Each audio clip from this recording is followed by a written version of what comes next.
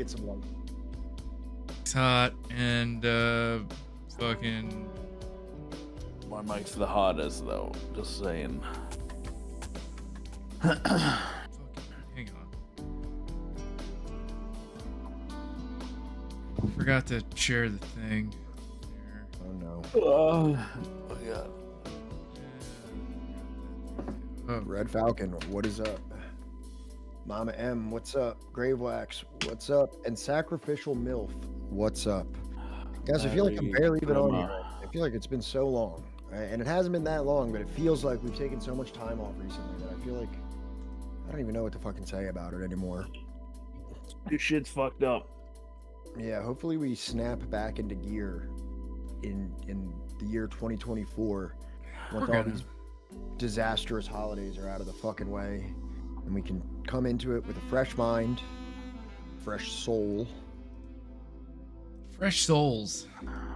Yeah, soul mine. Well, I'm talking about like a collective soul, you know? Yeah, the collective subversive history soul, which is, you know, the souls of our chatters that we play with. This shit's still fucked up. What do you mean oh god. Oh my god, you're so bad at this. Like, Shit, fuck you, Grom. Seriously. Fuck you. God damn.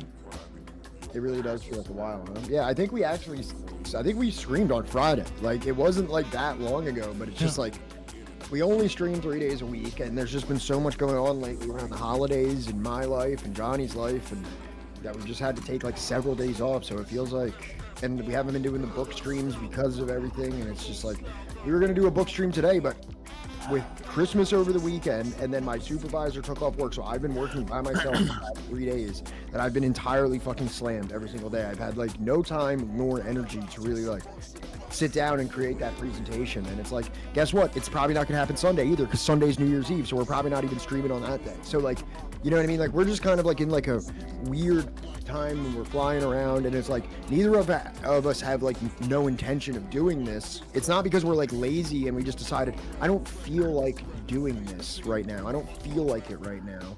It's just that like the circumstances of life are just like flying around like a fucking whirlwind, and sometimes you got to just be like, I just can't do that right now. Gonna go watch the ball drop. You are? Do they drop balls? Do they drop any balls in Sweden? I don't know. I mean, Like a giant Swedish like meatball that they just drop on the ground. Do they drop a big Swedish meatball or a lingonberry fucking? no, we have fireworks, Oh, that's cool.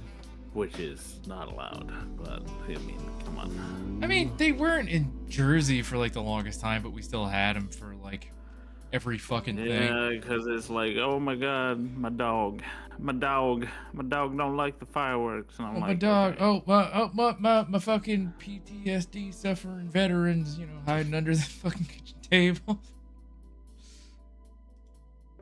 I'm going to be playing games with Sal in protest of the banality of the passage of time as I did last year. I respect that. Sal, I do. Sal, Sal. I have no idea which Sal they're referring to be honest. Yeah, I have no idea. Green hair or blue or whatever is. Yeah. Did you guys get haircuts? No, my hair just always looks like this. No, Johnny did get a haircut. Don't let him lie to you. And I have not gotten a haircut. I also got a haircut, but you can't see it. It's a secret. It's a secret haircut. It's only for my betrothed. Did you finally get the monk haircut? Did you get the friar tuck? Dude, Grom, Yeah. you would look so funny if you got that haircut. Who made that up? Who made up that should happen? Because you said that like that's a joke that's been made before. No. Was but that I you, would. Johnny, or is that on the spot? That's just on the spot. If you got that, Grom, it would be nuts. Yeah. My girlfriend wouldn't be very happy. No, yeah. No, you probably got- not. No. No. But if you got like the friar tuck and you got like, you know, the polished wax, you know, on the spot, get it all nice and shiny. Yeah. Like I'm scared. Like now, if I like shave the top of my head, right, I'm not sure it's coming back. You know, it's like one of those situations. How old are you? How old are you, dude? 36. You look young for 36. Yeah. You could pass for a lot younger. I'm gonna give you that. Yeah, that's because I'm fat. It's not because you're fat, dude. Plenty of Yeah. fat people look older, dude. No. Then you can grow a beard, right, Grom? I can, but again, my girlfriend will break up with me. She Why? doesn't like beards. Yeah. Oh, dude, but And like, honestly, And I don't it's either. really aesthetic. I don't either. Like, I mean, long. Like, I like scruff. I like scruff. I don't like long beards because it's like do the short beard. it's pubes. It's pubes. That's all right? mine It's is. pubes you know, yeah. Well, I got scruff. Like, I count that as scruff, right? It's always been pubes. It's always been pubes. But then also, like, my beard was always like red, which sucked, right? Okay. It like cause my hair is like brown, right? But my beard turned red, but then I turned gray, so now my beard is mostly gray. Yeah, I can see why Bro. that would be like a bummer if your beard was like kind of grayed out, like that would because that would probably No, make you look gray even is older. fine, but Okay. brown hair with red beard, that looks dumb. Brown hair with red beard. I guess. Like, I had one uncle that had like black Like, hair, but his I'd hair grew rather in like be, ginger. Be gray. Oh. I'd rather be gray. Yeah, dude, Which- grow out like a short gray beard. No. No, dude, come on. I'm promising you. I mean, I have Well, have. what scruff. about a goatee? Can I talk you into a goatee? Oh fuck. like a no. braided goatee, you know, like No. fucking Rock the Viking look. Pull up a picture I of have pull up a scruff. picture of Frank See? Beltran. It's scruff. That's all, right? That's it. See, there is scruff. All I'm saying It's is, tasteful. What you're doing is tasteful. I'm not. Yeah. I won't. It's because I got baby face. Gotta have. Well, now I'm losing hair, so that counters it. But it's like before, yeah. But Look. now my hair's turning gray, so. I all I'm can't trying to really tell get- you is, nothing works better. Like, if you like are losing your hair, right? Nothing covers that better than a full head tattoo of a spider. or that. I was gonna go with beard, but like a full head tattoo of like a spider or Spider something. with web, crazy with a web looking. and shit, just Yeah. completely covering your head. Yeah, Like that's one way to go. yeah. Like I a don't snarling think we wolf should on the side of your head, maybe a think wolf's we angle on the neck. I don't think we should rule that out. Grom, you know what Hulk Hogan's beard looked like? When you say that, I can only think about that Danny DeVito meme where it's like Danny DeVito's hair wearing that wig in Always Sunny in Philadelphia, and they put that under Hulk Hogan's lip to make it look like his mustache. But yeah, I do know what it looks like. Hmm. Yeah, no, this is as much as I want. And my girlfriend, she'll complain otherwise. She really doesn't like beards. She thinks it's disgusting.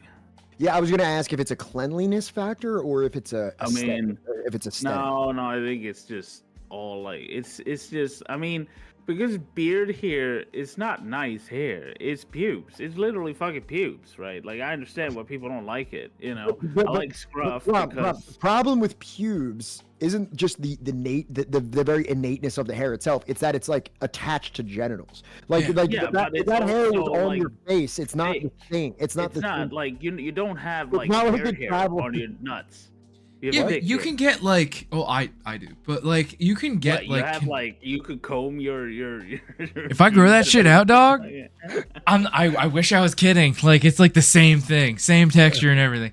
So you But get yeah, stubble? Wait, do you Yeah, get but stubble on your ball? is it Yeah. your hair that's thick, so your pubes are the same as your hair, or is it no, like, like your it's like pubes kind are of like soft? this is like way thicker and softer, but like this you just need to put like conditioner or something in it, and like it starts to get soft, you know. Yeah, you get, I like, a don't little bit of it. oil My girlfriend in doesn't there. like it. Like the only thing that I like scruff, right? Because I should grow out my pube hair on my balls masked, and then you straighten know what the I mean? hair on my I want to balls. look masculine. So yeah. I keep scruff just because I'm lazy. Yeah.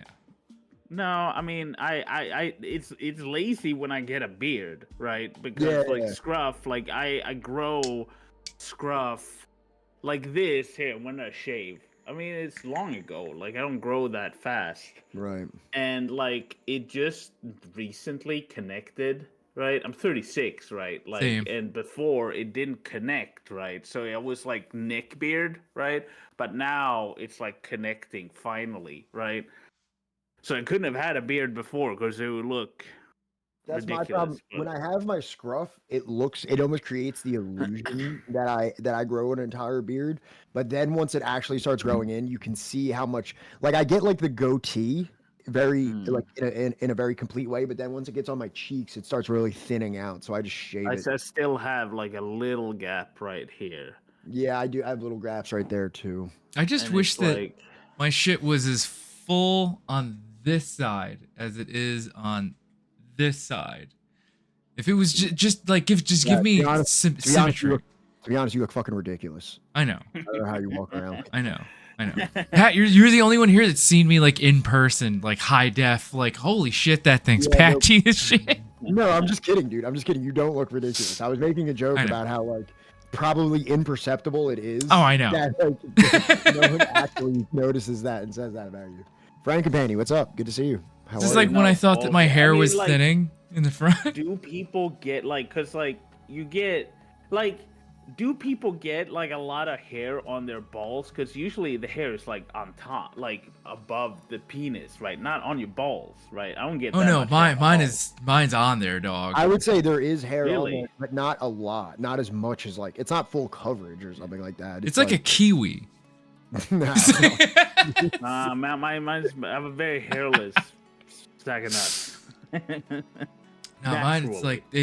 like if I'm not careful with it, like when it's growing back, it starts to get like stuck, and like what do you underwear. use to? What do you use to fucking? Do you have like a Manscaped thing or some No, shit? just use like how a do you- straight razor. Yeah, that Just use I like don't a- like. Wait, a straight razor? You mean like a Like a- big razor, not like an actual straight razor? No, I Yeah, mean like like the kind you put like, like the an little. actual fucking blade, like Yeah. maybe like like a like a like fucking piece, like you pull out your nuts like a piece of leather.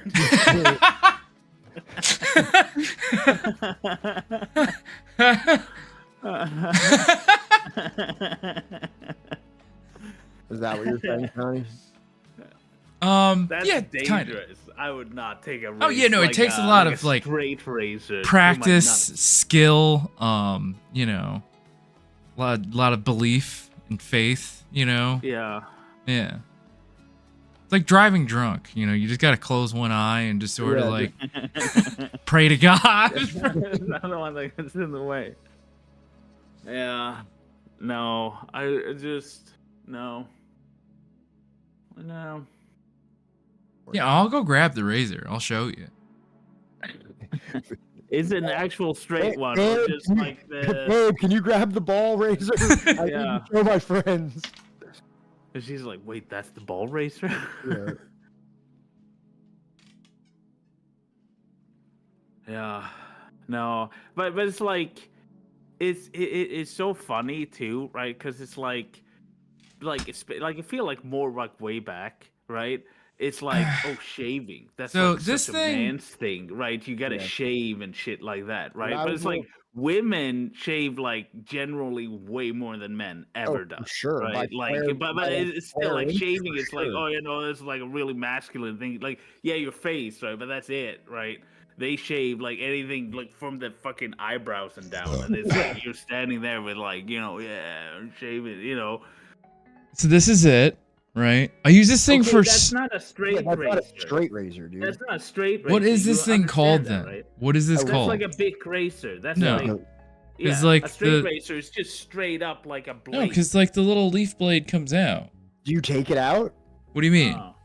Do you take it out to shave your balls with it? No, dude, that's Exactly. crazy. No, a straight razor is like a fucking. Hey, not another bean stand. Thank you so much for subscribing. I hope you enjoyed this ball shaving discussion that we're having. Safety yeah, razor. Yeah, Safety yeah, razor. that's Okay. what- yeah. A straight razor comes out like a knife almost. Like it's got like a. Oh, handle like and that it's like kind. a Yeah. barber shop. Okay. Yeah, I got a exactly. barber And they shop. just So then, yeah, put, I use like, a safety razor. clamped in there, right? And it's like, Yeah. So I use this thing for my face, my balls, and then I also, when my calluses get kind of big, Gotta right? get those calluses. I like kind of just shave them. Like when I'm in the shower, like you know how like they get kind of easy to like pick off, you know, just like your nails. So I just Yeah. started taking the razor, just sort of shaving my calluses, right, Weird. with it. Yeah, it's wild. It's wild. But It's a- like, is that Probably safe, not an right? advisement. To, Yeah, to probably shave not your advised. balls on your face, because like you're like opening up your pores. Like you don't get like, you know, your dirty balls on your face. It's Or my your dirty balls. face Like on what? your balls. How? My I, balls are cleaner than most parts of my body. To be right. honest. That's what I'm saying. Like you know. How do you reckon? Like, do you like make sure to like whenever you wash your hands, you wash your balls as well? I mean, like, don't you wash your hands every time before you touch your balls? They say like the dirtiest thing in the world or whatever is like a doorknob or some shit. You know what I never touch with my balls? Anything. Or my Like, face. literally nothing. Like Right. it literally never touches anything. It's like it's literally just safely ensconced away from the dirty world. Yeah. I'm not And like I wash them regularly, and I don't touch. Yeah. the I'm not doorknobs like or opening up fixes doors or- like with my face, you know. I'm not like Yeah. So, take I that. don't bro. know. Maybe I just have dirty balls. I don't know. you've got filthy balls, dog. Filthy balls. You don't open doors with your balls when you've got something in your hand. Clean your balls like raccoons wash their paws in food. Exactly. You know, I like to go up to the creek and you know, wash my balls and my hands and my I food. did buy like a loofah after being white shamed by black people. As you Like- should, dog. I don't feel clean without a loofah fucking cleaning me, man. I know, right? What's up, Hash Kush? They're like, oh yeah, you just use your Hash hands. Kush, I'm like, what's yeah, I do. good? I'm fucking caved. I got a loofah, you know? It's good. Good. You should. You should clean with a loofah. It exfoliates and cleans. Yeah, I use one of those like puff balls. Yeah, it's like it's like a ball, right? Like, and you can hang it on the things. Yeah, that's Yeah. what I got. Yeah.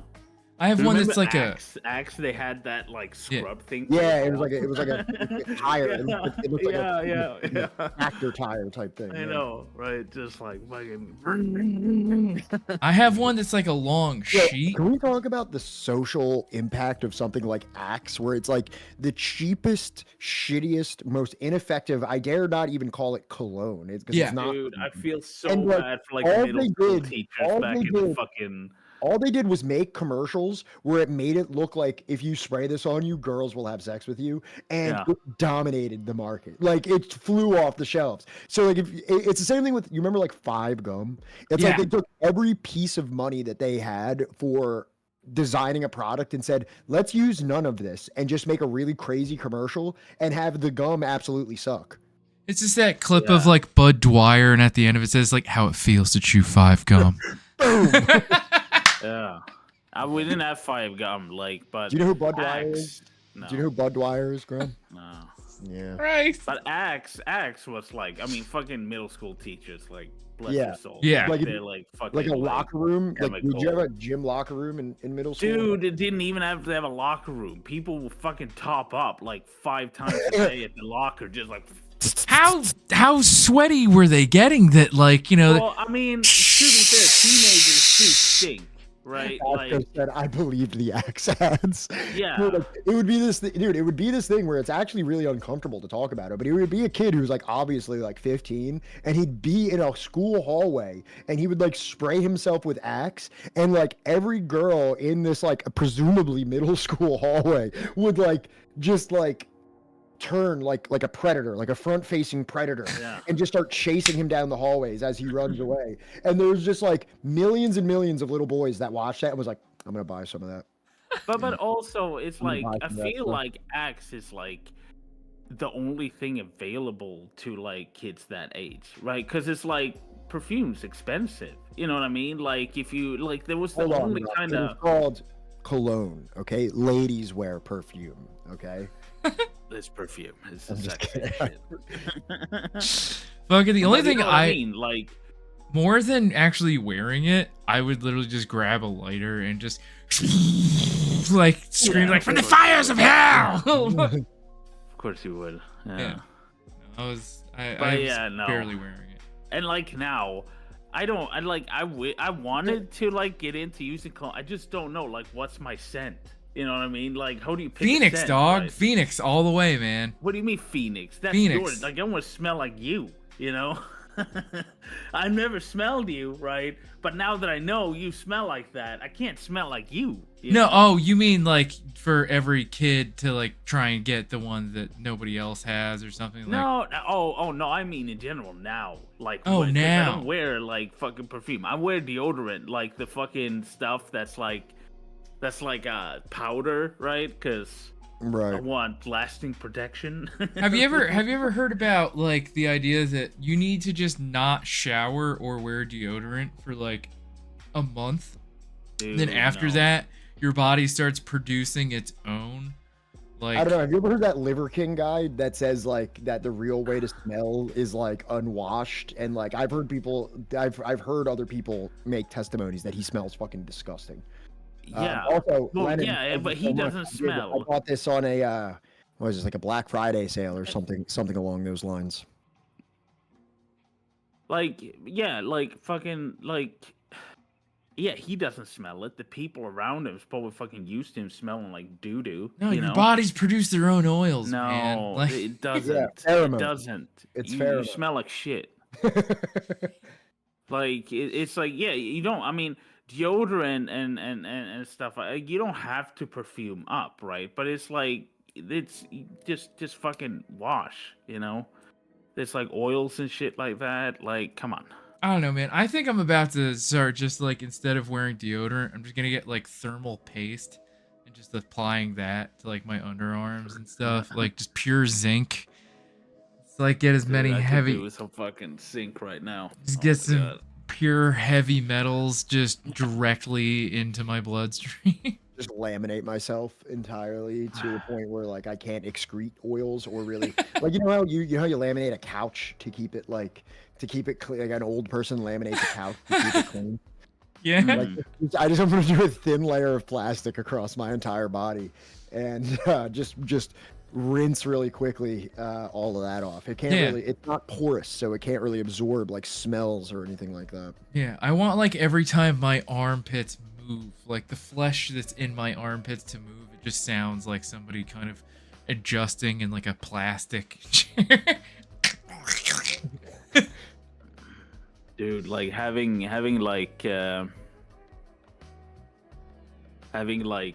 armpit hair getting pulled. Yeah, it's Like worse. when you catch like one single one, like just like At least twice a year, it gets to a point where it's just like it's sticking out from my arm, Really? like when I'm shirtless. So I have to, because it's like the same hair you that's gotta on my bulk head. up. Yeah, you gotta bulk up. I know, You know? man. You I gotta get just bigger like arms. just Bigger arms, dude. nope, That's the solution. just gotta shave it all off, you know, twice a year. Bigger arms. It's just bigger arms, dude. Just bigger arms. Yeah. I do. I have like mine doesn't because I have bigger arms, but my arms are like it's fat. You know, it's No, not there's muscle. it's just Were you girth. worried about it coming out of like out of your sleeve? Oh Like yeah, this no, it sleeve? can actually go out of the sleeve if I let it go long I don't enough. think that really happens. I don't think it comes out a little bit. Yeah, if I let it keep going, like Yeah. I don't know what'll happen. It'll be like I have like a beard, but like in my armpit. I don't know what will happen. All right, Yeah. looking like a hamster in a headlock. An arm beard, yeah, you know. Yeah, you know. It's like I can grow like a full beard in my armpit, but not on my face. Some of us have Austin Powers body hair. I have like I have pretty normal. I have like hair on my back, but I think that's everybody got that. Yeah, I have. I On don't. their back. I don't have a ton of hair on my back. I don't. Really? Yeah, I'm like Wow. hairless everywhere else except for where it needs to be, right? Where does And it need to be? and then it's sparse and like wiry. You know? No, I have hair on my I back, on really my hairy one, shoulders. My shins are very hairy. Nah, mine are not very. No, not at all. Body hair pokes out of the neck and crew neck shirts if I don't trim. I have like 10 chest hairs here, right? I've named them all individually. Yeah. They're Oh, the names of the hair. apostles. I got hair on my stomach. And then, yeah. I had to shave my stomach when I had the surgery. I didn't shave it good enough, so I had to shave it again when I was at the hospital. That must have been They're so like, much who the fun. fuck did? They're like, who the fuck did this? No, but they had a good, like, they were prepared. They had, like, a good-ass fucking razor. It took care of it. Get some human growth hormones. You'll get hair in your ears, and your ears will also grow. Yeah,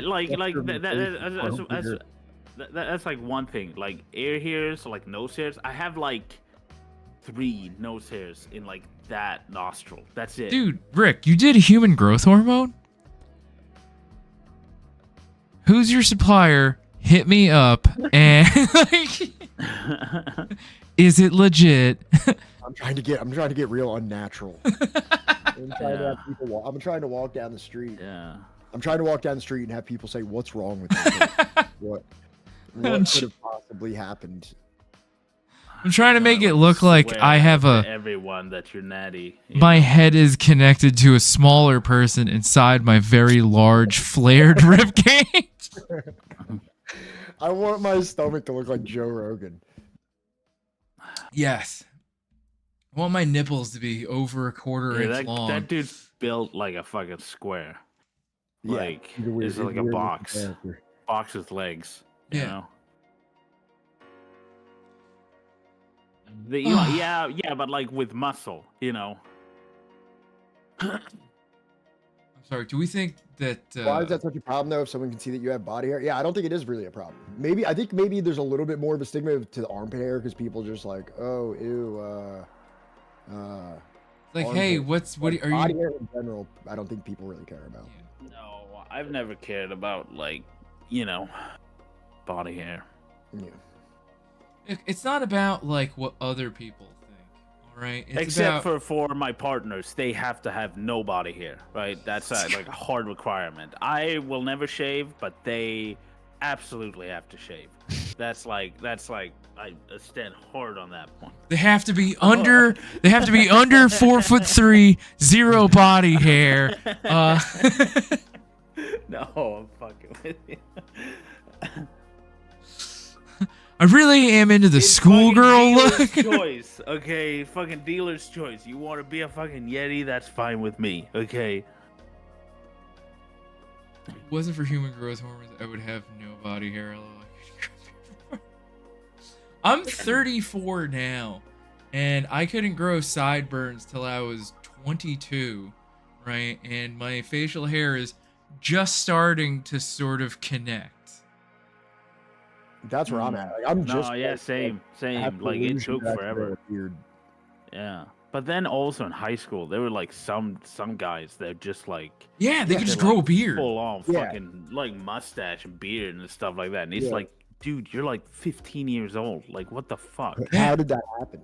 Yeah.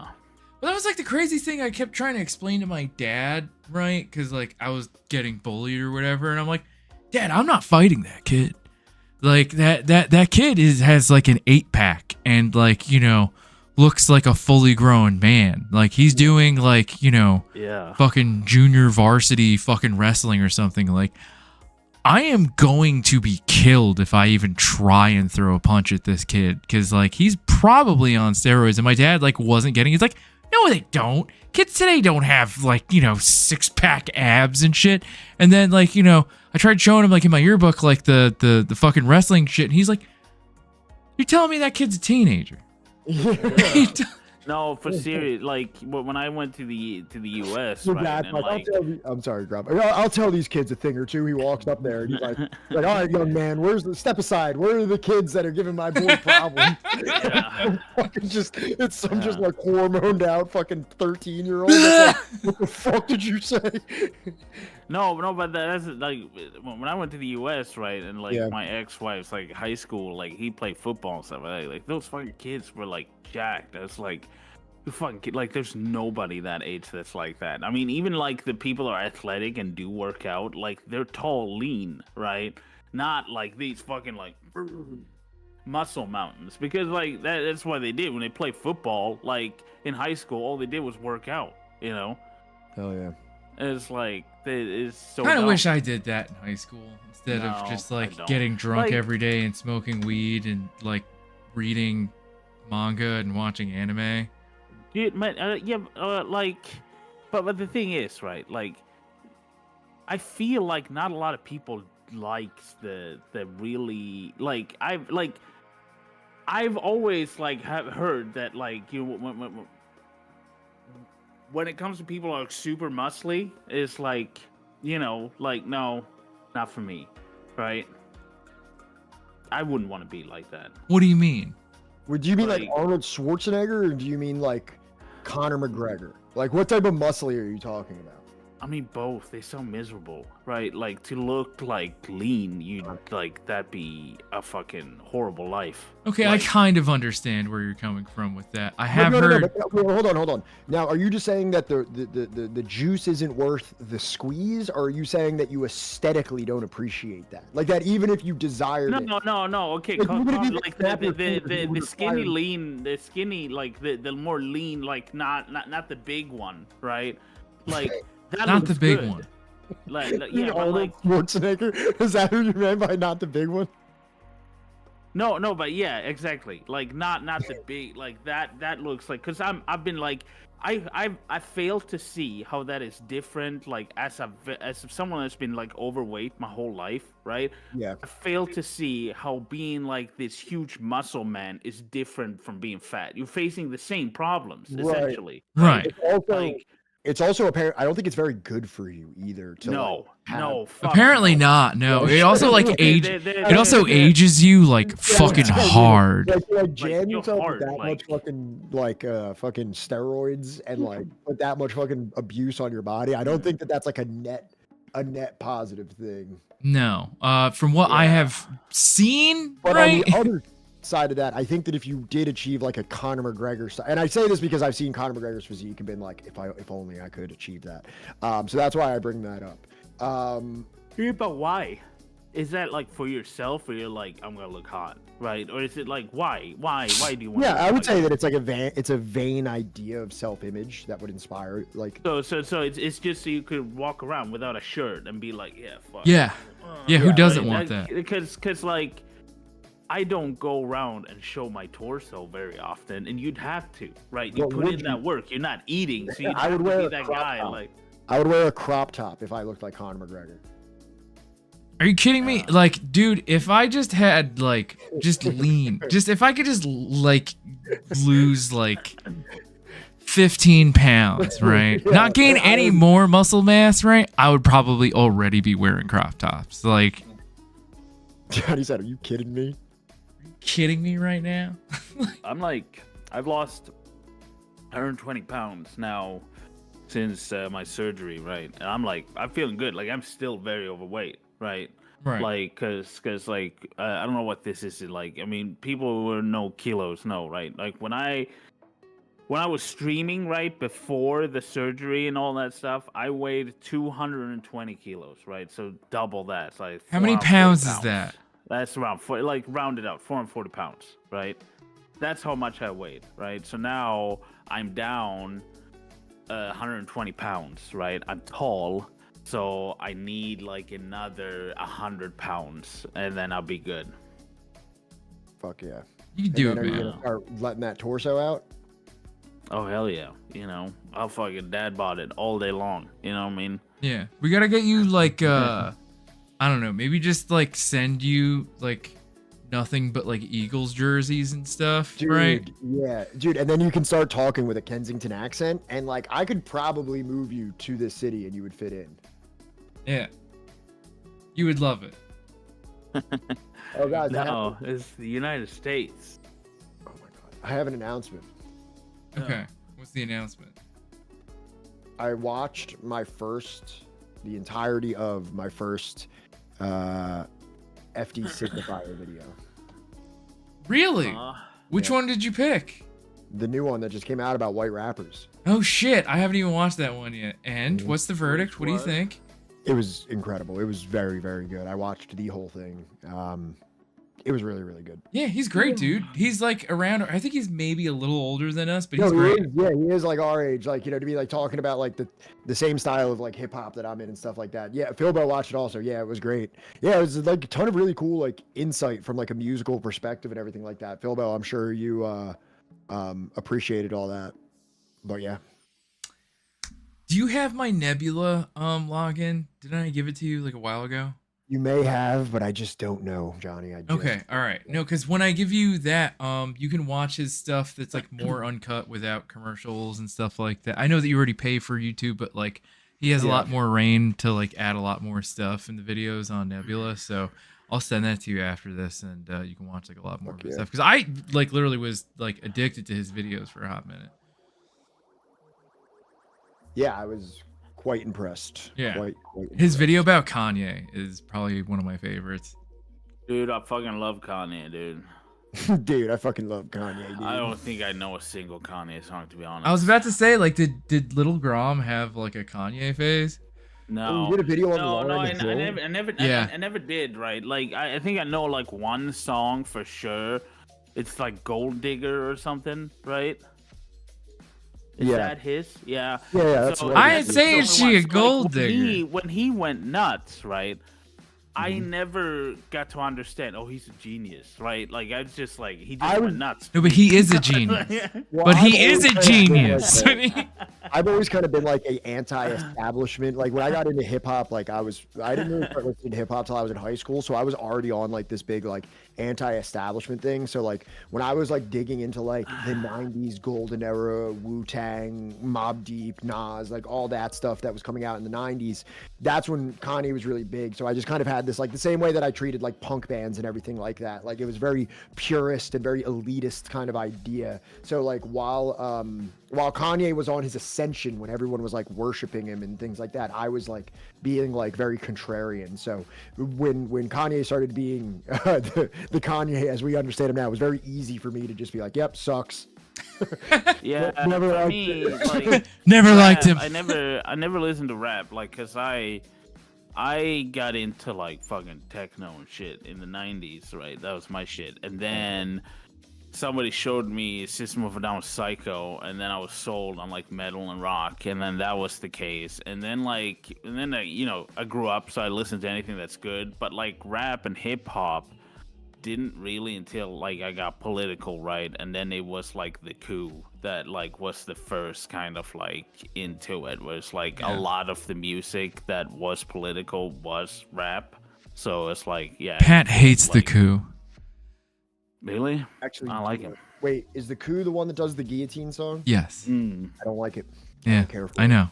That song, they have more than that song. I know. I could get into more of it. I understand that, but I did not prefer. I like Strange Arithmetic. That's my favorite one. That's like the lesser, because it's mostly like the clap or the guillotine is like the most common ones, but I like Strange Arithmetic is my favorite.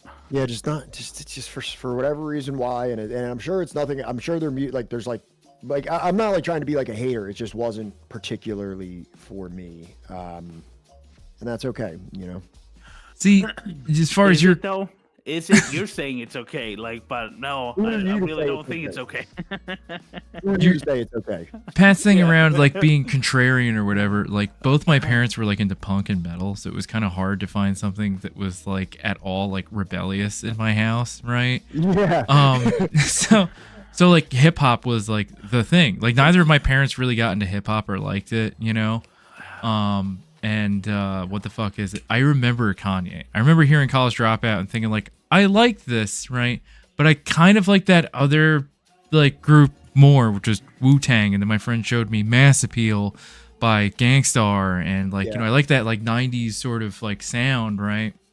But like Kanye has never made a bad beat. He's never produced a bad song. The production on every single song that Kanye has ever made, including like the wackest ones, has always been good. I like the one where he's like a Roblox character. That's a good Yeah. song. Yeah, the one with Little Pump. Yeah. Oh. That might be his finest work, in my opinion. Yeah. That'll be his legacy, you know.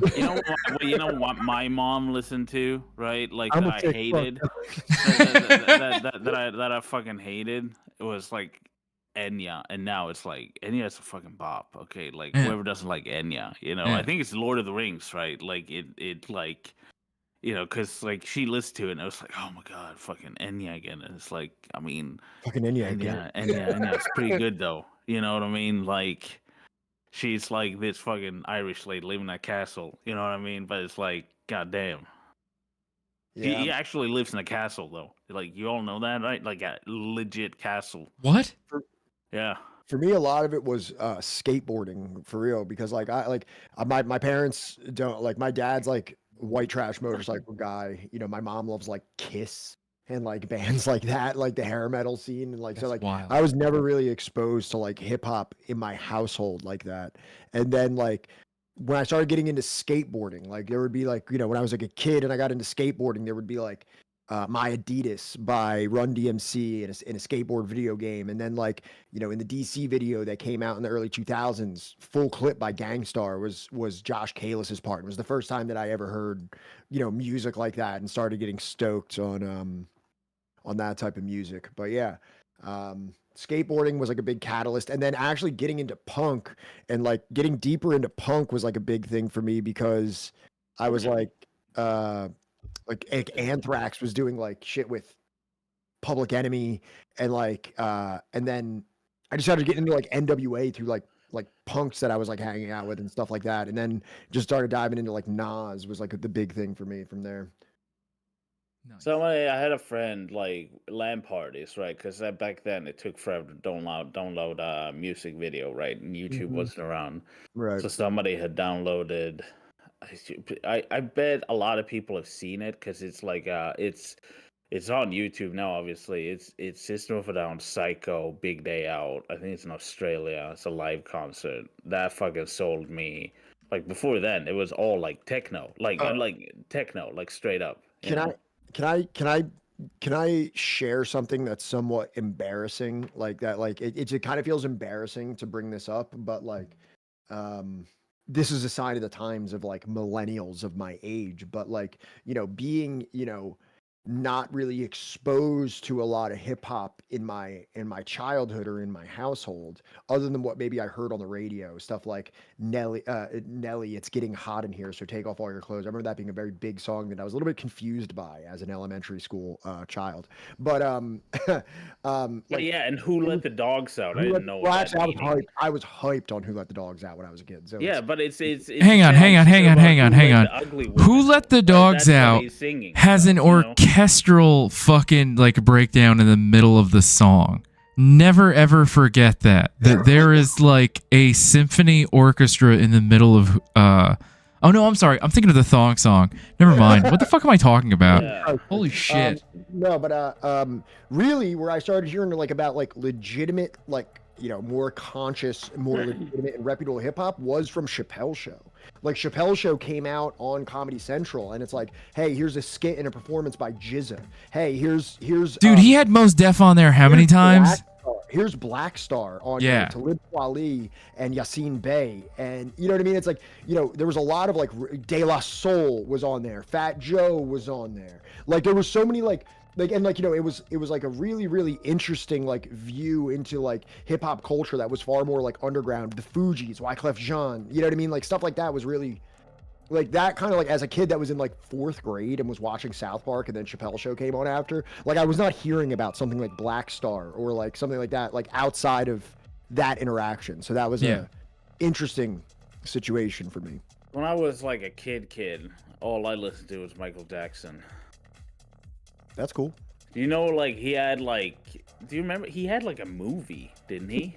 I don't know. Remember that? Are you talking about the fucking Thriller? Yes. Are you talking about Thriller? No. It's like another movie with like, I don't fucking remember. It was some weird. He was like a robot in it after a while, and like it had his songs in it. It was like Whatever I had it it on is, VHS, so like I watched it. It was like it wasn't like a bot. It was like recorded, right? So it's like watched it over and over again because I was like, yeah, I don't know, I don't remember. Like, is it Moonlight? Is that what it's called?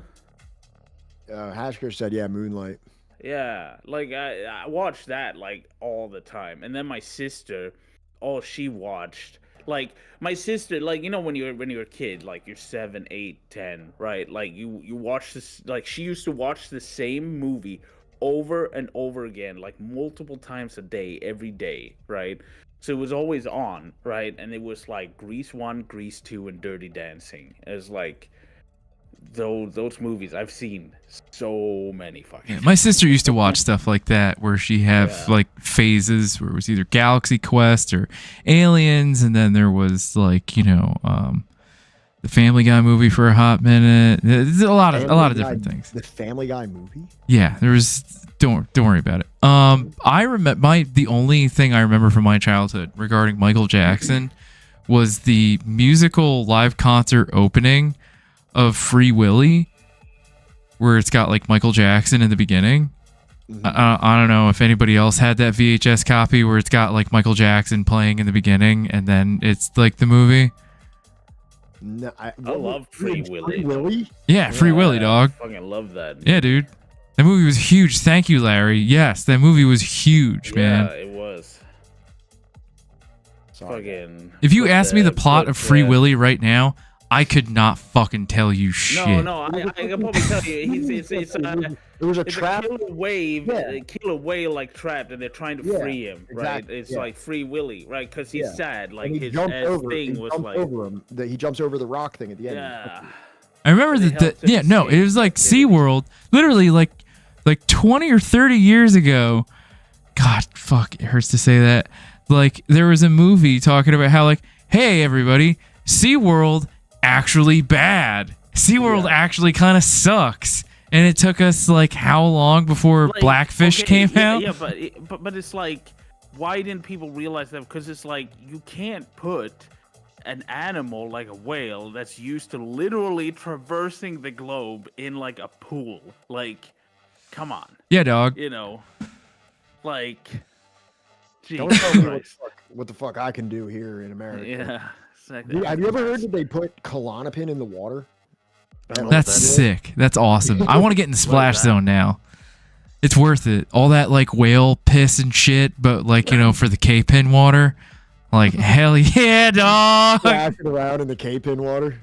Hell also, yeah. Like whales, it's kind of wild to think that like at one point in time, the world's energy like thing was like whale oil. Yeah. Right? Like before they like it's like if there was some lantern, like when Paul Revere was yelling like not only that, fuel like, for factories and shit like that. Like two if I not air, land or whatever. Like that was probably whale blubber that shit was burning on. Yeah. Yeah, no, I mean like that's wild to like that like everything depended on that until they found like crude oil. Yeah. And then there was a whole industry that was like, hold on, guys. But what are we going to do with all this butchered whale? We could keep butchering the whale and processing that, right? Like, what about our livelihoods of butchering whales? Yeah. You're now working at That's how I feed my kids. My 12 kids that have survived out of like the 15, right, that have died. Yeah, what about our jobs? I don't know who the fuck I was talking to lately about that, where it's just like, yeah, back in the day you had like 15 kids because you knew that like maybe 4 of them would make it to adulthood. Yeah, no. Fucking dysentery, dude. It's not fun. Do it. Man, we have like there's such a good Swedish TV show that's called The History Eaters, where it's like for 2 weeks they live like in a certain era, and it's like mostly about like food because they get like recipes from that time, and then they have like a chef that is like following the recipes religiously to like eat what they ate, right? Yeah, I think we watched some of that on here or something. And then like yeah, and then they have to like dress up and they like talk about the era and stuff like that. It's fucking wild. I love that show though. Like they went all the way up like from like the founding of Sweden, which was like in the 1600s or something like that. That recently? Well, as a Sweden as a nation, yeah. Okay. Right? Like because I mean there's been many different, but like Sweden as we know now, because before that it was like the Kalmar Union, which was like a thing between like Norway, Denmark. Yeah, and yeah, yeah. A so bunch of Sweden. I want to address something that Robbo fucking is saying, like, because they said they wouldn't even name their kids until they were like 5. I've got like 3 nieces, right, and 1 nephew. None of them are above the age of like 2.5 or 3. I can't imagine all of them walking around without a fucking name. Well, like for at least you don't another have to 2 years. Imagine it, because about 3 of them would have been dead. Oh, So you yeah, don't have no, to imagine that. You'd have to imagine about 2 of them, and you'd keep a close eye on them. Yeah, about like 3 of them probably died about like a couple months ago of like, I don't know, a bad flu or like dysentery or malnutrition or something because of a hard winter, you know. And it's like crazy to think like as I get older, how quick something this winter. as I get I'm older. literally sick right now. I've had pneumonia, right? Back in the day, I would have been fucking gone. Yeah. Yeah. The But, little like- ones won't make it through. Yeah. Fucking, you know, as I get older, the years happen faster. So I can't imagine like what it must have been like to be back in the day where it's just like hard times are here again. That fucking fast, huh? Winter's looking bad this year. Only feels Yeah, like I mean, yesterday that it was a crisp 70 degrees out. Yeah, I had to keep on pushing out babies too, right? Because it's like that's your retirement right there, right? Like, you know what I mean? Like, I guess. Yeah, because like by yeah, like you're 40, fucked, you're like dying. Yeah. And if you don't have someone to take care of you or to bring Yeah. an income, yeah, the babies were an investment at that point. Yeah. Exactly, right? And plus, like, you didn't have any way to prevent pregnancies, and people gon' fuck, you know? It's like, Oh, fuck. you know, it's like, You know what I mean? People go fuck. I mean, you know, I would imagine people. I mean, because it's like, what else are you gonna do, right? You gonna fuck, like, because it's like it could. I mean, you don't have computer games and shit like that, right? So it's like, what are you gonna do? You gonna fuck? You know? You're going to read the scripture again. Yeah. Well, fucking. No, Well, you yeah, can't you read. need the You scripture can't to fucking attest read. to So fucking- You like, can't, or that's right, you can't read. Yeah, you you probably can't fucking read. Exactly. So Reading you gotta probably ain't fucking, happening.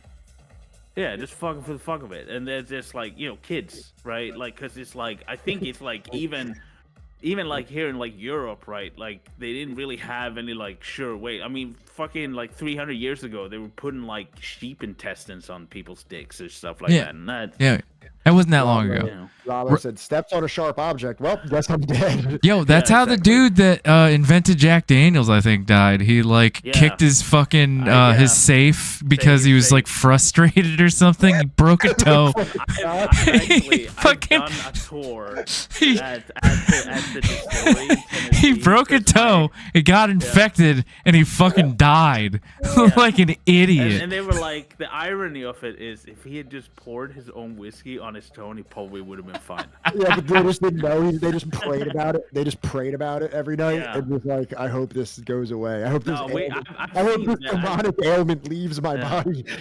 I've been there. Like, it's in Lynchburg, Tennessee, right? Like, it's the distillery. Yeah. And it's like, cause my dad and my uncle, and they're like big on like whiskey, not especially like Whiskey Tennessee family. whiskey. But it's like, so we took a tour in the distillery. Like the dude they had there, like I could understand it, but they didn't fucking understand fucking words. Like, and we got the sour mash. It's like, you know, it's like, but yeah, no, they showed us the locker. They said he kicked his safe, broke his toe, and got gangrenous. And if he would have poured some vodka on that, I mean, some whiskey on that fucking toe, he would have been fine.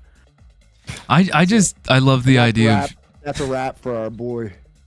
I just like the idea of your dad that like barely speaks English, just excitedly like looking around, not understanding anything that the tour guide is saying. He speaks like English, okay? It's just like when you come up to him, it's like, hey, dude, some fiction to watch some fucking, you know, whiskey, sour mash. You know, it's like he didn't fucking understand a fucking word he said. You know, Yeah, he And, has no idea like, what he's saying. yeah, no idea, right? It's like, he speaks English, right? Like, it's just, you know, some of you don't. I'm just Yes. gonna be real. It's its own dialect at times, all right? I mean, to some extent, they must have realized, Larry, because they didn't drink water. They were like, yeah, no, that shit's gonna get me sick. I'll Yeah. just We're just drinking alcohol. Anything it has to have alcohol in it, right? Because that's the thing. Like nobody drank water, right? Because you couldn't drink water. It's fucking like people didn't do baths either because they thought like water dangerous, right? So if you take a bath, then you get sick, right? But it's like, but no, yeah, they drank alcohol. So like we have this thing called weak drink, which is like everybody would have been like shit faced all the time, right? Like You have a thing called weak drink? well, it's called weak drink. It's kind of like a really weak beer, you know. It just has like a small amount of alcohol in it to like. So you have a children's alcoholic beverage? Well, yeah. I mean, fucking kids had to drink. Like, not now, but like kids had to. Like, Okay. Kids drank alcohol, right? Yeah. So- Did you hear this? Isn't that why ale got so because you could drink ale and it didn't have all the fucking parasites? And mead, and yeah, like it's safe, right? If there's alcohol in it, it's safe. Did You you can hear drink the it. thing that Bravo Game said? Zachary Taylor, the 12th president of the United States, died from eating cherries and cold milk at a fair. Who was the guy? Wait, Bravo, is that? I thought wasn't there like a guy who was president for only a couple months, and it's because he got pneumonia during a speech. Like he went out and gave a presidential speech like in the cold and Get got out. pneumonia and then just died. He's like the shortest lived American president in history. Didn't like fucking wasn't it whose wife was it that like ran the country for a while? It was Just, like, William Henry Harrison, but before he had been in office a month, he caught a cold that developed into pneumonia. On April 4th, 1841, he died, the first president to die in office, and with him died the Whig program. Learn more about William Henry Harrison's spouse, That's how the Anna Whigs went out. Tuthill Sims Harrison, which I think is why they're bringing her up, Crom, because she like probably ran the country after him.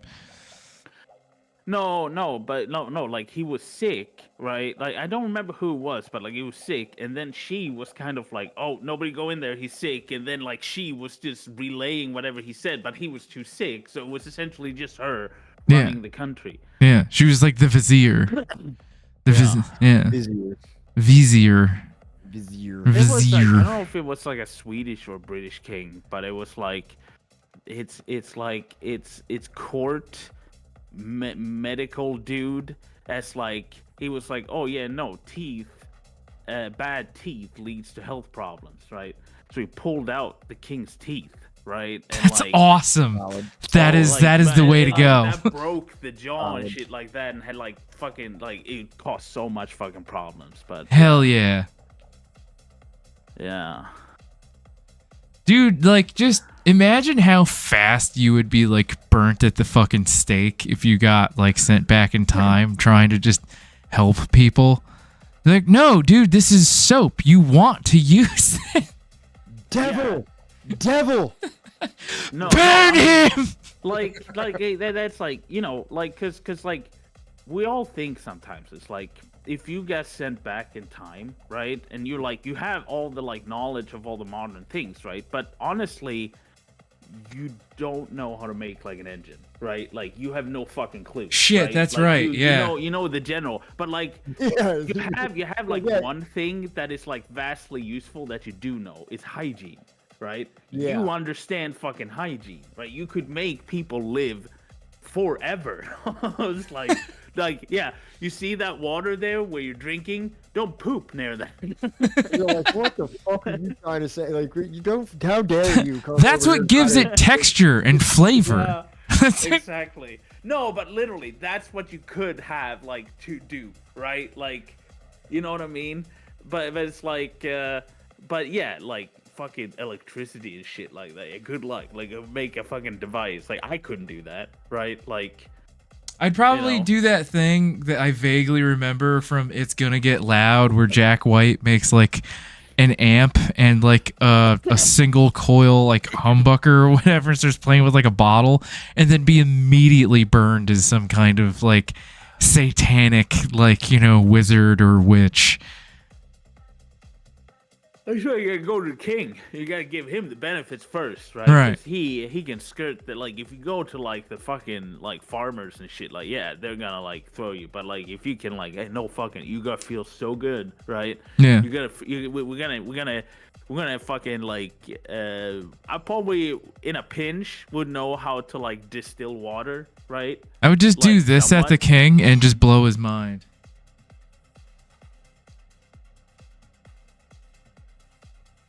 Yeah. Yeah, and then everyone would be like, "Oh my god!" Oh my And just immediately have my head cleaved in two. Yeah. Shit. So I've had this like Palestinian techno artist like playing in the background this whole time. I'm feeling like shit. Is the Girlfriend's on, COVID is the like, a New COVID Year's party. huh? Girlfriend's on a New Year's party with work. Ah. It's like not even New Year's yet though.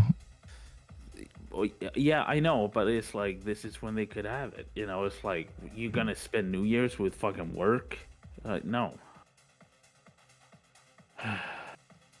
I don't know. My job is trying to do some kind of like New Year's holiday party or something, but like way later in the month of January. And I'm just like, why would anyone gonna even have want to it. go to that? Like, why even bother having it at that We're point? supposed to have like a Christmas dinner with like the party that I'm in, but then like they didn't have like the location at that time, so they're gonna have something in January afterwards. I don't fucking know. They're Just accept that putting you money- dropped the ball. It's not happening, and no one's gonna care. No. Yeah. Right. I mean, how's things with the job going, Grom? Oh, yeah. I'm still working until the 15th. But you got hired? I'm work training. I'm not actually getting paid. I'm And that's working close free. enough for us. That's that's close working enough free. for us. Fuck yeah, Graham. Hell You yeah. at the grocery store? Yeah. I Where worked did- at a grocery store for a little while. What, are they gonna have you bagging food, pushing carts or something? Fucking bag food. Are they gonna have you greeting people? No, we don't have any of those things. They're gonna have you greeting people at the door, being like, "Welcome Literally. to I don't None know of Yelmerns. those I love you." exist. None of those things exist in a Swedish grocery store. I'm just gonna stock shelves. I'm gonna stock the dry section. The dry section. Yeah, Gotcha. you know.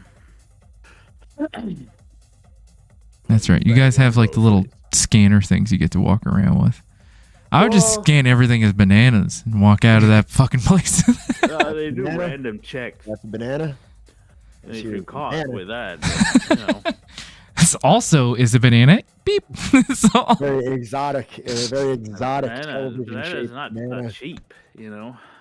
Genetic modifying is really the way that you can make a banana look like a television set is really incredible. It's Oh, You say as you walk out with the television. Speaking of Shabibo's wife, did you know that like apparently like his sister is going to like be Doing- Snow White in like Daily Wire production?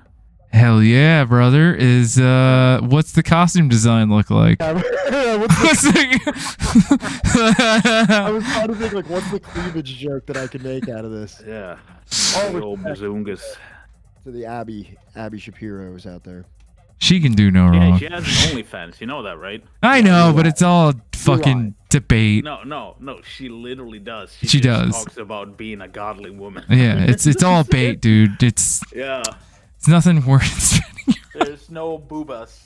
It's nothing worth spending your money on. Yeah, if you want to be lectured by Ben Shabibo's sister, then sure, you can pay for it. You know, if that's your thing. Yeah. How women should be shamed of their bodies. And I have a stuff friend like of that. mine whose wife is a sex worker, and there are these people. I don't know if they're called like pay pigs or something like that. Have you ever heard of this? Yeah. They're like addicted to giving money away. Yeah. They want to be used for money. It is their specific kink to like be like, yo, Nam Danette, what's up? My only unionized job was at a grocery store. I was the only union steward for a mega box store with over 100 part and full-time employees. Nice. USW. I Hell was yeah. actually part of a grocery store union as well when I worked at ShopRite in Brooklawn, New Jersey. I'm in a union right now. But what was I saying? I was saying something really. Union Oh, you were talking about pay pigs, dog. Hey, pigs. Yeah. Like, these guys will just text her and like she will just like extort them, and they want her to. And Yeah. if she shows any type of conscience, they'll disappear. Yeah. Like if she says like, "Hey, are you sure you want me to take this? Like I feel bad taking your money." They will never call her again. Yeah. Like, you just killed my fucking boner. Exactly. Yes, Fine, exactly. Lose my number. Exactly. Like, and it's like, what the fuck, man? Like, how do I get it? And like, you know what I mean? Like, you know, have you ever heard, like, that's the other thing too, is like all these people like, man, if only I could do that. My friend tells me that his wife, like, you think like, oh man, if only somebody would pay me to do that. It's like, it's actually kind of fucking, It's it takes quite a bit of work. Like, Yeah.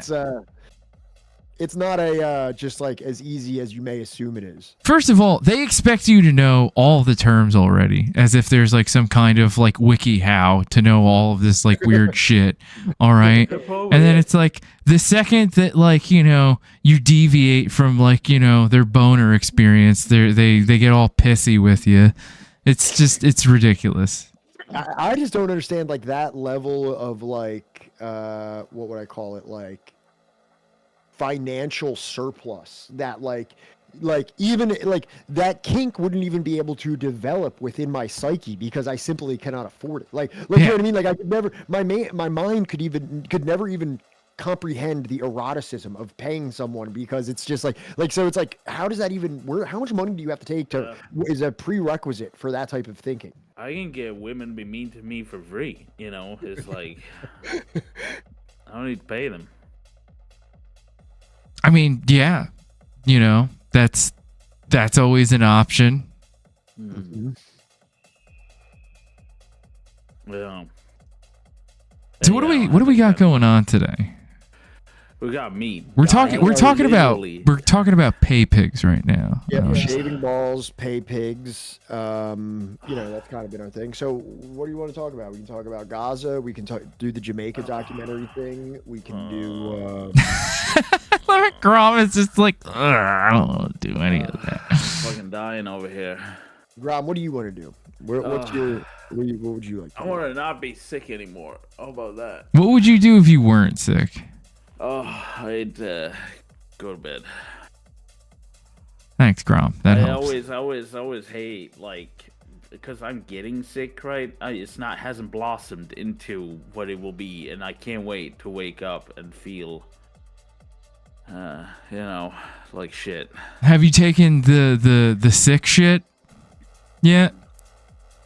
Yeah, well, yeah, I fucking already crammed some fisherman friends. Oh wow, you're like the only other person besides my sponsor that I've ever known to take that shit.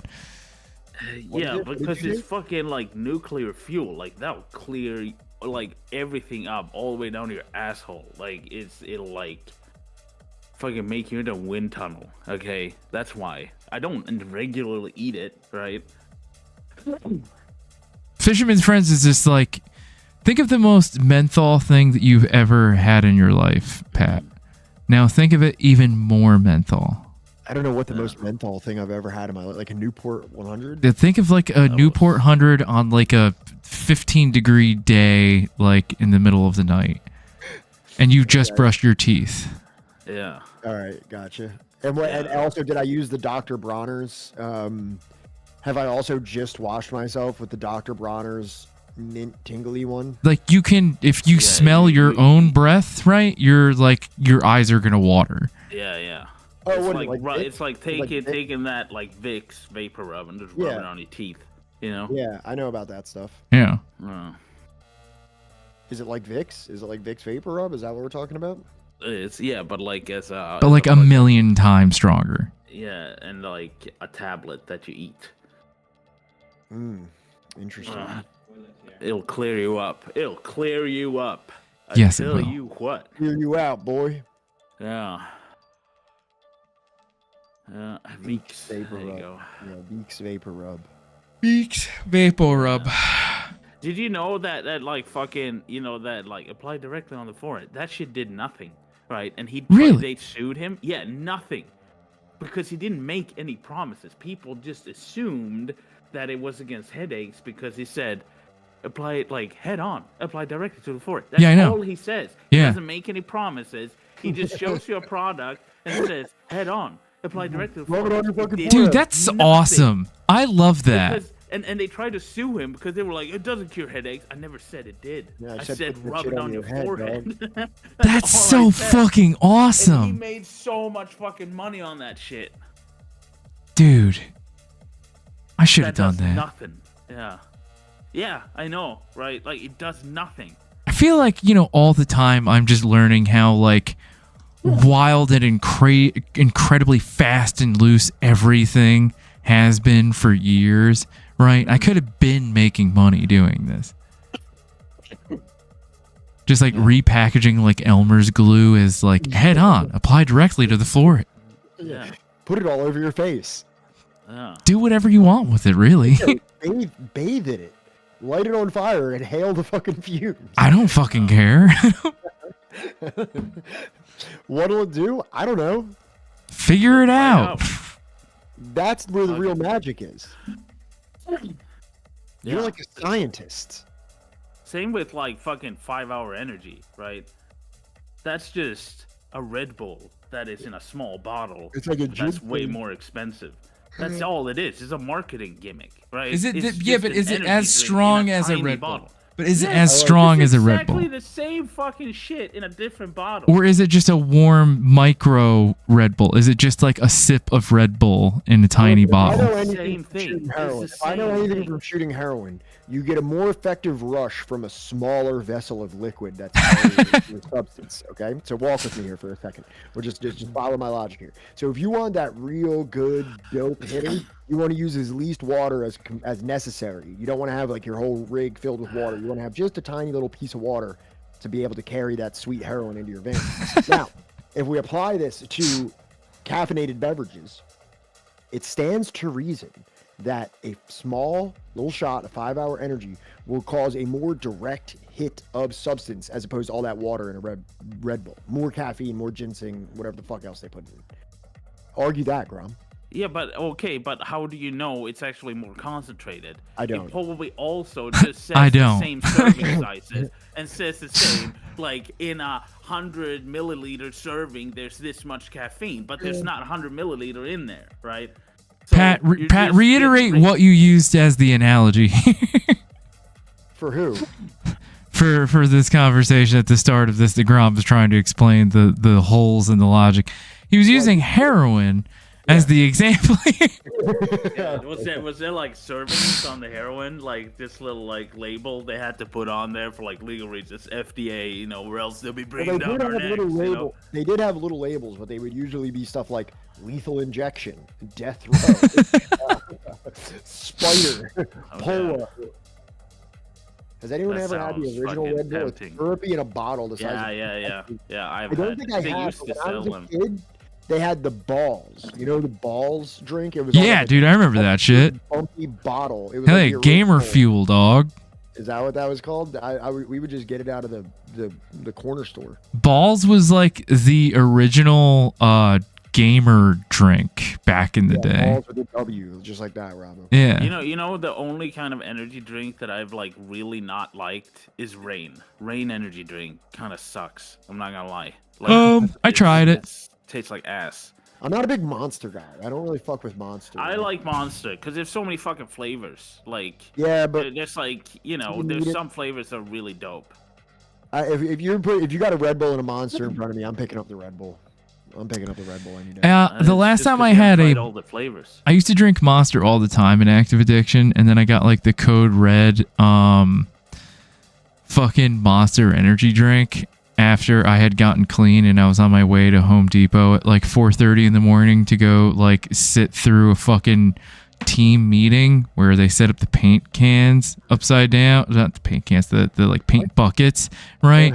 With like 2x4s literally from the wood department, right? okay. And that's your seating for like the team meeting at like 5 o'clock in the morning before the store opens. Yeah. I was like half asleep.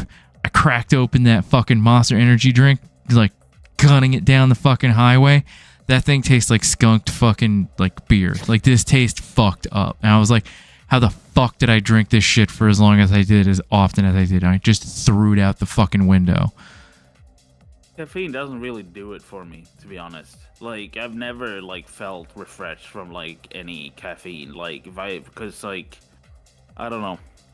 Nicotine, on the other hand, I'll wake up from nicotine when I used to have, like, the fucking snooze, like, that in the morning. That'll wake you up. Sniz? If you put one, like, in your nostril, does that work? Well, yeah. Anywhere where there's like blood vessels, put up your ass for all I care, right? That'll work. Yeah. You know? Well, there is the stuff, that snus stuff, where it's like sniffable nicotine or whatever, right? No, that's snuff, right? But we like the pouches with tobacco. Right. We've been doing that for like ever here in Sweden, right? Like it's so common. It's the only European country that's like literally allowed to do it, because like it would be a revolution if they got rid of it, right? So I did that. I did like the strongest one pouch had the same amount of nicotine as 8 cigarettes. Hell And yeah. it's like if you, as someone who doesn't do nicotine or just smoke like regular cigarettes regularly, right? You would throw up within minutes. Wait, what is from it. fakes? What is FAXE? What is I have no is idea. it like Four Loco? Is that like? It sounds like what you're describing as a Four Loco style beverage, which when I was in my active addiction and alcoholism, Four Loco was like my best friend, and it wasn't necessarily even because of like the other elements. It's because it was an Arizona iced tea can full of 24% alcohol, or was it 24% or 12% or whatever? Damn. 12% alcohol for like $2.99. I think it was 12%. I think 24. It was a 24-ounce can of 12% alcohol for like $2.50, and it's like the cheapest, drunkest way that you can get, with like a couple dollars or like whatever change you can get out of a change jar. Nice. Also, if you're in Philly, you can buy it and just walk around drinking it, because it's not like a 40 and it's not like a beer. It looks like an energy drinker, an Arizona iced tea. You just walk around drinking it, and nobody hassles you. My buddy used to drink Sparks, is what it was called. Yeah, when I was like a kid and I was going to punk shows, Sparks was really popular. It fell out of favor after high school. I don't even know if they make it anymore, but we were drinking Sparks at punk shows all the time. They would come in these 4-packs. That was like the original 4-pack. I'm just letting you know right now, Pat, that when we finally take a really long flight together, I'm snoozing the shit up, man. Why? I can't go that long without nicotine. Otherwise, like, I start like getting really irritable.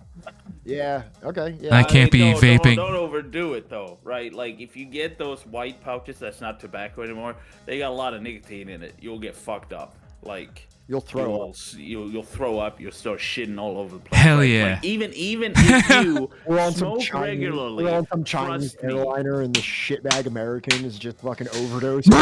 Just shit in my pants. Oh.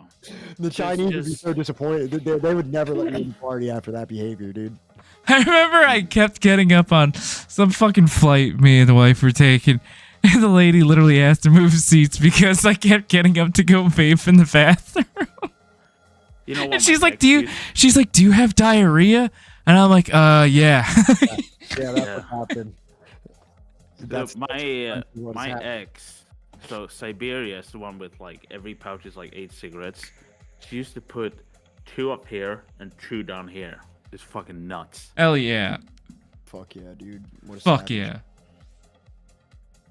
They were not cheap either, right? Like one of those things, like little like things, cost like $6.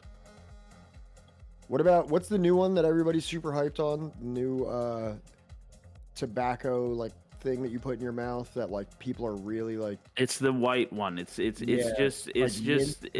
Oh, Zin. Is that it? yeah. It's kind of like the rubber from like chewing gum, but like it has like nicotine in it. Like it's not tobacco, right? It has some other medium that has the flavoring and the nicotine in it, right? They have like gotten some flack because apparently they're really fucking strong. You Wait, know? what is 45 milligram nicotine salt? What is Nick salt? That comes in salt? Dude, that's fucked up. Don't do that. That's fucked up. That's insane. What is the salt? All right, so like this thing has like really high nicotine in it, but it's like really restricted and it's really hard to get like, you know, like a big like rip hit, you know, like a big cloudy hit from something like this, you know. And that kind of restricts like, the amount that you're able to get. But if you're dripping like 45 milligram Nick salt, like you're going to be having like heart palpitations and like anal leakage. Like stop. Yeah, I'm glad I quit. Right, like I quit cold turkey first time trying. Because I'm built different. Because I got that dog in me. All right. Yeah. No, it's a year. Like in January, it's gonna be a year that I'm nicotine free. Because I was like, I'm gonna quit. Because it was before my surgery, right? And honestly, I think quitting nicotine gave me the kind of like strength to like do all the things I needed for like the weight loss surgery. Because like before I could have the weight loss surgery, I needed to lose 40 pounds, right?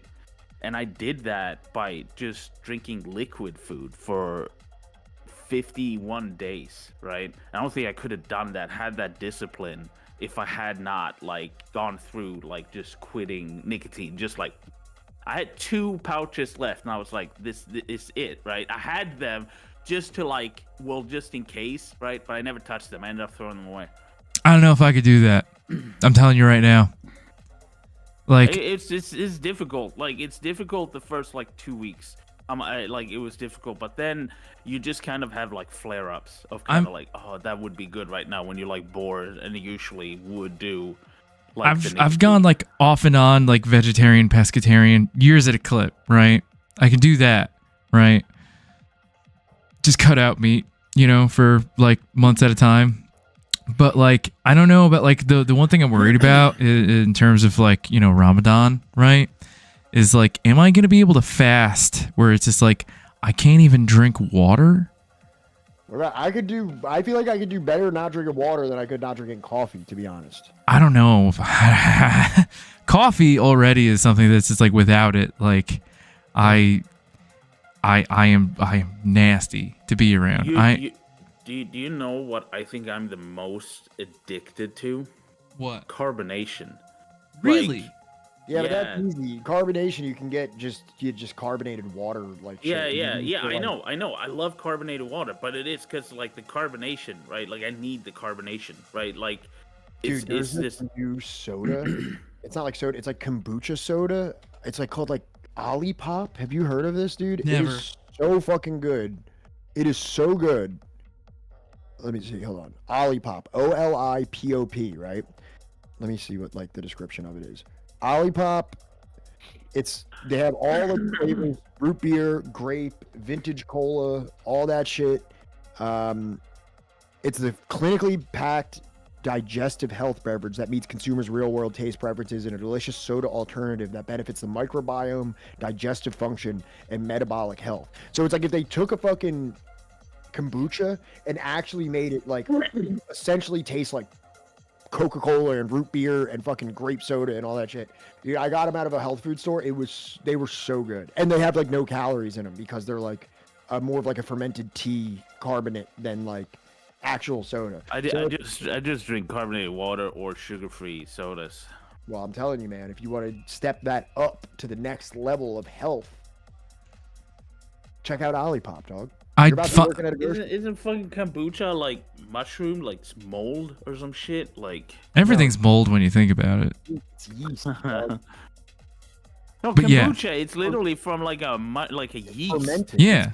I just like a fucking mushroom. Yeah. Right? Like have Yeah. you seen those? It's like a big ass fucking like jelly clump. Yeah. Amaranth is making her own yeast, right now. Yeah.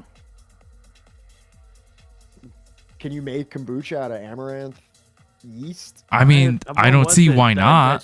Was it kombucha she made out of the vagina yeast, or what was it? No, it was like a IPA, beer, I think. thought. Yeah, it was a IPA. beer. Dude, Siscat, quitting coffee cold turkey, had stomach convulsions, spasms of discomfort, and wicked crippling headaches for 5 days. Dude, I have such terrible caffeine withdrawals. I will literally vomit and shit like that. One time I traveled, when I was living in Florida, I traveled to Philly and I was staying in an Airbnb, and I was like making this coffee they had there. I didn't realize it was decaf. And I was like, why am I so fucking sick, dude? I feel terrible. I have headaches. I feel like shit. And then I threw up. And then like I got coffee from like a Dunkin' Donuts when I was walking down the street, and it was like heroin. it was the way in which that I was like sick from heroin and then immediately had that alleviated where I just entered that sweet opiate into my body. Hell it yeah. felt exactly the same, and I was like, oh dear, I have a big problem. I have a very I've had that big with problem. with like fucking Coke Zero. Like when I didn't drink that for a while and then just Yeah, had like a glass of yeah. it, it was like you could feel like it felt like the time I was doing like methadone, right, when you snort it and you felt the tingle like go through your body. It felt Yeah. exactly the same. Like you could feel the like nerve endings that reacted to it, right? Like all the way down. It's like I need coffee. I need nicotine. Without these two things, I am not a happy camper. I get headaches. All right. I get cranky. I get really sassy. I don't like it. Nobody else needs. I'm just a coffee queen these days. I don't. yeah, no, I drink coffee for pleasure, not because I need to, and I don't drink it very often. My girlfriend though, she drinks Turkish coffee, and Holy she drinks shit. it like fucking 5 minutes before she goes to bed. What? Like literally, like okay, so we usually sit there and talk. So like usually around 10 o'clock, she goes to bed at midnight. She goes and gets like a Turkish coffee, right? Because it's like, but she has like low blood pressure. She literally needs to drink it to like stay awake, right? Like because she has really low blood pressure. I feel like if I had Turkish coffee before bed, I'd shit myself in my sleep. That's all she drinks. She drinks like anything from like 2 to 5 cups a day. That's a lot. And maybe she does. I don't know. Didn't ask her. Do you?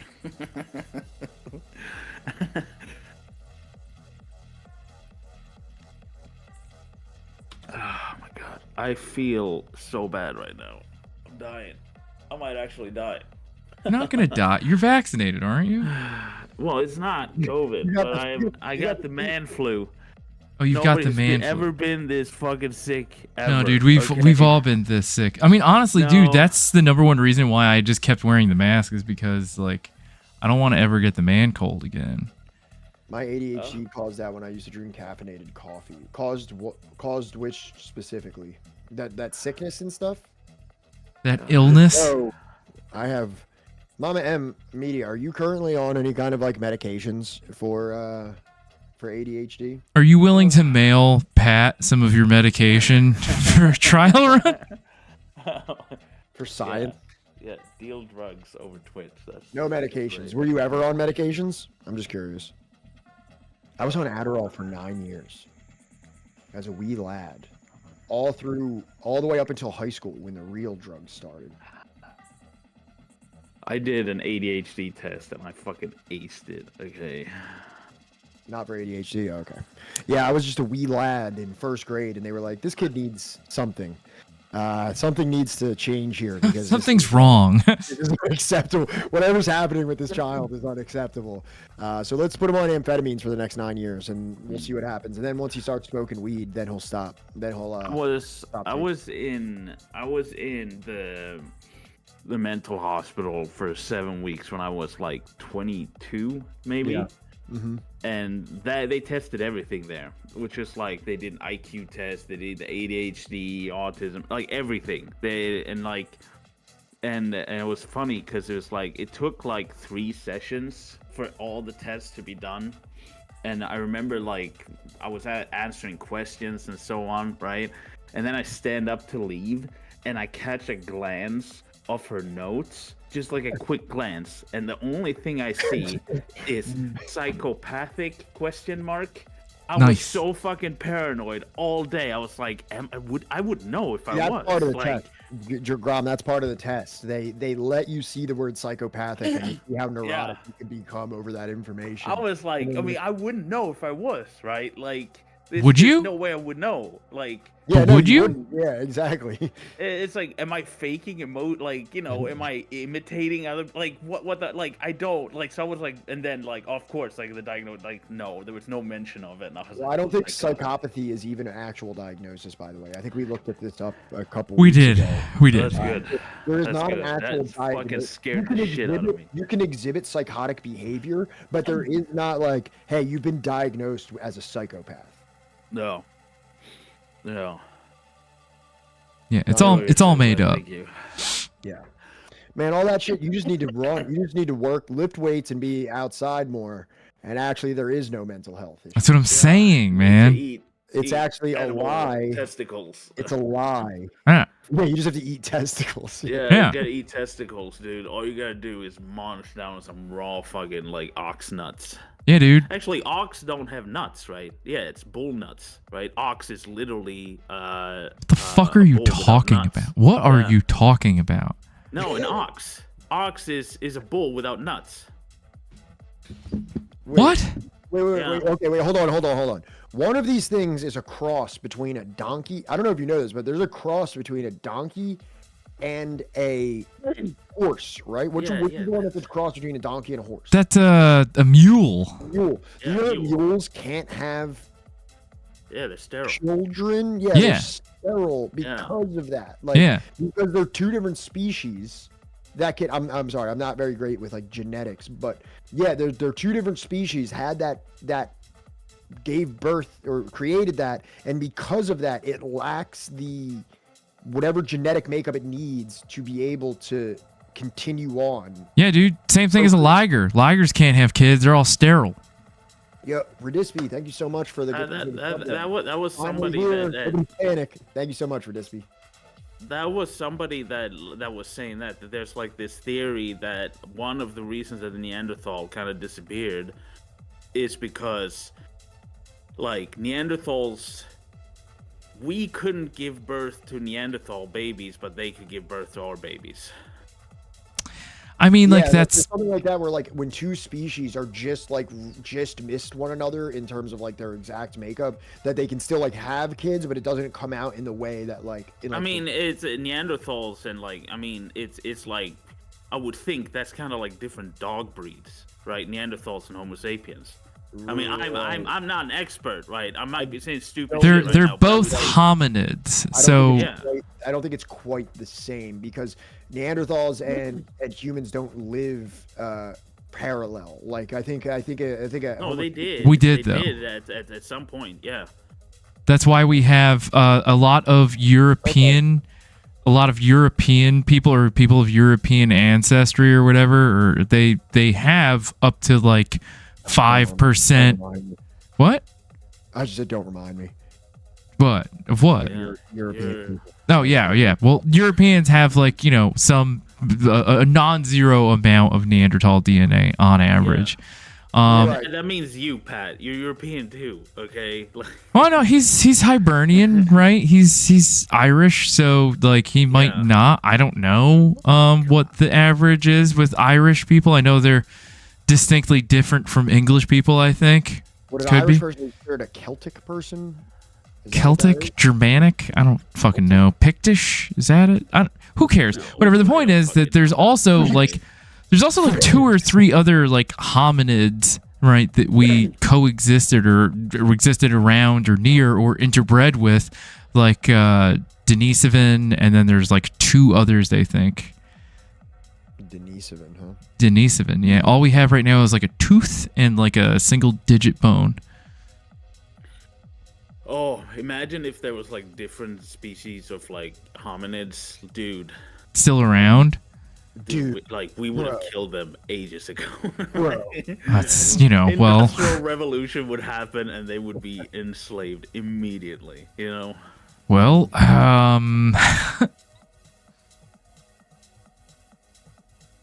You think you've seen racism? Oh. Racism? You think you know racism, brother?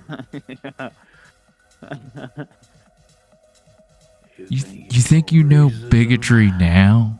Yeah. Imagine if the Neanderthals were still... Well, maybe we'd be like the... I don't know. I mean, they're pretty sturdy. Like... Yeah. Mm-hmm. For sure.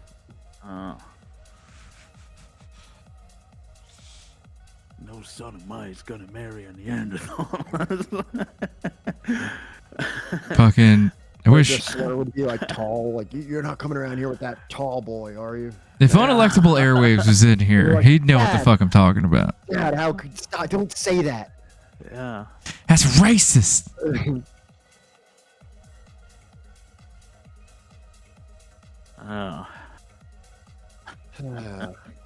I don't know what else we got. What else we got? Guys? I'm dying. That's what we got. I know. Have you, dude? The other day, a couple weeks ago, I got really sick, and I'm not saying that there's like any like science that or clinical trials that back this up, but for some reason, like I feel like it's good for me to drink like a putrid concoction of like lemon juice, cayenne pepper, turmeric, apple cider vinegar, like just like the most like bitter, like nothing whatsoever to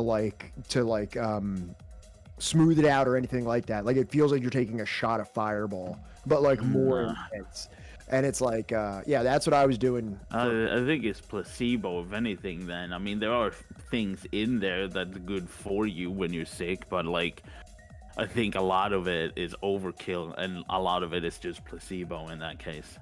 It feels like there's something about like drinking something that's like almost like bitterly spicy and like just the lemon and the cayenne and everything like that. It feels like it's cleaning me. It feels. I don't know. I just do lemon ginger tea, right? Like that's all I do, right? Because it's warm, and like taking hot showers, and you like always feel better after a shower. What do you say? What are you saying here? Wait, what is Phil about Pat? My bad. Johnny is so good. I don't even understand what's happening at this point. Kombucha Pat, yeah, that's me.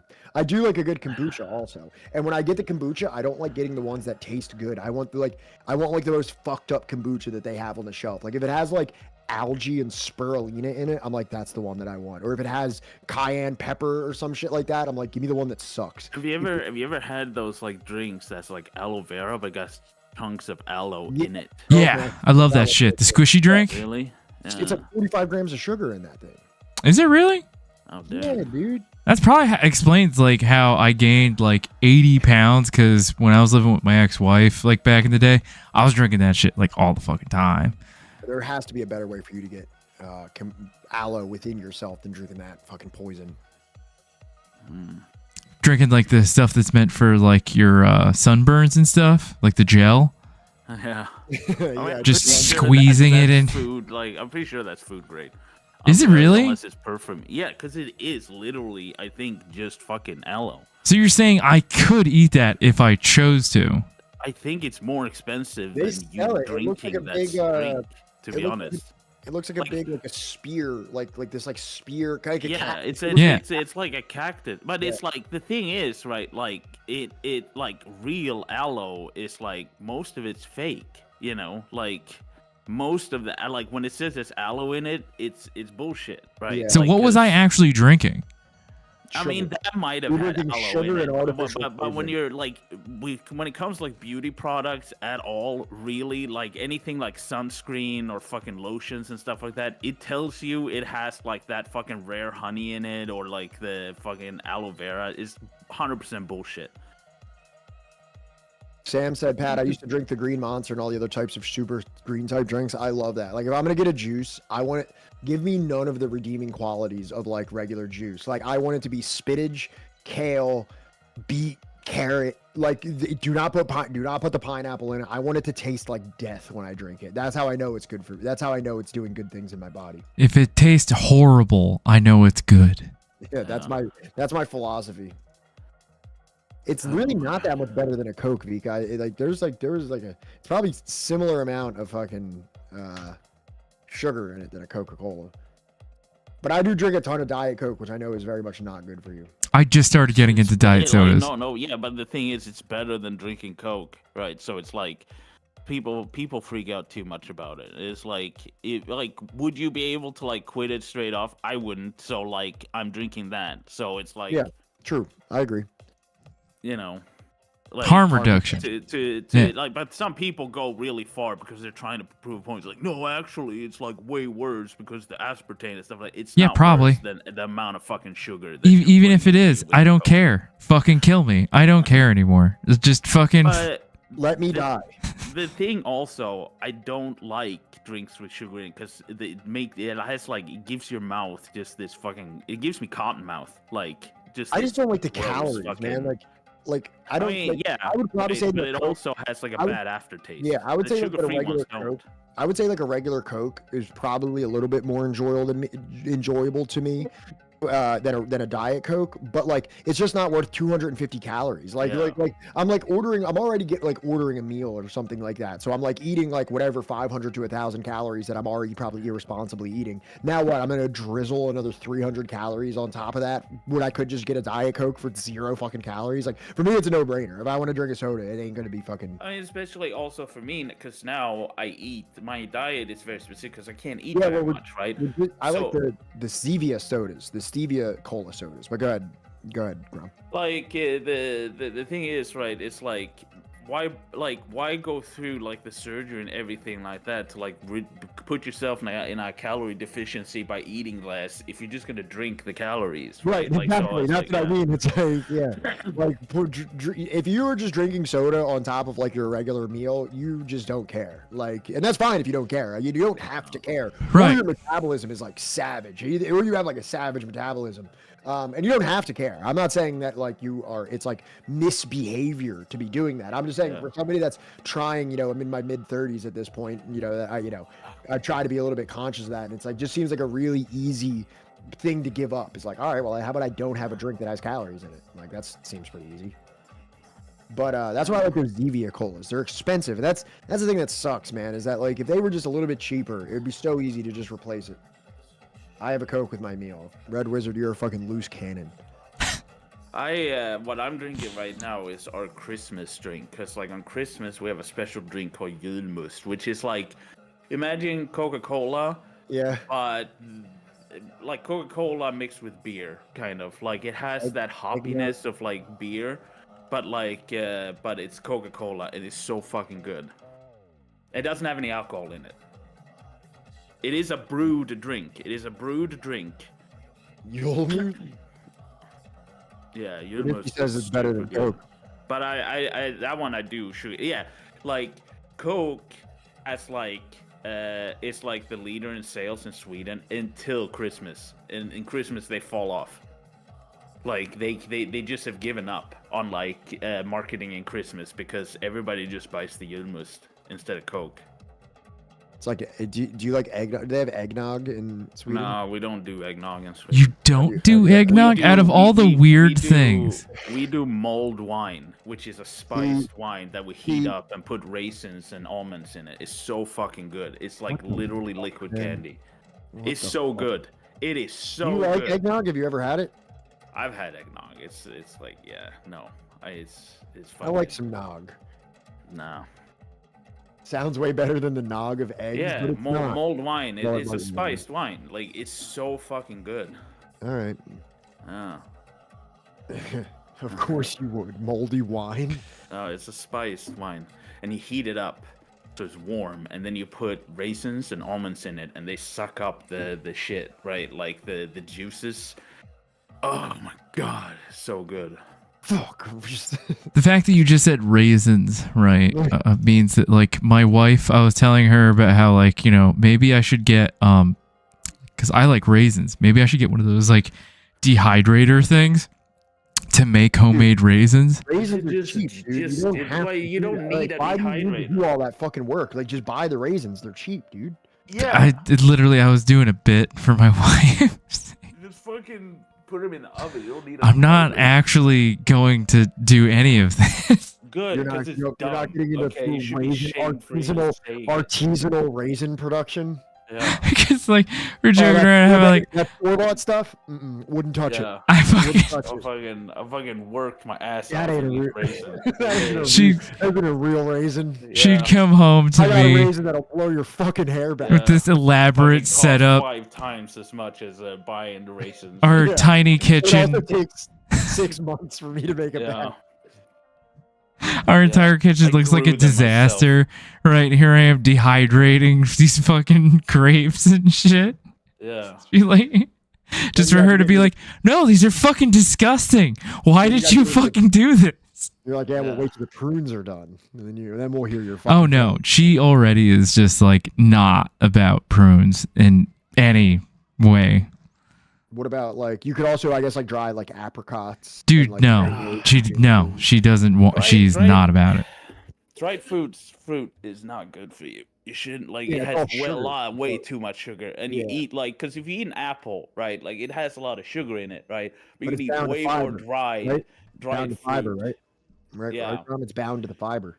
Well, yeah, and it's Well, like also like you can eat way more dried stuff and like get way more sugar in you than if you eat an apple, right? Like that's more voluminous, right? So you're Right. just eating the apple. You're not eating like 15 apples, but if you're sitting there like snacking on stuff, you can easily just like Just fucking get crush 15 yeah, apples. Yeah. Hell crush yeah. a bag of like fucking things. Like same with like fucking raisins, you know what I mean? Like a box of that. That's like fucking box after box, like so many fucking like Sam uh said, I'm going to dehydrate my piss and sweat so that I can get organic salt to add to my baked potatoes. That's dude. so gross. Reclaimed salt. That's so Yeah. gross. Like you just piss out on like a glass tray and take out a hair dryer and just, like, Yeah. and just fucking scrape it up with it just turns into like a crystallized form and you take a fucking razor blade and scrape it up into a powder and then put it in a salt shaker. Oh, I've seen that. You know what I want to try as well is that other like Slavic drink, the fucking the one that they make. One Vika was talking about, it's like the grass. No, not I know that one too, but like the That other shit one, sucks. the fucking that's made with like fruit. Vika, we're waiting for your no, it doesn't. Yeah, no, fuck, what's it called? What's the other one, Vika? They What's used the to one like made with sell it fruit? on the streets like way back, like Maybe like it's like how we're- people. It's got star anise in it. Is that the one you're talking about, Brian? No, Hello, Jenna. No. Welcome to the chat. and it's like it can be fizzy as well. Fizzy? Slavic drink. It'll pop up. It's like the most popular one. That's Yeah, it's something- made of bread. Yeah, exactly. It's yeah, Oh. kvass. I want to try kvass really bad. Pus? You want to try pus? Duttmeister knows what it is. Kvass. Radisky knows what it is. Duttmeister knows what it is. Grom now has joined in and said what No, it I is. said kvass. I said kvass, and then they started saying kvass.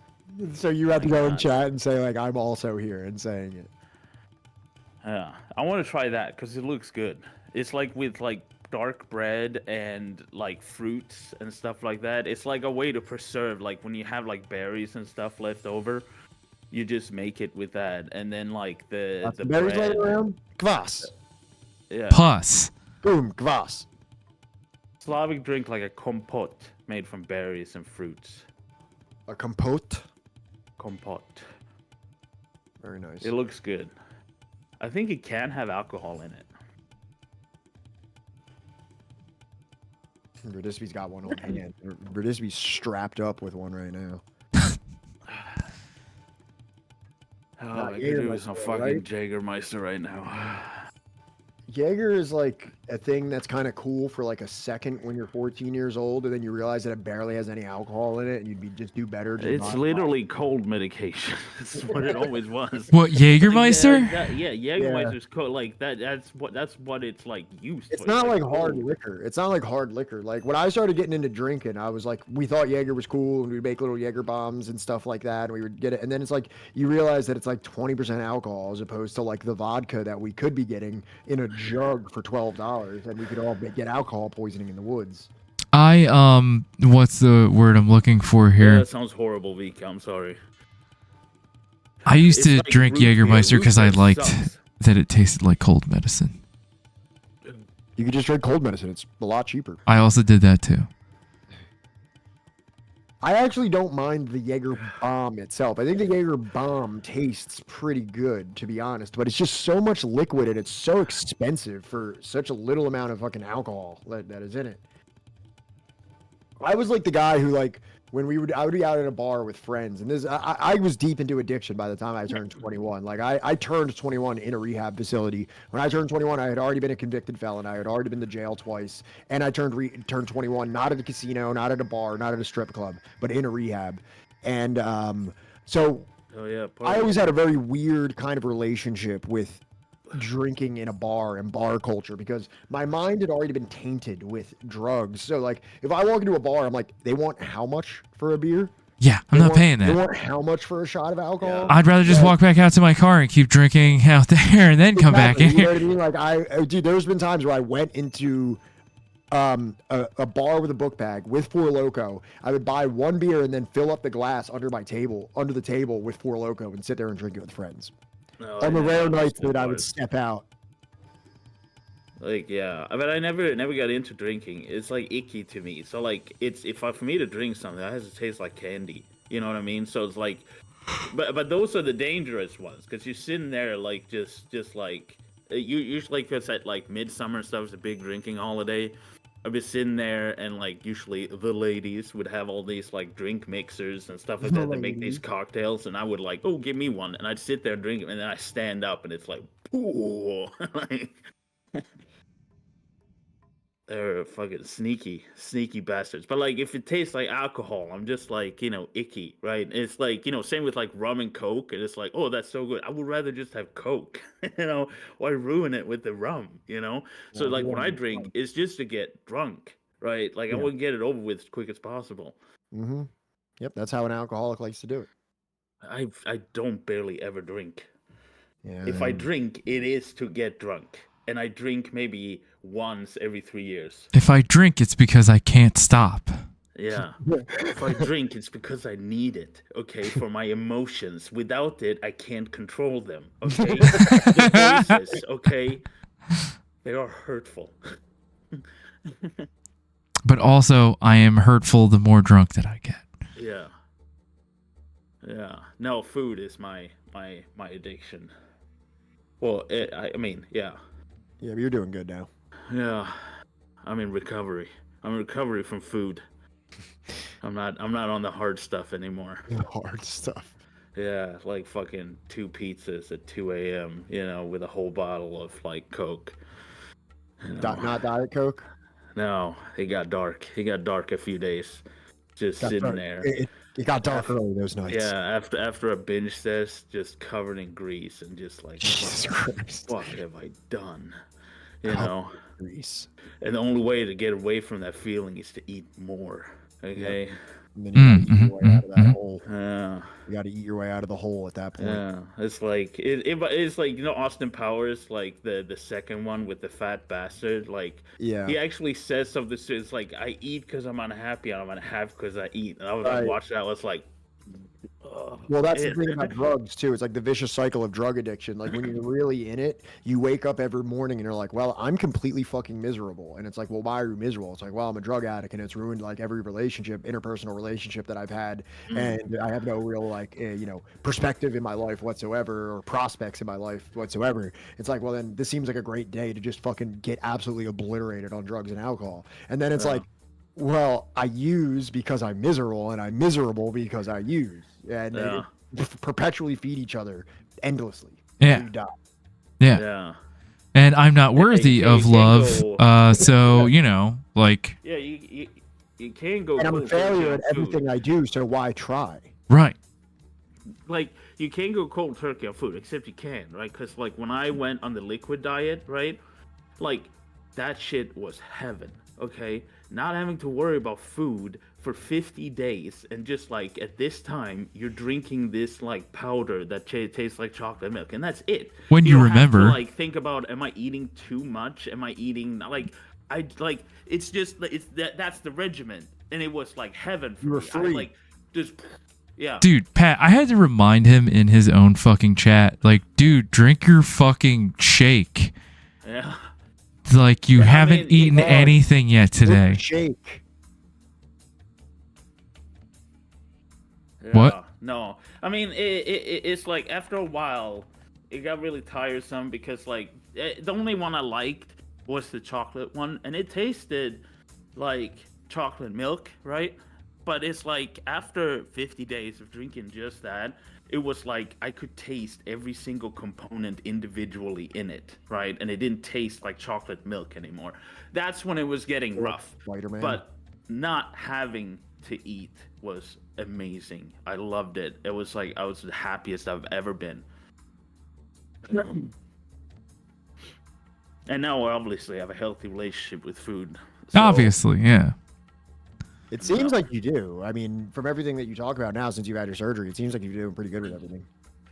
Yeah, I mean, I try to eat 6 times a day. Like, I eat small portions, right? So it's like I can cook nicer stuff because I can, uh, like, I fucking bought steak, like, because I can buy 2 pounds of steak and it'll last me 18 meals. So it's like worth it, you know?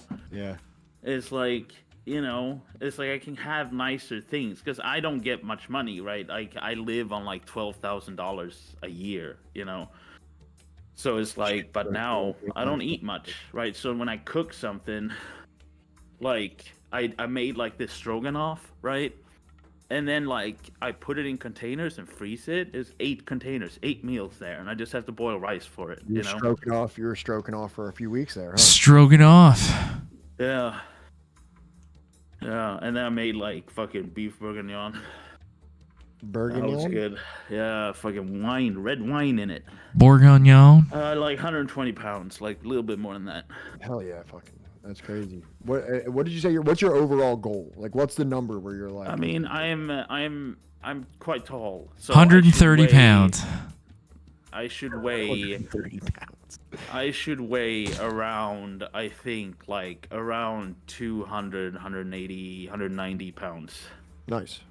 Because I'm 6'2", and I'm a big boy.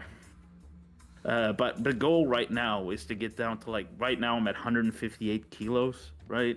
And usually with kilos, just double it, right? That's usually pounds. It's 2.2, but like 2.2, yeah. But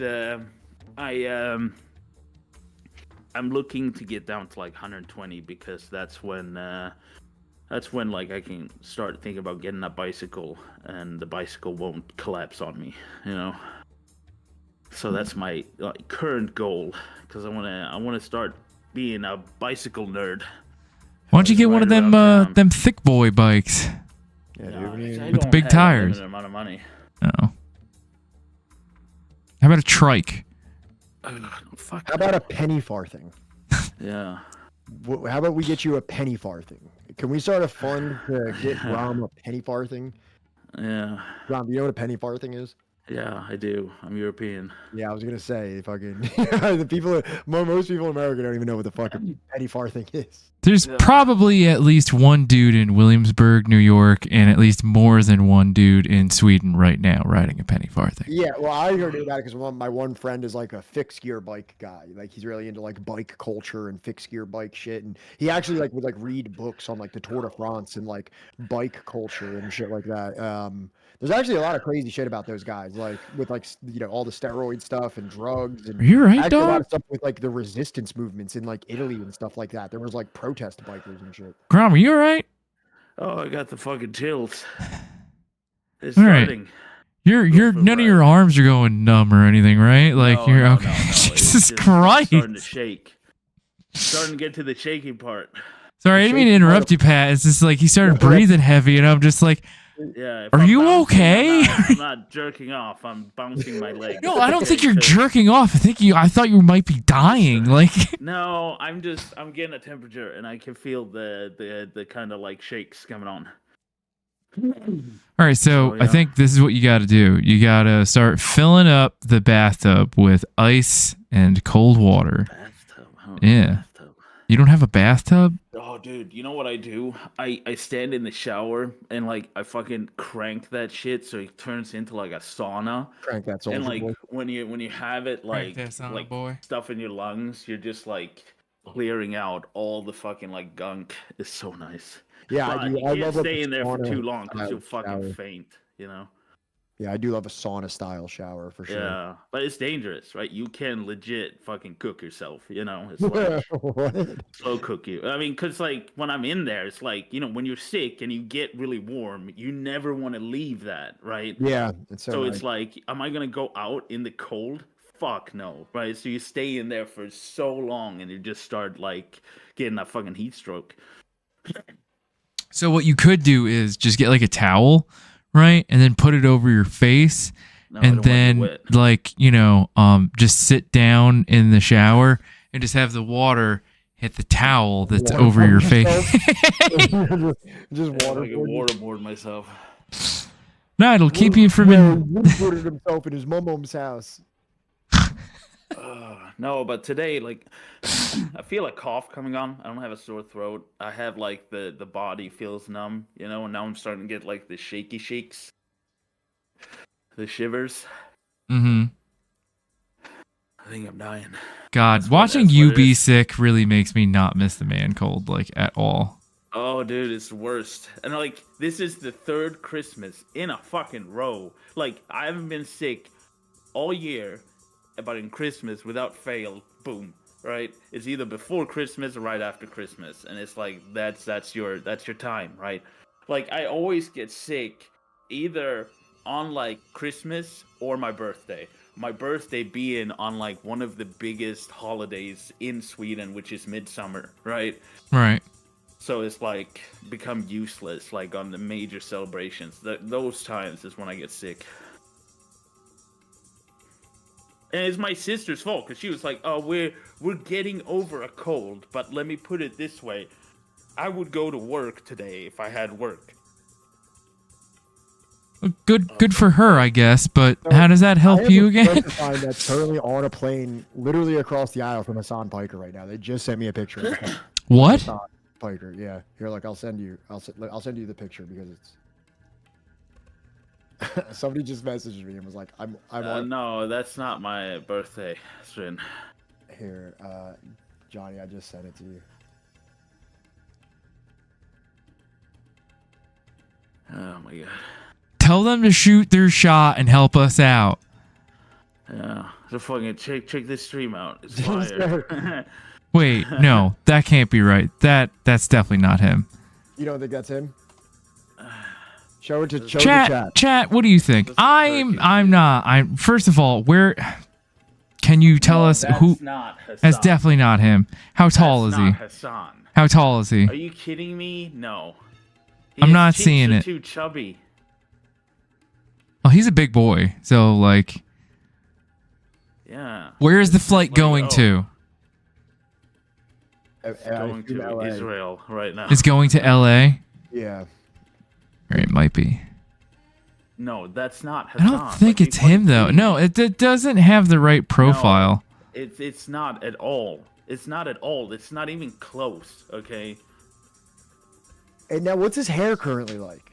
Is his hair currently that short? It's longer than that, but short, I think. And he has a mustache. For the record, he did say that he's not in first class, which is definitely not him. Can't be. Yeah, no, it's not him. Like, why are we like, oh, maybe? No, it's not him, right? I would bet my left testicles that that's not Hassan. Okay, that's. Did you just say left testicles? Like left plural? Testicle? No. Okay. All right, just making sure. Yeah, I don't know, dude. I'm not seeing it, but I'm also trying to find like a comparative side profile shot of him, and it's like next to impossible to find for some reason for a guy that like literally has like the side angle camera all the time. That looks more like David, short-haired David, than it does Hassan. It does. It does. If David shaved. What are people in chat? I'm sorry. I'm messaging back and forth with my friend. Yeah. With my friend about it right now. I'm telling him. I'm such a commie. My friend was like, I'm going to tell him to check out Subversive History. It'd be so funny if it's just not him. And like some guy just comes up in our chat and is like, hey, somebody on a plane told me to come check you guys out. What's up? Hey, bro, I need seatbelt. All right. Oh, you done, Ron? Pants. He's got no pants. He's Donald Ducking it. Did we kill someone again? Wait, what? Well, he was in Italy apparently. Is your friend flying back from Italy? No, he's probably flying back from like New York. Okay, so it can't be him. It can't be. It cannot be. You don't think there was a layover in New York from Italy? All right, because like here is the here's the situation, Pat. I hope this isn't like somehow like against the rules for us to be like doing this, but this was him 2 hours ago. That hair looks longer, right? And his beard is way. Wait, is he streaming right now? No, this is from 5 hours ago, or he was last live 2 hours ago. I'm not seeing it. You know what I Wait, mean? he was live 2 hours ago. Yeah, because he was in Italy. Hold on. Can you go back to that? I want to send a screenshot. Can you just go back to that face close up? Okay, there you go. Plus, this dude has an earring. Hassan does not have an earring, I think.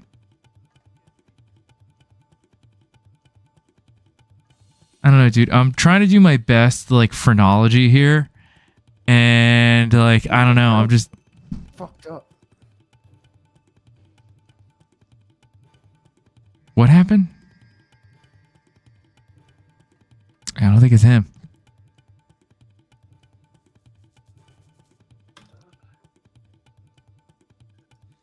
Because, like, A, he's not flying first class. This poor stranger. You probably take down this stranger's fucking likeness.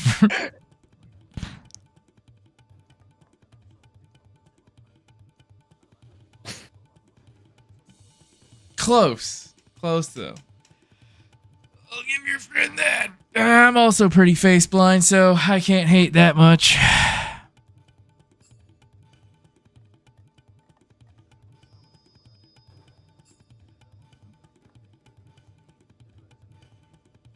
Should get that guy on the stream anyway. Yeah. To be like, so just completely interview him as Hassan. Yeah.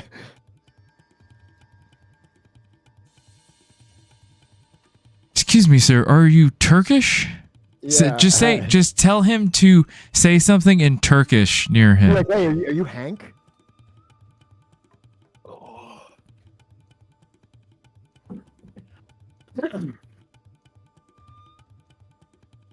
Oh my god, I'm fucked. He's gonna be walking down the street and say, "Hey, you're that has impersonator. Get him." I got recognized. Did you really? Yeah. No How did way. that go? No, they were like, "Oh, it's you from the TikTok," and then started talking about politics to me. No, I'm pretty sure if anybody like ever came up to me and was like, "Oh, hey, you're Johnny Dialectically," I'm pulling a gun out at them. Well, they didn't know, like, it's like they didn't know my name. Like, it's just from that TikTok. It's like, oh, I recognize you. Oh, okay. Yeah, no, that's Palestine fine. TikTok. I guess. No, not really. That's not fine. It's not fine, actually. I Yeah, got my no. ass kissed a little bit for being Swedish and supporting Palestine. You know, white savior stuff. Pretty cool, pretty legit. No, I know.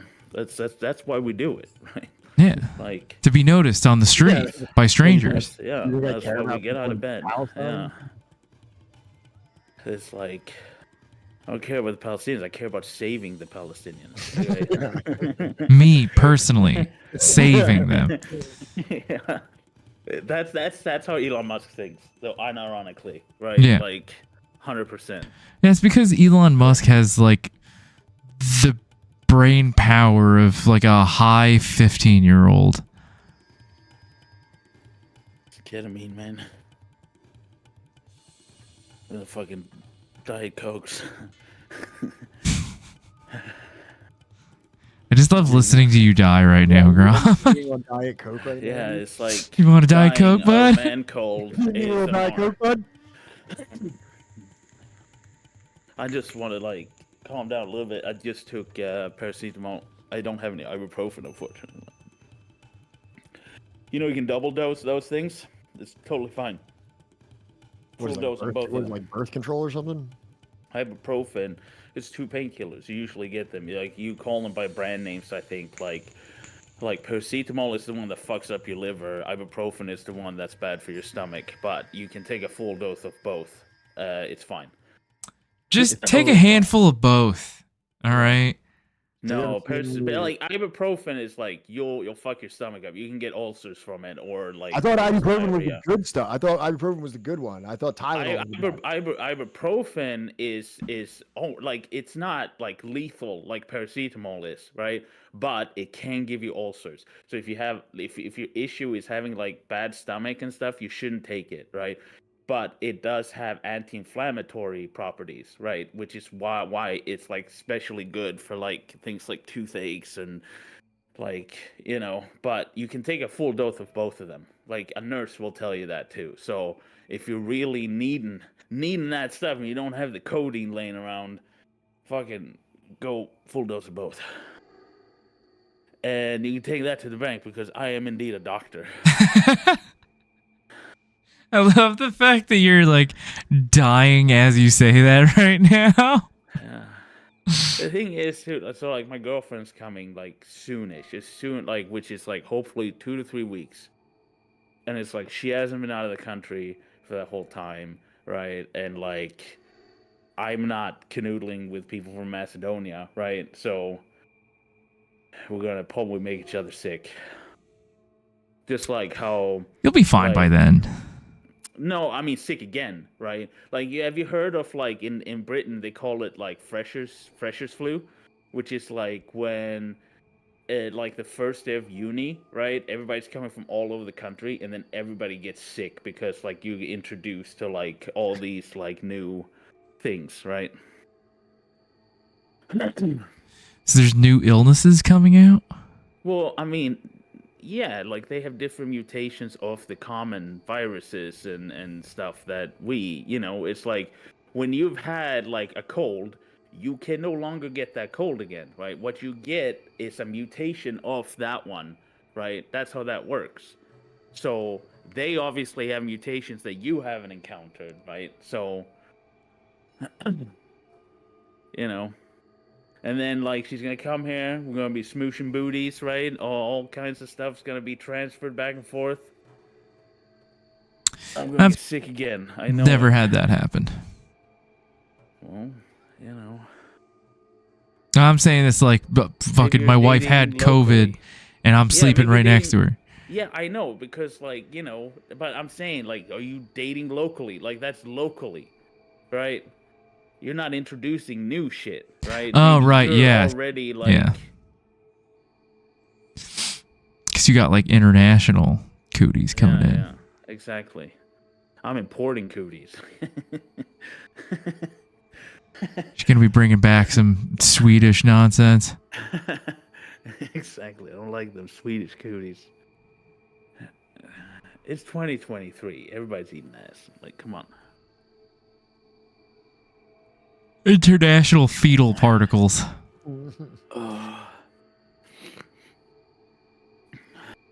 Yeah, now I'm confused. I'm wondering if Hassan has that earring. That's what my friend. No, was he asking. doesn't. It's not Hassan.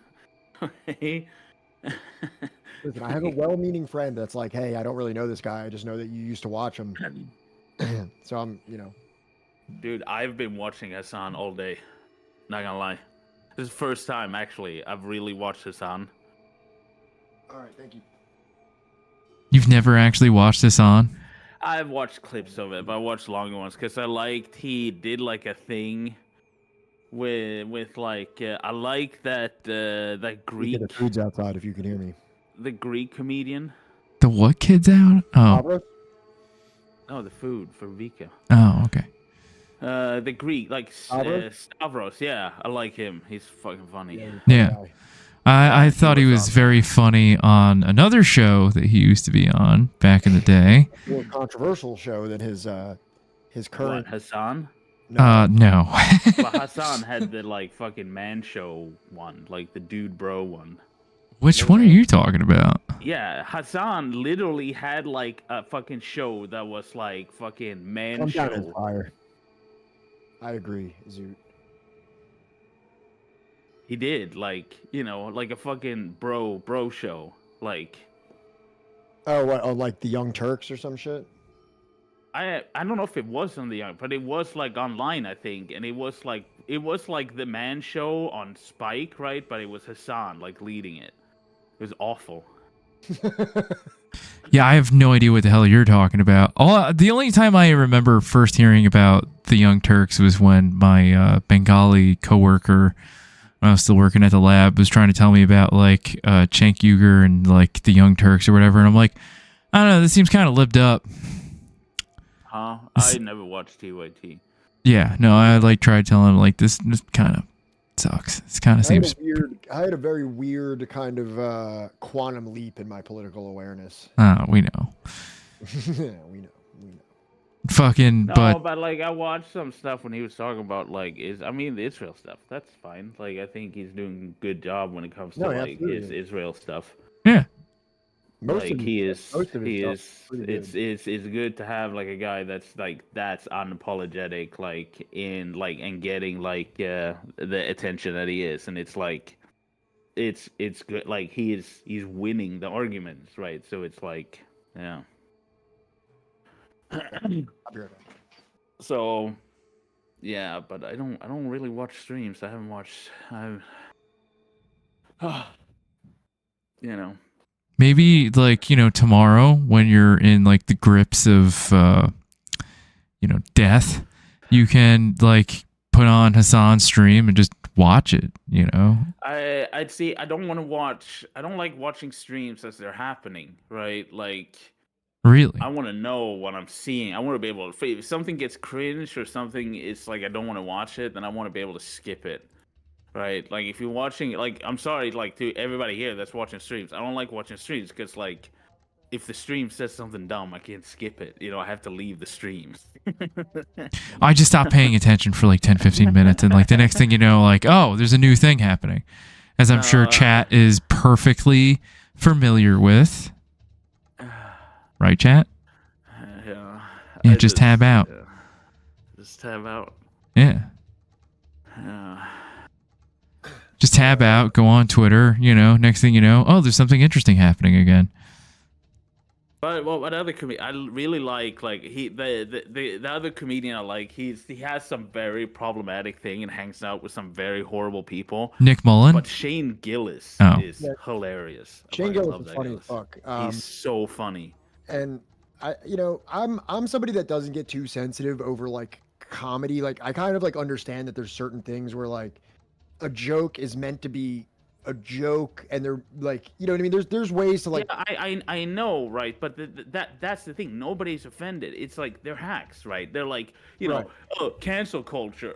Do you see like trans women, right? It's not a joke, right? It's just like roasting people, right? That's not fun. It's not. There's no joke in there. That's the problem, right? The like, one person I've never heard complain about cancel culture is Tom Segura, and like. No, he has. He has? When? Yeah, he has. But he does. He also makes joke, right? But he does mention it because his friends whine about it. Like fucking, like what's his face? The podcaster Joe Rogan and shit like that, right? Like, he has definitely. But all his jokes isn't about that, right? When you listen to Dave Chappelle now, it's just him talking about everybody that's mad at him. Right? Yeah. It's like, yeah.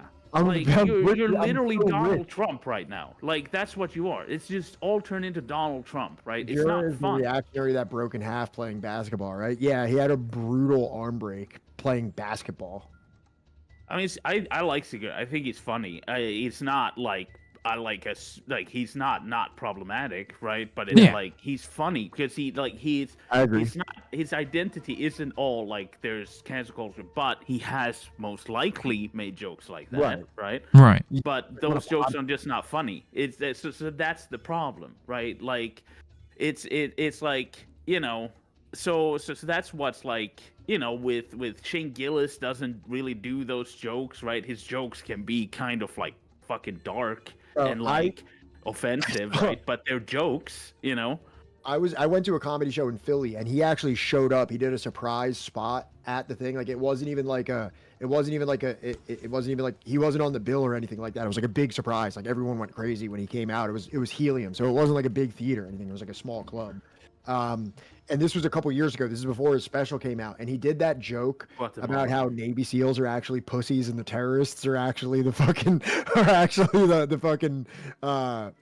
are actually the heroes, and I was like pissing myself laughing at that. It was so funny. Yeah, Fucking I like the one where he's like talking about racism, right? And he's like, So, racism is a spectrum. John, he's actually Peruvian. is He's he not Mexican. Oh, I Peruvian? thought it was Okay. Guatemalan. Tom Segura is from. Oh, it's Peru. like different fucking country in South America. I don't know. Yeah. I just remember what he said during stand up vaguely. That's it. Yeah, He speaks fluent No, Spanish too. yeah. He's on And like then, but Spanish. the Shane Gillis one, it's like it's talking about Yeah, racism. Louis C.K. is the Mexican one. Louis C.K. is actually Right. Really? Yes. Yeah. Really? Damn. Yeah. No, but like Shane Gillis, he had this one about racism that was hilarious, and it was like, it's like racism is a spectrum. Like it's like you're not hungry Yeah. like all the time, but then a cheeseburger cuts you off on the highway, and all of a sudden you're feeling pretty hungry. You Like, know? the race of the cheeseburger is whatever you thought in your mind. Yeah, it's like the race of the cheeseburger is a June. It's like no joking, but it's whatever you thought in your racist heart. Yeah, no, the jokes are good. Like, I feel like they're like a solid joke. That's quality. a funny joke, Yeah. right? Like, Well, and here's the other thing I think about comedy, right? Is that the level of offensive, if you're going to get offensive with a joke, it better be funny. Right. Like that Matt Rife thing that just came out where he's pretty much talking about like domestic abuse. Like, Yeah. It was the shittiest hackish joke that just Yeah. had this terrible fucking ending that like you hear it's bullshit that you hear your racist uncle say. Like that Right. that domestic abuse humor, the black eyes told him twice bullshit that you hear from fucking every idiot at the bus stop. It was literally just that joke. So it's like, bro, there was nothing funny or insightful about that. That was just like a crude fucking domestic abuse fucking like it just wasn't even funny. Not like it just wasn't good. yeah. Fucking, I'm trying to remember the name of like the comedian that's like from the East Coast that like I found making a joke about how like what the fuck is it? Like fucking Oh damn. people giving credit for 9/11 to George Bush is like, is there anything that like a person of color that like, works so hard for so long to accomplish something and they immediately give it to a white guy? Yeah. Like that's like an offensive joke in many respects, but it's funny. You know what I mean? Yeah. It's got a good. I mean, It's the a dude joke. says it way Set better up than I as do. A joke, It's like, but the problem is when they go out, it's like you can't say anything anymore. Like these trans people, Yeah. like you're here getting paid, God knows how what, and you're saying it anyways. You're not making the joke. You're still Right. saying the joke. You're on right? TV, guy. Like, Exactly, and We're it's one like, of the what are famous you? people in the world. Yeah, it's like well, Chris Rock did the one where his stand up was just whining about getting slapped by Will Smith, right? That's not a stand up routine. That's just like fucking make a YouTube video. which right? like I guess but like whining, if I hadn't like done anything in forever of any real relevance, right? Except for got like a slapped Saw by Will Smith. prequel knockoff thing, I guess I too would need to make a stand-up special as quickly as possible and just rely totally on like, my name alone after Will Smith slapped me. Yeah, I mean it's just that's bullshit. I mean it's like, yeah, Shane Gillis on the Special Olympics about Very like he has like his uncle has Down syndrome. Yeah. You know. I think he used to volunteer at the Special Olympics Yeah, too. yeah. And then like the one where he's like watched the invasion of Iraq and he's like, I can't relate with American troops, right? Like, you That's know, what I'm saying. when the Iraqis like blow shit up, they're like, oh, that's how I would be, right? Yeah. While Americans mow down 40 people and like clear. Clear. It's Clear. like, Just emotionless. I can't relate to that. That's the bit that I was saying where he's called Yeah, whole yeah. group starts with him being like, yeah, I found out my girlfriend's ex-boyfriend was a Navy SEAL, so Yeah. I got really upset and I started thinking about it. It's like, you know what? Navy SEALs are actually pussies. They have all these technology. They have all this technology and they're always sneaking up on people. He's like, if you ask me, the real soldiers, or the real heroes are actually the terrorists. They don't have all that technology. You know what I mean? Like, those are guys insane. Like, the framing of it is pretty funny. Oh my god. No, it's good, and that's it. And the same also. I mean, I like Stavros. Stavros is funny because like his crowd work is the best, and his laugh is. Yes. And there's also this one guy. I don't remember what he's called. He's this like is this gay guy that's like Italian. Is it Adam Friedland? No. Mateo Lane. Mateo Lane, yeah. He's fucking hilarious. I love that guy. He's funny as shit. I like Mateo. Yeah. Yeah, but Stavros is hilarious. I love the one where he's like doing crowd work and there's somebody like literally doing repairs on tanks and he's like, "Oh, you're just a bad person."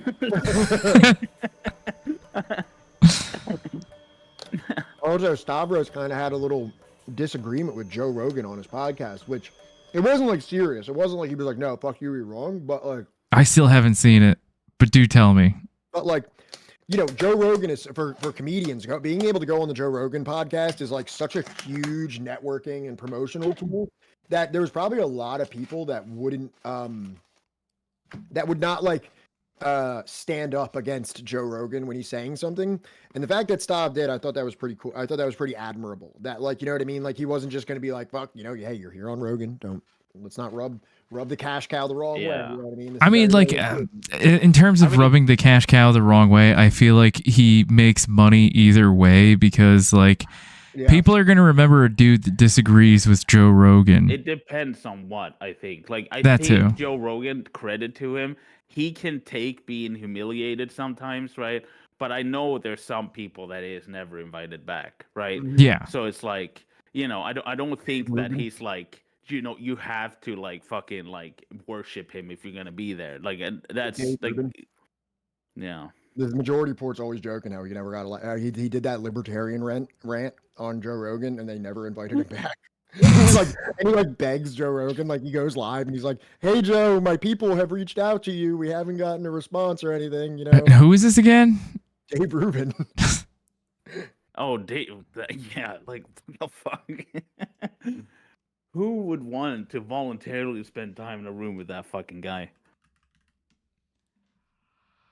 Who else? Yeah, I don't know. Ricky Gervais is like, he's the worst because he's just offensive. He's not funny. He's never like, been funny. I don't get it. And he's also like, he's like that the boomer revenge fantasies kind of thing, right? He's like thinking of ways he's owning all the people he disagrees with, right? Like how like boomers on Facebook are like, you know, don't try that in a small town. When he makes like new content, like sketches and stuff, it's about him being a boomer and like owning libs on the street, right? It's so like, it's his like revenge fantasies, right? For everything he doesn't like. Right. Also, like, you know what's one of the worst qualities of a comedian? When they start to actually like the people that we're talking about, like Stavros and Shane Gillis, they're very aware that they're not like whimsical philosophers. You know what I mean? Like they kind of take this out of what they're doing and they don't take it too serious. It's not like I'm coming up here to give you a message. Ricky Gervais like feels that he has that like God's gift. So like, you know. You know who else like strikes me as that, right? Is Bill Burr. I think Bill Burr's a little too full. I mean, he's not as not even close to Ricky Gervais, right? But he's a little full of himself. Oh yeah, sure. I didn't say that he was like horrible. I'm just saying he has a little bit of that. He gets on some anti-capitalist rants too. Yeah. He's from Boston. Those people are animals. Yeah. No, they're not all cringe. It's just you have to find ones that actually make jokes and not just whine about cancel culture and wokeness and stuff like that. Because that's not doing jokes, right? That there's no setup, there's no punchline. It is just like trans people, crazy world, right? Like, okay, like it's not funny, but there are people like offensive jokes and dark jokes have never been not okay, but they have to be jokes, right? You can't just stand there and talk about how fucking dumb trans people are, right? That's not a joke. You're just telling people who don't like trans people. That's how I felt about Dave Chappelle's special. After somebody who was a Chappelle fan, I'm a white kid from the suburbs. Everybody loved Dave Chappelle. Dave Chappelle was the greatest.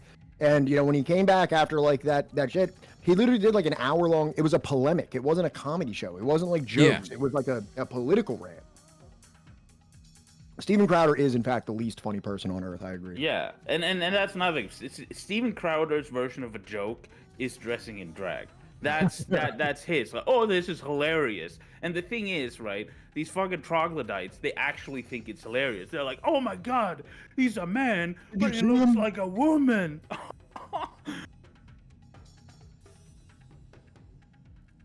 Steven Crowder's best joke is his own existence. Yes. Steven Crowder's best joke is God, probably Jim like Brewer. Jim Brewer has taken such a terrible turn. For being so great in like a movie like Half Baked to being just so dog shit now is well, I very mean, sad. think about who his co-star was in that movie. Who, Chappelle? Yeah. Chappelle ain't even as bad as Jim Brewer, dude. No, Jim Brewer was pretty bad. I mean, before like, Half Baked, his thing was what, Goat Boy and like You know who I like that has like just fucking weird jokes is Theo Vaughn. He just says random shit. It's crazy how he blew up. That dude is huge now. Yeah. I don't even know who the hell half these people are.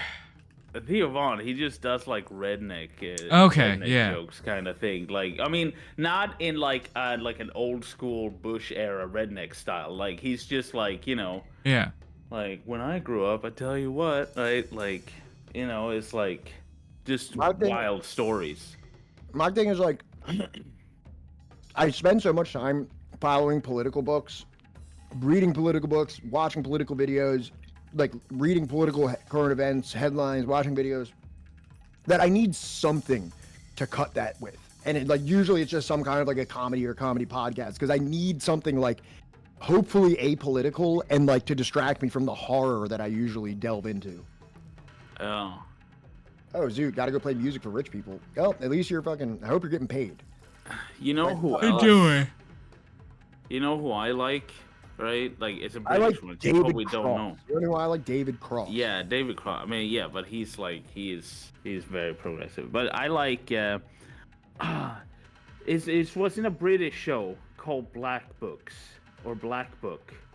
It was it's like the fucking comedian. Black Books. Yeah, Dylan Moran. He's Irish. He's fucking hilarious. I love that guy. His stand-up is funny as hell. I'm not sure I'm aware of him. No, not Blackadder. Black Books. He was this failure drunk of like a bookstore owner in like Britain, and he has comedy shows as well, right? But I love Black Books, Dylan the Moran. show. Dylan Moran. Yeah. You won't know it unless you've watched like British TV. Yeah. I have not. He's good. His stand-up is good. There are some, like, I like Bill Bailey as well. He's also in there. I like a lot of the British comedians. Is that the Cash Cab guy? Bailey? No. He's like bald There is a with British like long guy. hair, plays Last music. One Cash Cab. I'm like trying to remember what the two guys from New Jersey that my wife is always showing. Like, I assume they have a podcast or something, but they record it for TikTok too. And like, I think they're funny, right? I don't know. I like don't pay attention. The only time I really like put on anything funny is Come Town, and that's when I'm in like a depressive spiral, because it's like it tickles that part of my brain when I'm there. But they don't make new content. Wait. I know. Yeah, General, sorry. A little bit, but not quite, right? Dylan Moran is this like very cynical kind of like doomer guy, and then he has his coworker that is also his roommate, who is like very optimistic, and he's just constantly kind of trying to like bring him down, right? While also coming up with these schemes to make money with as little effort as possible. It is funny. I love it. No idea what the fuck I'd give it a go. Like, it's probably if you had, yeah, it's good. And then it also has this woman that has a store next door that's kind of like, she's like a horrible drunk, but also really bad at dating and awkward to people. It is. And Dylan Moran, like, his stand-up is also funny. And he's very Irish, which is also funny.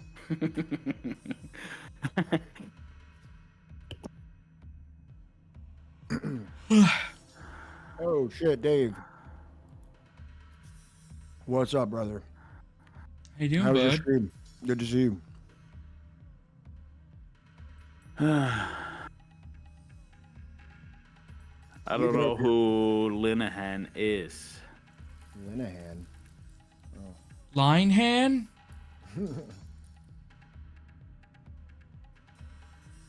I don't know who that is.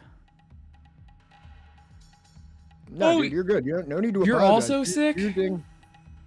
Everybody's sick. We're also just getting back into our swing of things. We've been taking time off. Like, it's literally just been chilling, dude. We're not going over any books. We've been talking about shaving our balls. We've been talking about pay pigs. You know. I love IT Crowd. What is IT Crowd? It's a great British show. They tried to make an American one and it failed horribly because it sucked so bad. But the British one is very funny. They tried to make literally like they didn't make like an own interpretation on it like The Office, right? Yeah. They did just like line for line exactly copied it, but they had American accent instead. It was worthless. No, it got canceled. Nobody fucking watched it because it was just the show with American actors. That's it. Like The Office is different from the British Office. It's another interpretation on it, but that was just a straight up copy with just American cast, which is like, why? Okay, I finally fucking found it. It's The Basement Yard. I have no idea about anything about them, but every time my wife shows me something of them, I laugh. That's all I know. Oh, that What are their fucking names? guy. What are their names? Okay. What? Who I are know the who you're individuals? talking about now. Joe and Frank? I don't fucking know. I'm guessing. Yeah, he was a writer on this show. Yeah, no, I know who you're talking about now. That fucking loser.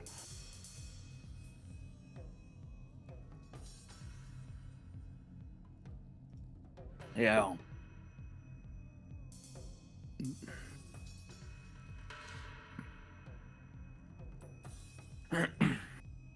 Black Books went from 2000 to 2004. Wait. Is Linehand the guy that kept tweeting about trans people to the point where his wife left him with the Yep, whole family? that's That's him. awesome. Yep. I love that That's for him. Yeah. That's him. That he just Yeah, could piece not of shit. stop. Could not be stopped. Like, Yeah. Pat, imagine like you're so singularly focused. Like you can't stop to the degree where like Vika takes the cats, right? She's gone. She leaves you, Yeah. right? Because You you know which cannot stop tweeting about trans people. Just you know which Rapidly British show improve. that is brilliant that everybody should watch? billions? The In-Betweeners. Succession? No, The In-Betweeners. Oh. Fucking love that show.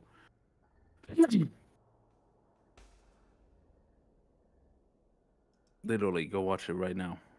Shut the stream off. Go watch it. The In-Betweeners. What's it streaming on? The In-Betweeners. What is this? It's a sitcom. Dude, I'm not gonna lie, like, I very, very rarely watch sitcoms. This is different. Trust me. It's Fucking trust me, okay? Like, ever. It's so good. Trust me. Also, you kind of look like the main character. Ooh, I don't see- Simon Bird. I don't see how. Johnny. Oh, yeah, you do. I don't see it. Yeah. No. You Yeah. look more like him than that guy looked like Hassan. Pretty sure you're face blind, sir. Pretty sure you need to get your fucking eyes checked. Or you need to go to a hospital. Probably. No, but in between, it's just like it's these fucking like high school kids that are just trying to get laid, essentially, but they're like the worst people in the world. Like, So it's American Pie. but better. I don't think anybody can make it better. Yeah, no, it's better. Trust me, it's so much better. Okay, so first off, this is an English show. You're starting off from a deficit, sir. Second of all, Really not. No. yes, because- you because, are. Like, because like American stuff is just too exaggerated. This is believable. Okay, that makes it fucked. Okay.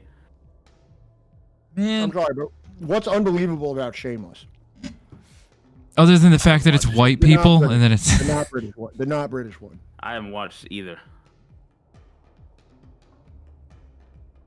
like Shameless, the American version, is like a whole family of white people in like a Okay, but, predominantly black there's neighborhood. exceptions to the rule. I know there's right? exceptions to the rule, so Grom. why are you bringing up one unrelated example? Like, oh my God, look, they did it this one time. I'm saying this is the general rule, especially when it comes to this show. Watch the In-Betweener, okay?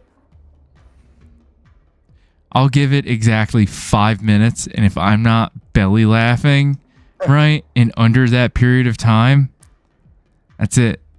I think it opens with, like, he's coming to a new school, and all of them are trying to fuck his mom. Because his mom is hot. Because his mom is hot. Yeah, you want to watch a video or something like that? I feel like... Yeah, let's watch In-Betweeners right now. I could do it. You think I can't? I could. I'm not gonna. Ree, what's up?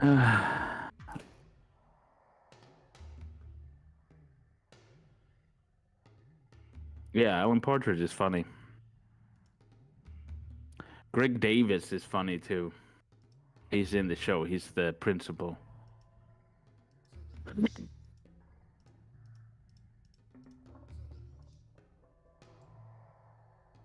All right, what video do you want to throw up?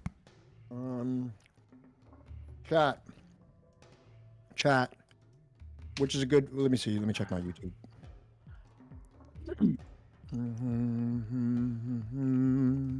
Grom is just gonna keep talking about some fucking shitty English TV show. You don't know. It'll change your life. I'm telling you. I don't think it will.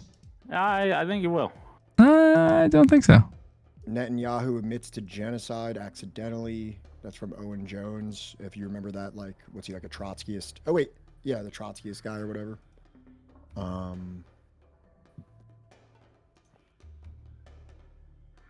What else we got? What else we got?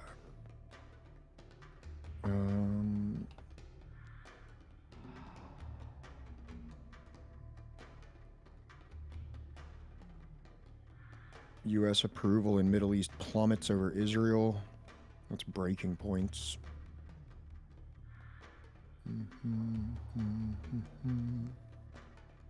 I don't know if anybody else has any ideas too. I'm just scrolling my YouTube right now. Fucking Grom, is there anything that you think that nobody has been talking about that you think is important? Huh? Yeah. There you go. Watch this. Yo, apparently that guy that you love watching debate, the what's his name, Mohammed Hijab. Yeah. Apparently he was supposed to fight somebody and the dude backed out. He was supposed to fight him? Hang on. I mean,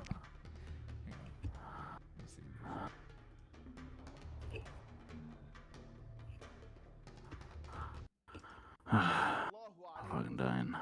Whoever builds a mosque for Allah, Allah will build for him a Okay, go to house bed. in Jannah. And we know the great reward that will not only be gained, but rather will fill your grave. All right, Grom, later. Thanks for hanging out. have a good night, Grom. Feel better. Here's some new Al Jazeera stuff that just dropped. Peace. Later, bro. Hey, Grom. Assalamu alaikum wa rahmatullahi wa barakatuh. How are you guys doing? Now, many of you will have known that recently there had been You got a video on. Shit. individuals from the IDF who had put my name alongside other names on some missiles that they were going to send to kill some children, because this is the kind of cowardly behavior that permeates the Zionist and pro-Israeli movement. This is the cowardliness, the cowardly behavior, the cowardly temperament, the cowardly disposition of those individuals. So I responded in kind on X, on Twitter, and I said that actually, why are you putting my name on a missile? Well, if you want to get physical with me, if this is meant to be some kind of intimidation threat, then I open a challenge for anybody from the IDF or otherwise associated with it to legally fight me in this country, the United Kingdom. And I was responded to by an individual who I checked and realized potentially had the best record of MMA of any Israeli ever. And this is quite surprising. Let's take a look at what he said recently in an interview and come back and respond in kind. Think about the pay-per-view. All the Muslim world, they want to see him beating me, and all the Jewish world want to see me beating him. So, you know, it's going to be like a huge fight. It can be I'm not a fan of a those lot of money tattoos. fight, you know. But I don't know what he's want to fight. You know, even he said he want to fight me. What? Boxing, bare knuckle, jiu-jitsu, MMA. I don't know. So I said even karate, I can fight him. I don't care. I can say you only one thing. If this fight gonna happen, I'm with you. I'm going to watch this fight. Now, as you can see with what he said, it seemed to me that this man, his primary concern is monetary in nature. This guy wants financial rewards. Now, we said to this guy in the negotiation, we said to him that we're not going to pay you money. There's videos of you on a tank sending missiles to Gaza indiscriminately. There's videos of you doing that. And you want us, who are doing boycotts and all this kind of things, people like this, to give you money directly, effectively giving money directly to the Zionists and IDF forces. This is something that not only the community will not find, will find as an unforgivable sin, but we cannot bring ourselves morally or ethically or otherwise to do it. We can't give money. Now, as a result of that and some other factors. Thank you so much. Yo, Ninja Can with the tier 3. Subscribed for 11 months. Honestly, it doesn't feel like it's been 11 months. I think I fell asleep a lot waiting for World War I to start. Thank you so much, Ninja Can. Appreciate your continued support and you just being here for the past 11 months. It's been a pleasure. Always. But that seemed to be, as you could see, his primary reason. In fact, he sent us a message. He pulled out. Can you imagine? This man pulled out. Now, we already know he can't fight any of our professionals. He can't fight the Hamza Chimaevs or the Islam Makhachevs or this or that. There's no chance. Dude, there's imagine Hamza Chimaev just beating the dog shit out of that guy. God, that would be so funny. World that's pro-Zionist today that can fight any of our top Muslim fighters. There's no chance. There's absolutely no way. There's no way and no chance. Instead, he went for the public speaker. And even then, can you imagine how humiliating? After a week's negotiation, we're saying this, we're saying that, we're trying to accommodate for him, this and that. He went for public speaker, okay, which is me. He went for the public speaker without a professional record, and he started making demands. He wanted to be on Cage Rage or one of those programs. We said that this is going to be it cannot be sanctioned. We checked this thing; it's not going to be sanctioned anywhere in the West. And he wanted a crowd and all this kind of things. We said there's no, in the United Kingdom, they will not allow 2 crowds. And we checked all this out to be in the same stadium. I mean, barely you can allow, right, a protest of just pro-Palestinian. You have to get the permission of the police, let alone put both of these people. There'll be riots in the crowd. So we explained of the practical impossibilities, that this is operationally impossible. What you're asking for is operationally impossible. So it has to be a consent agreement, and we have to do it outside of the reach of the public. And yes, there will be professional and all this kind of stuff. And he still backed out. We even offered him a neutral venue outside of the United Kingdom. We even told him we can fight in Thailand, in Bangkok, or is it Phuket or Phuket? I don't know how to pronounce the word. But that's probably what he said. Phuket is like where like a lot of the actual like Muay Thai training happens. Like when a lot of fighters from the West go to Thailand to train, it's in Phuket. I say Phuket. I don't know exactly how it's said locally. I say Phuket. Fighting him. And he said, we'll fight you in anything. So I said, fine, fight kickboxing in Thailand. It's easy. No problem. Muay Thai, something like that. He rejected. He rejected. And when he said it's easy, it is easy. Like they could literally just walk into a literal ring, like an outdoor ring, and fight. And like they wouldn't need any commission. They wouldn't need anything other than just to walk up to the Thai guys that are there training and be like, we want to fight in here. And they'd be like, all right. Yeah. You got like $20? So he's 100% right. They could just go to Thailand and fucking just do it. Did it. Can you? So this was all fake. It's phony. You didn't want to fight. You're a coward. That's what you are. That must mean you're a coward. You don't want to fight. Good to see you. Now that is one of the most humiliating things. Somebody in the IDF putting these names, and you're too scared to fight a public speaker without a professional record. Can you imagine? Can you imagine what this demonstrates about the temperament, the disposition, the psyche of the pro-Zionist and Israel forces? Can you imagine what he's done to his community by pulling out like this? And we have all the evidences if anyone wants to say anything. My manager, Dili Hussein, who's a phenomenal manager, fantastic. You guys might have known him from 5 Pillars. He was communicating directly with his manager. Okay, and we went back and forth, and didn't even offer us a counter offer. He said, look, can we bet? Can we do this? Can we do that? We said, we don't bet, and we're not going to give this guy money. And it's not ethical for us to give this guy money. He's using it for this and for that reason. Now, I didn't promise anybody money. It's giving broke. Why don't you fight for vibes, honor? Why don't you? honestly. Yeah, no, it's kind of it's giving broke. It's kind of desperate. It's frankly, it's beneath me. Right. Like this kind of just is another fucking thing. Just another, like, there's so many, but it's just like another thing where it's just like every time Zionism encounters like a force of any kind of intellectual, like, let's just say equal, right?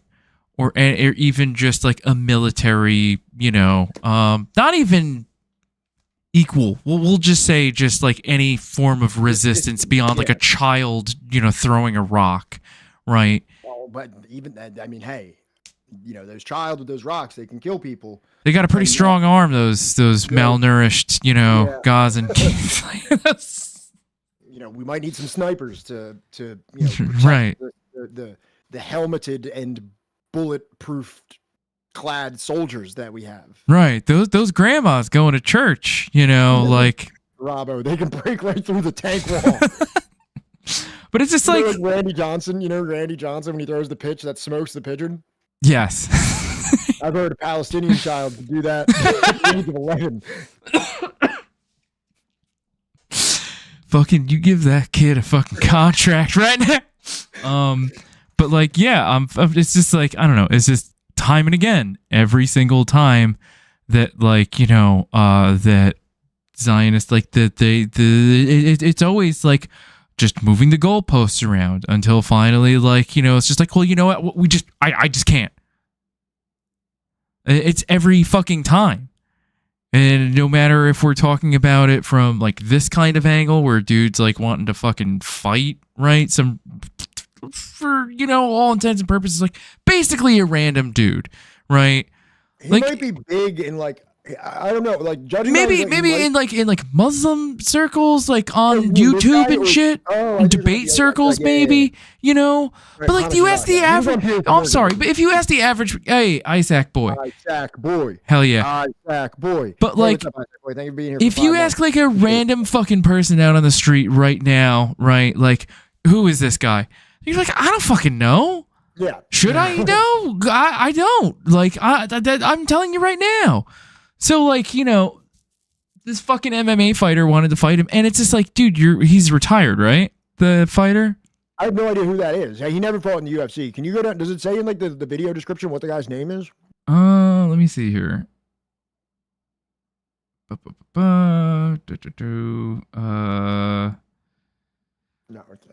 No, it doesn't.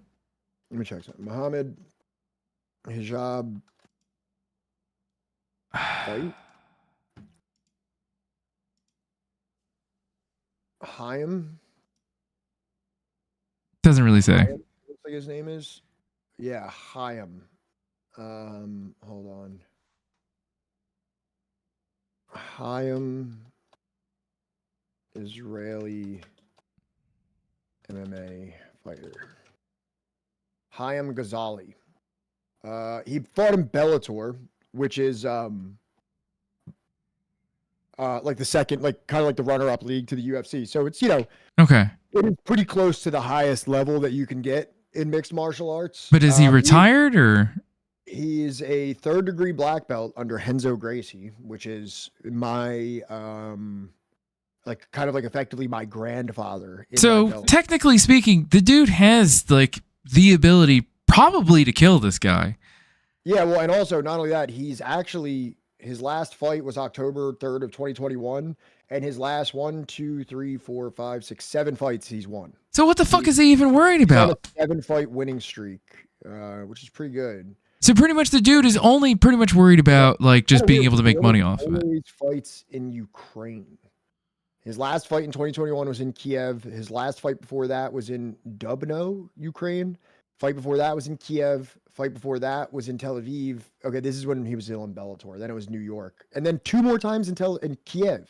So, a lot of Ukraine fighting. Ross, pretty much this guy, right, who's like a 3rd-degree black belt, wanted to fight this dude, right, Mohammed Hijab. I don't know, just over like Israel Palestine, I guess, right, and like backed out of it because I guess like he's not going to be able to really make that much money off of it, and it's like, all right, is that what this is about then?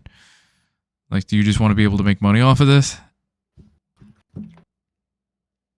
Ukraine is losing a war, so they might as well have some entertainment. Yeah, we'll get into that later. The public speaker? This is unbelievable. This is unbelievable. You are a shocking coward. What kind of cowardice is this? It was cowardly enough for you to ignore all the professional fighters and go for the public speaker. All the professional ones, and you go for the public speaker. The public speaker who, even in his region, forget about the city, in his region, we don't rank in the top 5 or in his top 10. As a martial artist, pound for pound, or anything, even not pound for pound. But you backed out of that one as well? You are shocking. This is embarrassing. That's it. You threw the towel. You threw the white towel before you even got into the ring. I'm shocked by that. But that's the thing. Honestly, for me, it would have been a win-win situation anyway. Allah says in the Quran, وَكَفَ اللَّهُ الْمُؤْمِنِينَ الْقِتَالِ. Sometimes Allah, He suffices us from having to fight. Number 1. Number 2, the Prophet told us, لَا تَتَمَنَّوا لِقَاءَ الْعَدُوِ فَإِذَا لَقَيْتُمُهُمْ فَاصْبِرُوا. Do not wish to fight the enemy. But if you fight them, then be patient. I'm not going to chase you. I'm not going to chase you after this. You wasted my time. You wasted my manager's time. I'm not going to chase you after this. Everyone, because this is a public record now. All your 22 fights mean nothing. You know that? All your 22 fights, I'm sorry to say, they'll be eclipsed by the fact that you have denied this. It's shocking denial. All your 22 fights, and your ADCC, and your this, and all those competitions you've done on Master 10 IBJJF, or whatever. Trust me, it's going to be eclipsed. No one even watches those fights. They're just going to remember this is the guy who backed down from the public speaker. And point number 3, I was going to say to you, is I was going to consider this an act of worship. It's always a win-win situation for a person, a Muslim person, who does something called ihtisab. Something which is even like this, fighting. All you got to do is change your mindset. And every right hand, every left hook, every kick, every single punch and kick that would have thrown on you, it would have been an act of worship. It would have been an act. So it's a win-win situation. So whatever happened to me in that situation, I'm punching you up, and it's like an act of just like praying, just like fasting. I'm gonna knock your ass out as an act of worship. And that's why it's always a win-win situation, and that's what makes us different as the Muslims. You can't deal with us. How embarrassing. You scurry along now. Chaim, you go scurry along now. Huh? You go scurry along now. You're done now. You're finished. Huh? Throw the white towel and tell your army to do so as well. Tell the IDF to throw the white towel. They're getting destroyed out there. They're losing the war. Haaretz, they sent the thing. They said they're losing. Haaretz. You might as well throw the white towel. Let them give up, and you've already given up. Wassalamu alaikum wa rahmatullahi wa barakatuh. Your brothers and sisters in Islam. So yeah, I just wanted to show you that real quick. I enjoyed that. Do you want to see Mark Lamont Hill destroying a Zionist in a debate? It's 7 minutes long. Yeah, throw it up. Did you send it to me? I'm sending it to you right now, brother. Just Did you? wait. Did you send it? What do you think of Mark Lamont? What do you think about Mark Lamont Hill? Mark Lamont Hill. He's the guy on Al Jazeera. Yeah. I think he's all right. I've watched a couple of his things. James Ed Smith, first time in chat. IDF don't think throwing the white towel, they might get shot by the road. Oh God, we shouldn't be laughing about that because those were like hostages. But I mean, the white towel connection there was. Dude, It's a good joke. Shit. Remember we were saying earlier about like the offensive joke versus the. There was a lot of good joke element in that, and you have to laugh at it. You just Holy have shit, to. man! No, that was good, dude. Holy shit. Excellent first post, Hall of Fame material, if you ask me. God damn, that is as good as the mommy hypno porn. Like I will. You were in a lofty echelon of subversive history chatters. Good God, There it is. Salty Kami. Giving you a gifted sub for your efforts. Thank you so much, Salty Kami, for gifting our new best friend James Ed Smith a sub there. Hell yeah. God damn. I wish I was IDF because I nearly needed a diaper. I wish I was IDF because I wish my bros would fucking extract my semen. My bros would come collect my nut from my dead corpse. All right, I'm gonna hit play on this and then I gotta go grab my water. All right? Yeah. Well, Everyone talk. Or do you want me to leave it paused? Right, Yeah. All right. No, I'll leave it paused and you can just yeah. All right. Yeah. What's up? What's up? Salty Kami, good to see you. Morpheus, the mommy what now? So we had this guy come in. It was a kind of like a troll, but like we let him hang out for a little while. He actually got gifted a couple subs, I think, just like over the time he had there. And what's up, Liar Judas? Good to see you in chat. And this guy said something about how he had like evidence that like feminine culture, or what do they call it, like a gynocentric culture was like eroding like Western culture or something like that.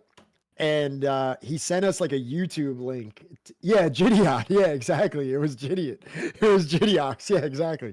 You must have been here for it. And he said it and we watched it and it turned out to be this like erotica, like this like sissy hypno. It wasn't even hypno. It was just like, I don't even know what the fuck you call this shit, but it was like these like domineering, not dominatrix, but like these domineering women that were like just like talking down to men and emasculating them and shit like that. And it was like, it was literally for the purpose of like, it was not pornography because it was on YouTube, but it was like for the purpose of people with like a domination kink. And he sent it to us as if he, as if it was like proof that like women want to destroy the world and like emasculate men. It was one of the funniest, brilliant trolling. It was one of the funniest things that we've ever had happen here. Yeah, I saw this and I've seen him get banned in 2 other channels. Yeah, we let him simmer here for a little while before we banned him. Then like he like came out with something, I forget what the fuck he actually said that was like the last straw on him. Something that had to do with Africa. Something was just the last straw, and we were just like, that's enough. What we didn't ban him over that. That was actually what endeared us to him the most. That actually probably saved him about 2 months of hanging out in chat. Was the sissy hypno porn. That was the redeeming quality of the person. I wish I still had the video. That's the problem. Is like I don't even know what I would search to find that. I'm gonna see if I can find it while we're watching this. Okay. Talks about the creation of Israel as a Jewish state, but what we don't talk about is why. What was going on in Europe the previous 5 years where there was a plan to exterminate the Jewish people. So, from my perspective, I don't see a problem with carving out a piece of land that creates a safe haven for people that were literally being burned in ovens and trying to be wiped off of the face of the earth. I mean, it's a powerful point you're making. Here's what I would say in response to that. The formation of the Jewish state does not begin in 1939, right? At the beginning of World War II. The formation of the Jewish state doesn't even begin during the rise of power of Hitler, which happens almost a decade prior to that. The formation of the Jewish state begins in 1882, long before Hitler rose to power. Long before. Now, again, there were pogroms. Yeah, I was gonna say, pause it real quick. I was gonna say, like, you know, sure, but like, you know, things weren't great for Jewish people in Europe at that time either. So, like, you know what I mean? While Hitler wasn't a thing just yet, you do have to acknowledge that there was a lot of bad shit going on in terms of anti-Semitism, you know, lethal anti-Semitism. And you can't say that they were necessarily wrong because the Holocaust was on the horizon. The problem is that you can't just point at the Palestinians and be like, this is you. You're to blame for this. Now we're gonna have to ethnically cleanse you because another marginalized group needs a place to be. Like, it's like, you know, there is no like ethical, well, I mean, I guess if you're like kind of like a ruthless utilitarian and you're just like, that's just what has to happen. But, you know, and you know, we brought this up before. There's plenty of places throughout the United States where Jewish people live in extreme, like they even have like what could be described as like insular, like Jewish communities that they live. I don't know if insular is the right word, but you know, where they're, you know, they're not surrounded by anyone that's trying to invade them, hurt them, genocide them, anything like that. Like, it seems like there's plenty of space in the United States of America for Jewish people to live. But that's just my opinion. And they don't have to like occupy these occupied zones. What the hell was that chatter's name again? Gidiox. Okay. So What are there's you no doubt searching the about that. messages?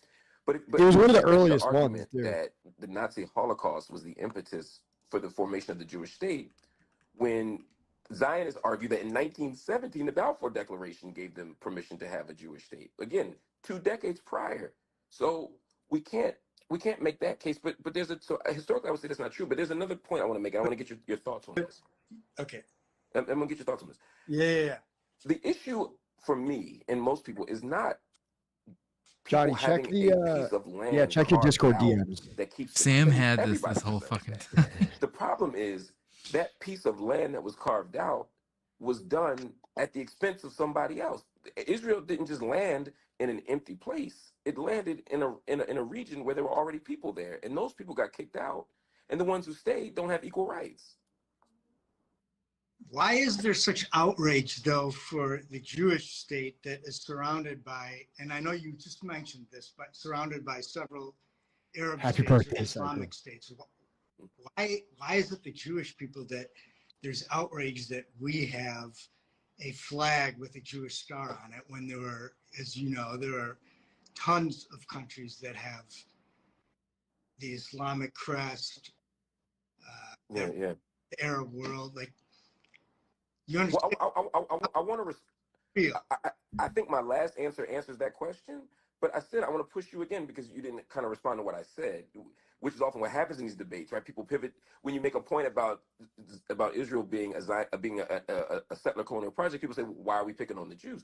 I think you're right. We shouldn't just focus on Jewish people. I think you're right. We should focus on settler colonialism in Australia, in the United States, in Canada, everywhere.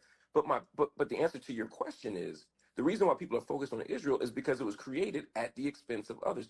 Do you think that it is morally acceptable? Also, one of the main reasons why I think Israel is focused on a lot more is that the other settler colonial empires, including the one that I live in, have existed for a couple hundred years. And I'm not saying that to dull the marginalized experience and the issues of indigenous people in Canada or in the United States or in South America or in Central America or in Australia. And I'm sure there's various others in South Africa. All of these settler colonial colonies, they all have their issues. They all have the things that need to be highlighted. They all have their struggles. But the thing is that what was happening in South America in the 1500s, what was happening in North America in the 16 and 1700s, what was happening in South Africa in the 1700s, started happening in like 1948. You know what I mean? Like, a lot of people within living memory have been here witnessing how this happens. And even the white liberals that don't recognize the tragedy of their own settler colonial project that they live within, they see this on their TV screen and they're like, that's bad. That's a bad thing. Like, you know what I mean? Like, even if it's to some degree hypocritical, because they give no lip service or acknowledgement to the land that they live on that was taken by someone else, people that still live in this community in a marginalized status, they see that and their hearts bleed. The bleeding hearts liberals, their hearts bleed. So it's like, and we can poke holes in this and say like, well, what about where you fucking live and all this? But the fact of the matter is that this is on the world stage, and it has been in a post-World War II world, which is much different than, the reason why we made the League of Nations after World War I is because, as hypocritical as it was, we can all point out the hypocrisies, we can point out the Ho Chi Minhs, we can point out the Korean delegations, we can point out the colonialism, but regardless of all that, there was a push within the Western world, the ruling world, that like, hey, we should probably have like a League of Nations to kind of start getting some things in line. And then that was even further in 1945 after World War II. There was like even more like, fuck, we need a Geneva Convention. We need to have like an international criminal court. We need to have things like that. And we can poke holes in a lot of these things and talk about where they're hypocritical, where they fall short, how they serve the Western world better than other places and things like that. But the fact of the matter is, there is, in my opinion, a different kind of dilemma when like to like a colony that existed in 1500 versus 1948.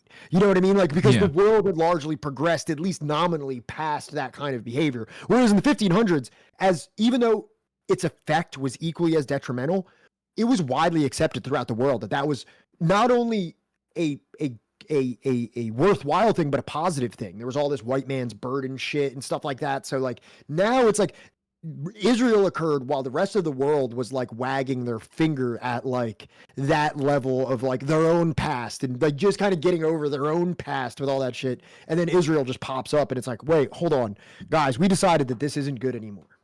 Yeah. Well, I mean, like it's Sami Hamdi like talks about it all the time where he's like, he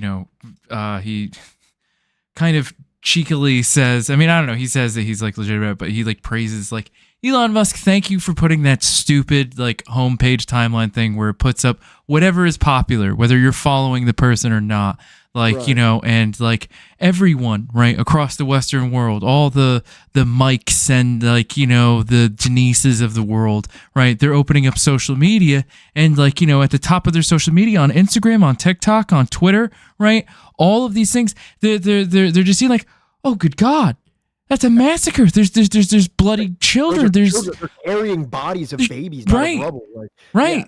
Like, and it's just like, it's completely fucking unavoidable. Well, and people aren't like, you're not like, yeah, well, they killed people on October 7th. They're like, for some reason, that doesn't make me feel okay about this. Yeah, no, what is that child? What do they have to do with it? They don't have to read Ilan Pape. They don't have to read Finkelstein. They don't have to read Schleim. They don't have to read Edward Said.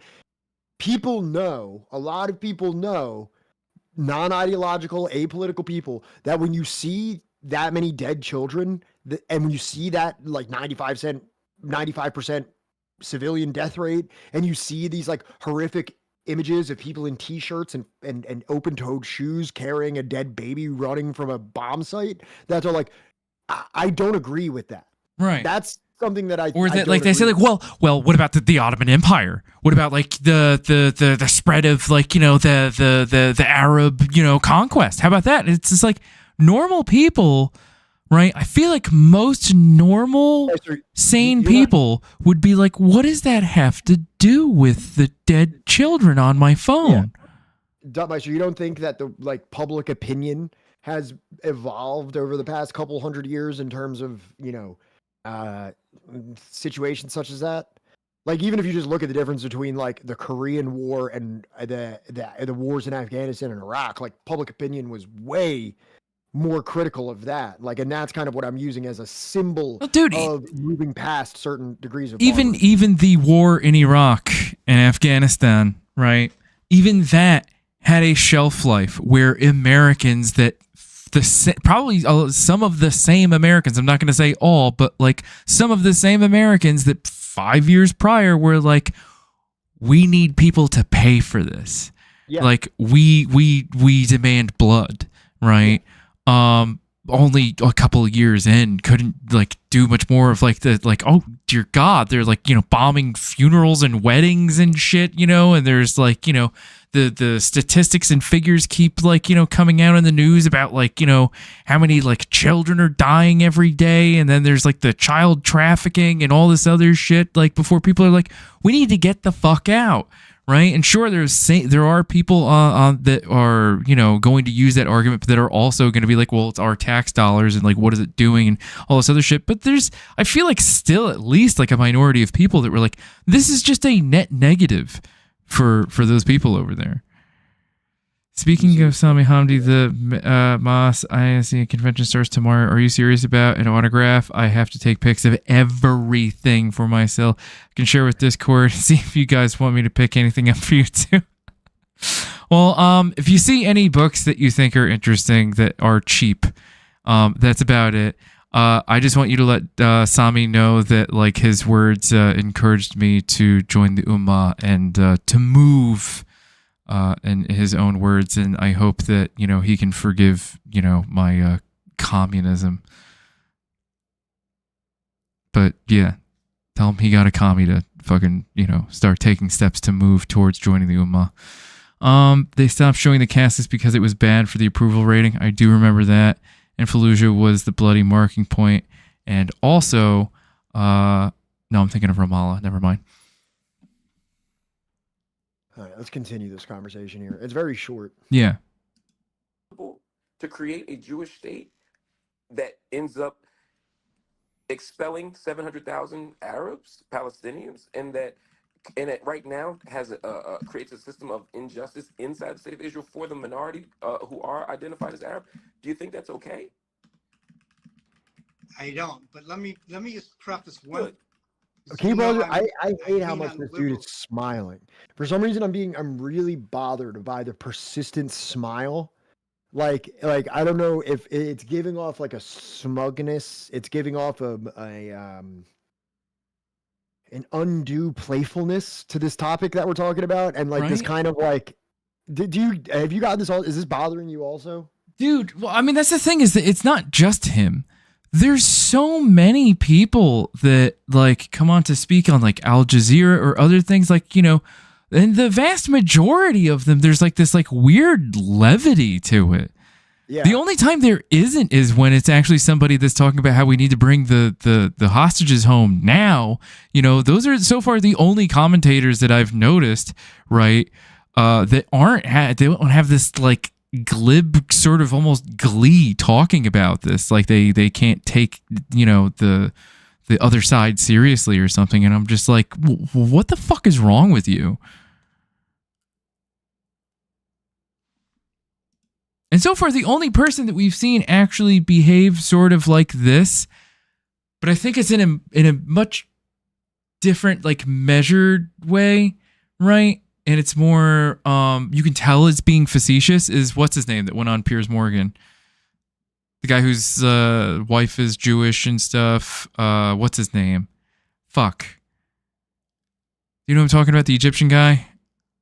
Oh, I don't know his name. I don't know his name offhand.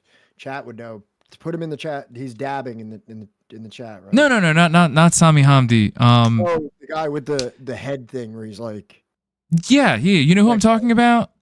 Yeah, I know exactly. He's like praising like Ben Shapiro when he's talking to as he's a very smart guy. Yeah, I don't know his name, but yeah, we got it. Am I planning to memorize the Quran, Ross? I don't know if I'll ever be able to memorize it, but I have been reading it. Side of things, except for Palestine. Liberal Jews like myself do not support Benjamin Netanyahu. Let me just state that. We don't support a lot of his war tactics right now. What troubles me as Hanukkah starts tomorrow night is that Jewish people in America, in London, in Paris have to worry about paying the price for the actions of a prime minister that we don't even like. It would be like Trump doing something. Real quick, it would almost be like making a collective sort of collective punishment again. It would be almost as if you took a bunch of like a population that was mostly women and children and indiscriminately bombed it and displaced the entirety of the population, reducing their homes and infrastructure to rubble, while they're also enduring a blockade of international aid. Very vitally needed aid and water and electricity. It would be almost like if you did that because of an attack that happened one day, and you did that perpetually for like 3 months and with no end in sight. It would be almost like that. On a, not even like a region of the world. It's barely a state. It's barely a city. It's the size of Chicago, right? Smaller than the size of Chicago with like 3 times the population. There's like no matter where you bomb, like there will be civilian casualties because there's no standing army. An American in Shanghai has to worry about how he feels walking the streets because of something that their leaders. Yeah, that's a powerful point. I mean, one, I would say we should never punish one group of people for the Oh, actions God. of a single person or a small group of people. I would argue, though, that that's exactly what's happening in Gaza right now. That the actions of Hamas have led to. The fact that he took off his glasses and when he took off his glasses tells me he knew what he accidentally did. Yeah. The second. It's like, shit, fuck. Is that the guy's name, Bassem Youssef? That's it. That's the guy I was thinking of. Yes, Bassem Youssef. Yeah, I thought his wife's Palestinian. Palestinian, is that it? No, I thought his wife was Jewish. No, I thought he was talking about he had his family are in the West Bank or his family are in Gaza or something like that. Yeah, Dotmeister. He should have done more debate club in high school. He wouldn't look like such a fucking idiot right now. Hala Diab. Halab Diab is a dentist born January 16th in Cairo, Egypt. Diab graduated from Cairo University. Diab, dental surgeon.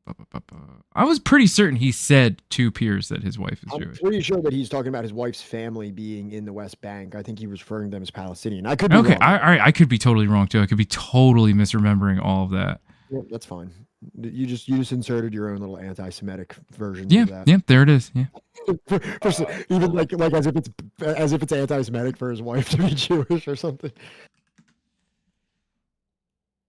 Look, there it is. There's the meme right there. That's what I was talking about. I was trying to do like the. And I am absolutely serious about cornering him if I can. If the wait isn't too long, so DM or tag me on Discord. Is anything else you want me to bring up to him? I can even try to find him while you guys are streaming. I don't know how I feel about that. We're all just like, yo, holy shit! What's good? Scala! Yeah, but all right, so I fucked up there. And yes, she is Palestinian and Egyptian. I don't know why I thought he said that his wife was Jewish in his interview with fucking peers. I don't know, whatever. The punishment, which is a war crime and a violation of international law against the Palestinian people. For every Hamas fighter that's been killed so far. That's why. 2 non-Hamas, just regular civilian people have been killed. That's a ratio that is unacceptable. We're talking about tens of thousands of people if we keep going at this rate. And right now, it's already between 15 and 20,000 people who have already been killed as an act of collective punishment. But again, I don't disagree with your point that Jewish people shouldn't be. I mean, we shouldn't be closing down Hanukkah celebrations in Williamsburg, Virginia. We shouldn't be threatening or harming Palestinian people or Arab or other brown people or Muslims because of what's happening in Palestine. This should never happen regardless of what's going on. We should never harm any Jewish people. The question here, though, is, again, what is the root cause of this? If we want to fix this. And I'm not playing the blame game or anything like that. I'm just saying, how do we fix this? And at the root of this is the thing that I feel like respectfully you avoided a little bit, which is, again, although you said you don't agree with it, and that is that Israel is currently and has always been a settler colonial ethno-state that has oppressed and dispossessed Palestinian people. And it's not just inside of Israel. Israel, as you know, controls the West Bank. Israel has effective control over Gaza. Palestinians. Why is he laughing? What is the world and the ones who don't live? Yeah, motherfucker, what's so fucking funny about that? Like, what the fuck? I'm not saying he has to be like literally crying over like the gravity of the situation, but to start laughing when he goes, Israel controls the West Bank, and he goes, ha ha. That and like, you don't think like maybe you could turn the game off or like, Pop the game. For real? Like I get like, oh, we're both on our phones and stuff, and it's like a person. It's like sort of loose like talk or whatever. But like, come on, man. What the fuck? Said he's the grandson of that lady from the Tentora doc. You remember that? Oh my god, the like Polish lady. This is like, where did they go without the shoes? Jesus Christ. Yeah. Fucking good callback, Robbo. Nice. Oh, it's discomfort. Yeah, that could be just like a nervous laughter reaction. Just like if I don't stop smiling, no one can tell that I'm falling apart on the inside. I'm in over my head. All right. I don't know the person's name. Dr. Baggett. They're exiled. And so as long as that's happening, it's kind of hard to imagine that people won't resist and people won't have these kinds of battles. Again, I don't condone what happened on October 7th. I actually don't agree with what happened on October 7th. I'm just trying to figure out how to prevent more October 7th, but I also want to prevent more October 6th. You know what I'm saying? Like, because October 6th, everything wasn't okay. Gaza was bombarded. Facts. Gaza was sieged. Gaza was occupied effectively. Facts. I want to end that too, bro. So was the West Bank. Agree. I'm going to get back to my game now. Yes, sir. Enjoy your game. Thanks for having me on. I don't know why I agreed to be on here. Yeah. I'm out. With the game, this game's heating up though. Yeah. It's not. Mark Lamont Hill. I like this guy. I don't know if you noticed. He does. He's a pundit on Al Jazeera. Yes. The only news channel I've been watching for months on end now is Al Jazeera. I just kind of put it on while I'm doing paperwork. Is that guy? No? That's not the Douglas Murray guy. What are you talking about? Yo, I gotta skate. Yo, so I gotta go. He pretends to freeze. He's like, the game's still playing fine in the background. You can still see the game going in the back. And then he's like trying to act out. He's like, I think I'm having some connection issues over here.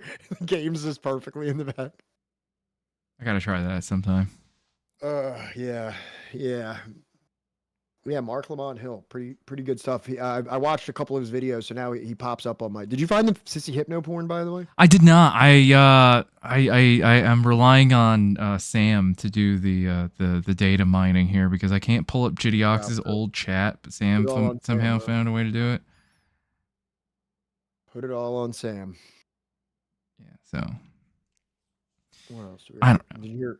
Did you hear Vivek? Are you off at 10 tonight? Oh, fuck. Yeah, probably. You all right? What's up? Yeah, I just remembered like how busy next week is gonna be.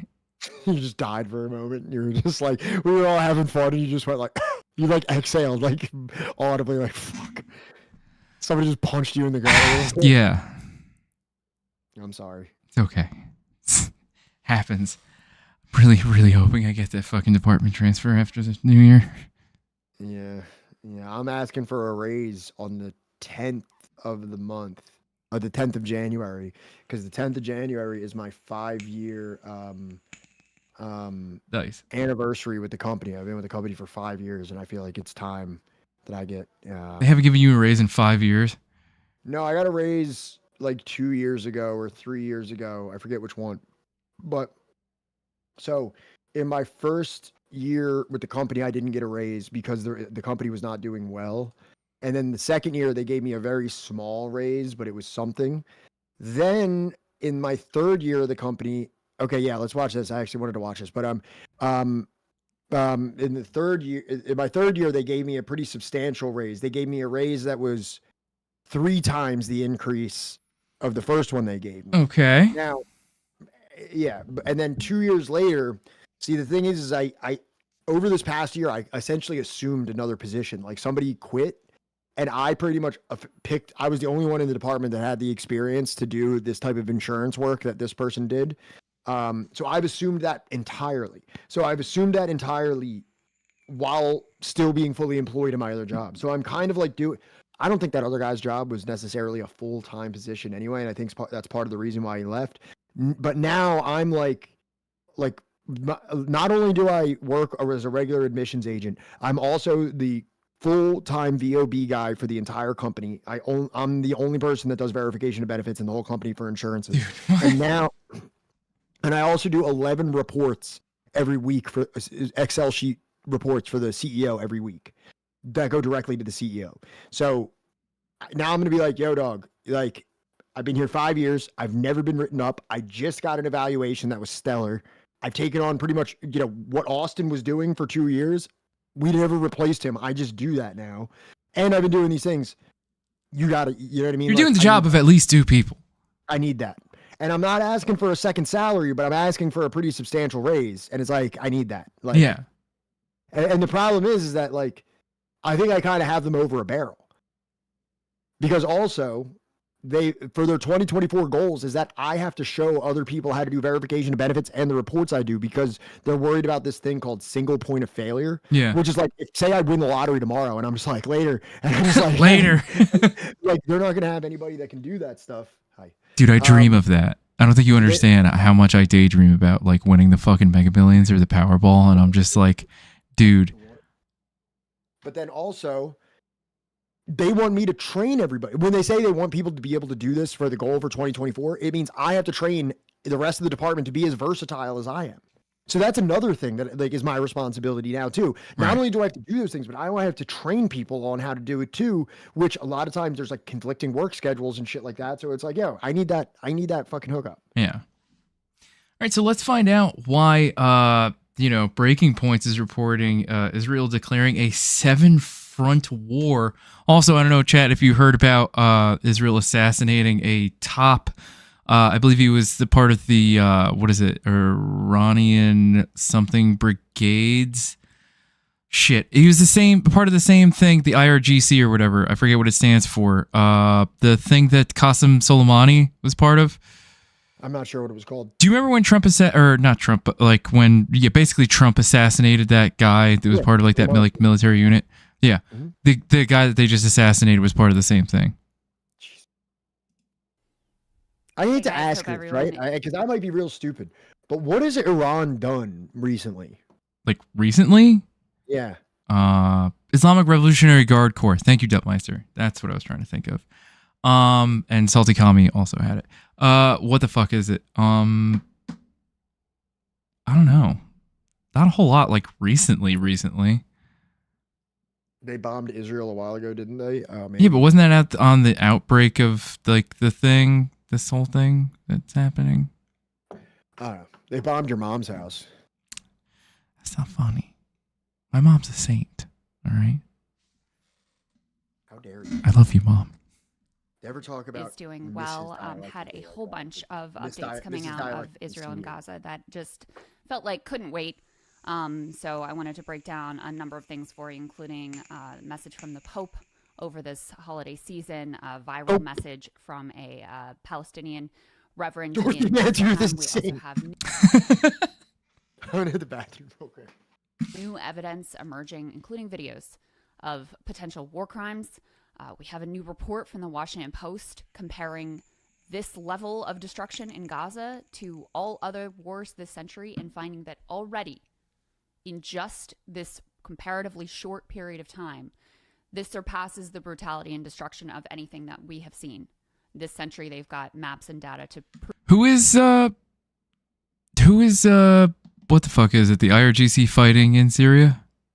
Prove that. So I'll show you that as well. We've also got some new data coming out of Israel about just what Israeli Jews want to see in the quote-unquote day after. Spoiler alert, it's ethnic cleansing. And clearly this is also what their political leaders are pushing for as well. And lastly, we've got, this is a huge development, Israel allegedly assassinating one of Iran's top generals.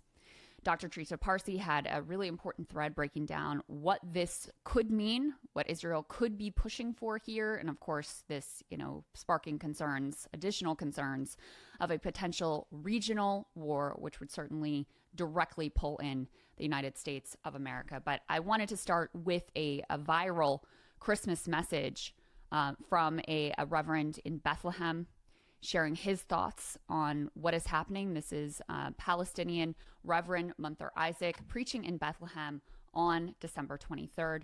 Let's go ahead and take a listen to what he had to say. Gaza today has become the moral compass of the world. Gaza was hell before October 7th, and the world was silent. Should we be surprised that there's silence now?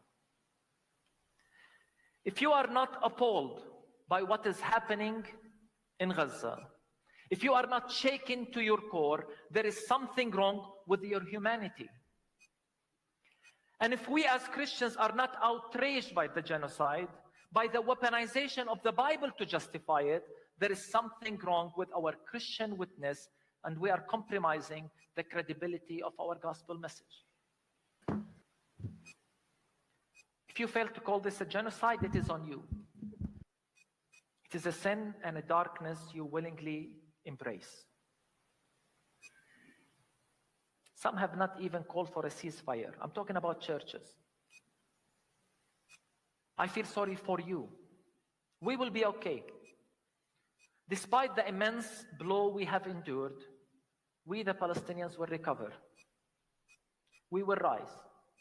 We will stand up again from the midst of destruction, as we have always done as Palestinians. Although this is by far maybe the biggest blow we have received in a long time, but we will be okay. Very powerful words there. And I intentionally began with that, not only because of the season, appropriate message for the season, I suppose, but also because it helps put in context everything else we're going to talk about today, because I do think there will be a time not long from now when everyone looks back and is horrified by the atrocities that have been committed here on a daily basis, with the not only acceptance, but the United States, the most powerful country in the world, aiding and abetting these crimes, shipping weapons, providing diplomatic cover, providing rhetorical cover, doing this, playing this game of pretending like Joe Biden and co. are really concerned about civilian lives, which is, at this point, just a ruse to try to buy Israel even more time to commit the atrocities that they've been committing. And I also wanted to share with you the Pope with some similar language, I would say, calling out the horrors of this war. And he has been very outspoken throughout this war, including calling some of Israelis' actions terrorism, and certainly calling for an end and a ceasefire. Wild, and an end to the bloodshed. what wild fucking claim to throw around there. Yeah, this Pope has been doing a lot of stuff that I feel like a lot of the classic. That was like, gay people are all right. Like, gay people can go to heaven. Something like that, or that that priests can bless the marriages of gay people. Like, they don't. What's the word? Like, they don't condone it or whatever, but they're like, yeah, we'll give our blessing or whatever. It was a gay marriage thing, yeah. Reuters has posted in Haaretz, Pope laments war in Holy Land on solemn Christmas Eve. Can you turn the... Oh, goddamn, dude, fucking... I didn't realize how low the volume was on this. And an intensification of fighting across the length of the Gaza Strip. Tonight, he said, our hearts are in Bethlehem, where the Prince of Peace is once more rejected by the futile logic of war, by the clash of arms that even today prevents him from finding room in the world. Palestinian Christians, they say, earlier held a Christmas vigil in Bethlehem with candlelit hymns and prayers for peace in Gaza instead of the usual celebrations. There was no large tree, the usual centerpiece of Bethlehem's Christmas celebrations. Nativity figurines in churches were placed amid rubble and barbed wire in solidarity with the people of Gaza. And as I mentioned before, the Pope's most recent comments, as far as I'm aware, before this, had been with regard to the IDF killing of two Christian women, a mother and daughter, who were sheltering at a historic Christian church in Gaza.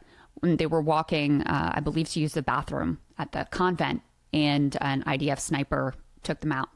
And those were the actions that the Pope referred to as terrorism. So he continues to speak in grave terms about what we are witnessing here. And there's a good reason for that.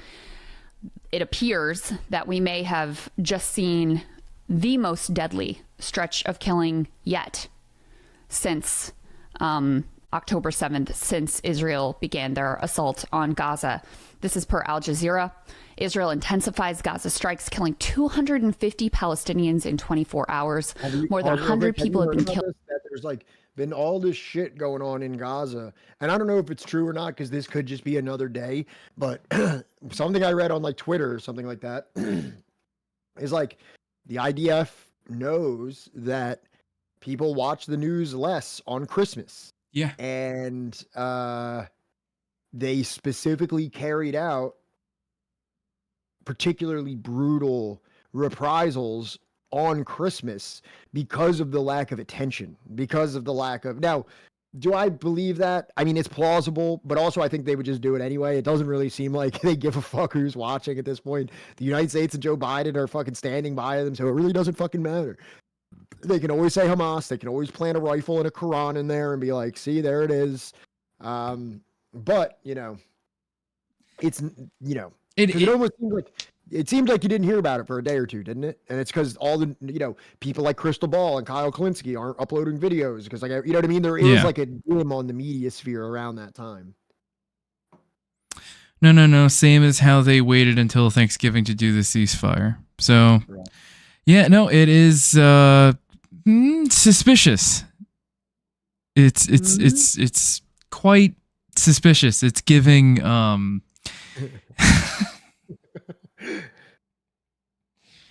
it's pretty fucking evil. Reese says, because everyone in the USA was focused on Thanksgiving and Black Friday shopping. Yeah, well, you know, that's the people that we are. Historically, though, they do use news distractions to get away with stuff. Right now, I think ammunition and organization is their limiting factor. Although it is, you know, it's interesting because the last time when Trump was president, it was literally during Thanksgiving that they assassinated, you know, Qasem Soleimani. Oh, really? Yeah, dude, it was like Thanksgiving, and like we may have been in World War III by Black Friday. Now, I don't think anybody like fucks at Black Friday like they used to when we were kids. I don't think anybody's parents are getting trampled for a fucking Cabbage Patch Kid. Remember Jingle All the Way with Arnold Schwarzenegger? Yeah, hell yeah. Rubber baby buggy bumpers. Oh, man. Fucking, what was the name of it? It's Turbo Man. It's Turbo Man. Arnold Schwarzenegger says it's like Turtle Man. Turtle Man. Yeah. We used to have bloodless. We used to be a proper country. Jingle all the way, yeah. Yeah. It's wild how nearly everything Israel does, it catered to the U.S. audience. Well, yeah. Fucking without... Think about it. Like, the U.S. is literally the only country, the only one that, like, co-signs their bullshit at this point. Like, I would go so far as to say that without the U.S. involved, right? Without the U.S. being there, I do not think any other country in the fucking region would let half that shit stand for an instant. Absolutely not. Absolutely not. I don't think not even if they would or they could, not even they couldn't, they wouldn't have the power to. Right. But what I'm saying is that I think that, like, even the most corrupt, even the most, like, dictatorial, I don't give a shit about my own people, let alone what happens to the Palestinians. I think that even they would possibly be like, this is a threat. This is a direct threat to us. An Israeli strike on the Maghazi refugee camp with families still trapped in rubble. Let me read you a little bit of this. They spoke to, or they are recording the comments of a woman, a bereft woman on Monday at that refugee camp saying, my entire family is gone. All 5 of my brothers are gone. They didn't leave me any brothers, all of them. Palestinians lined up to touch the shrouded bodies of those killed in Israeli strikes on the camp in a funeral on Monday, commemorating dozens of people who were killed, many of them women and children.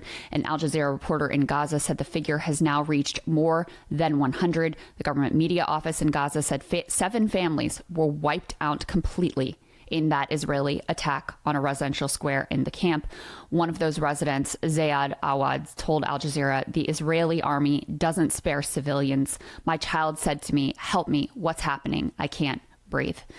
And of course, we're all very well aware of the unbelievable toll in terms of civilian deaths, in terms of women, in terms of children, That's another way in which this conflict stands out from all others. And when you cover this, when you care about this, you always get these questions of like, oh, why are you so focused on this? There are lots of terrible things happening in the world, and that's true.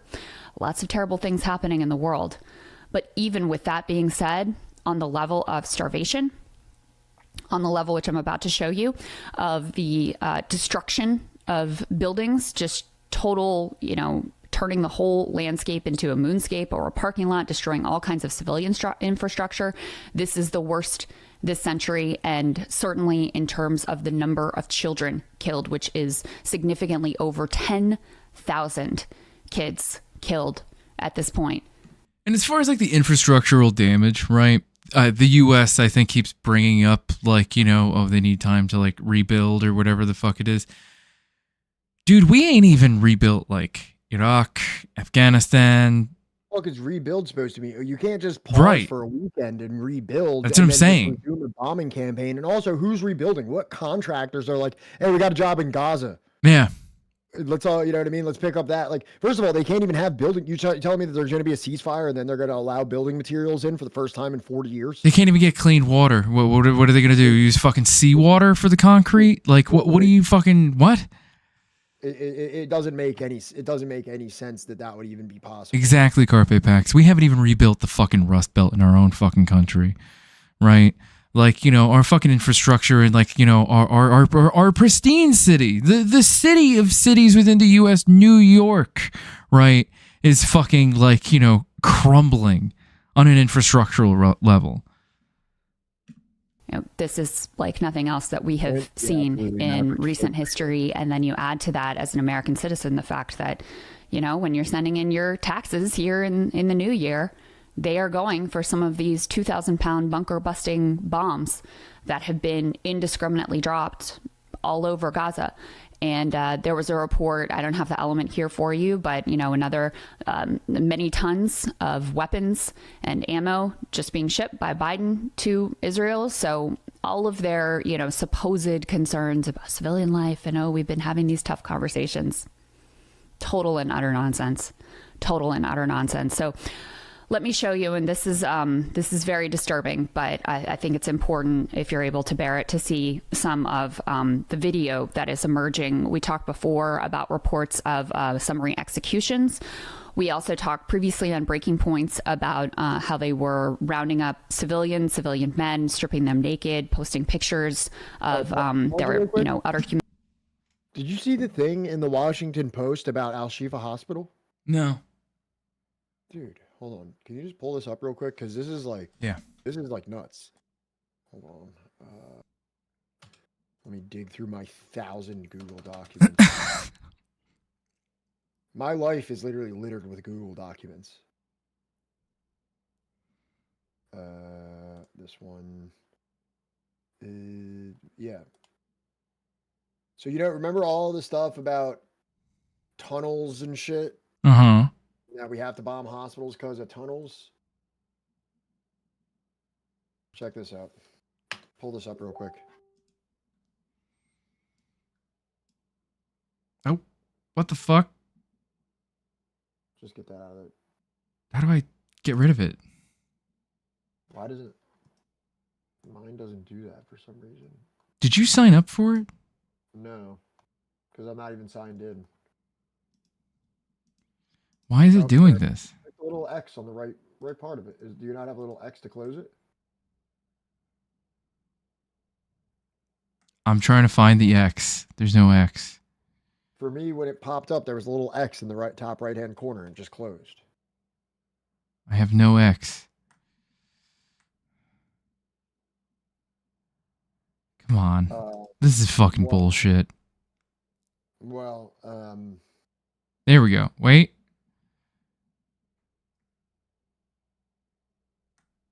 What is 12foot.io? Is this a virus? Browse a cleaner web. Remove pop-ups, banners, ads from any website. Ooh. The fuck do I get rid of it? Hold on, I was trying to get into a foreign affairs fucking thing the other day. Let me see if.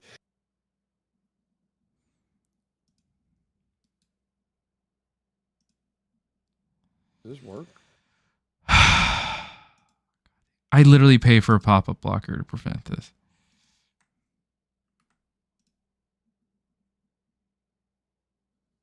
Does not work. The 12foot.io. Let me see if mine works. It's loading.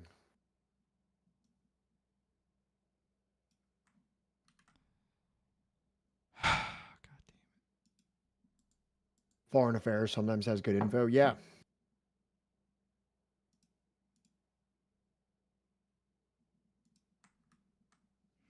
So, all right, just forget about it. It's pretty much the Washington Post is effectively at this point. All right, I think I got it.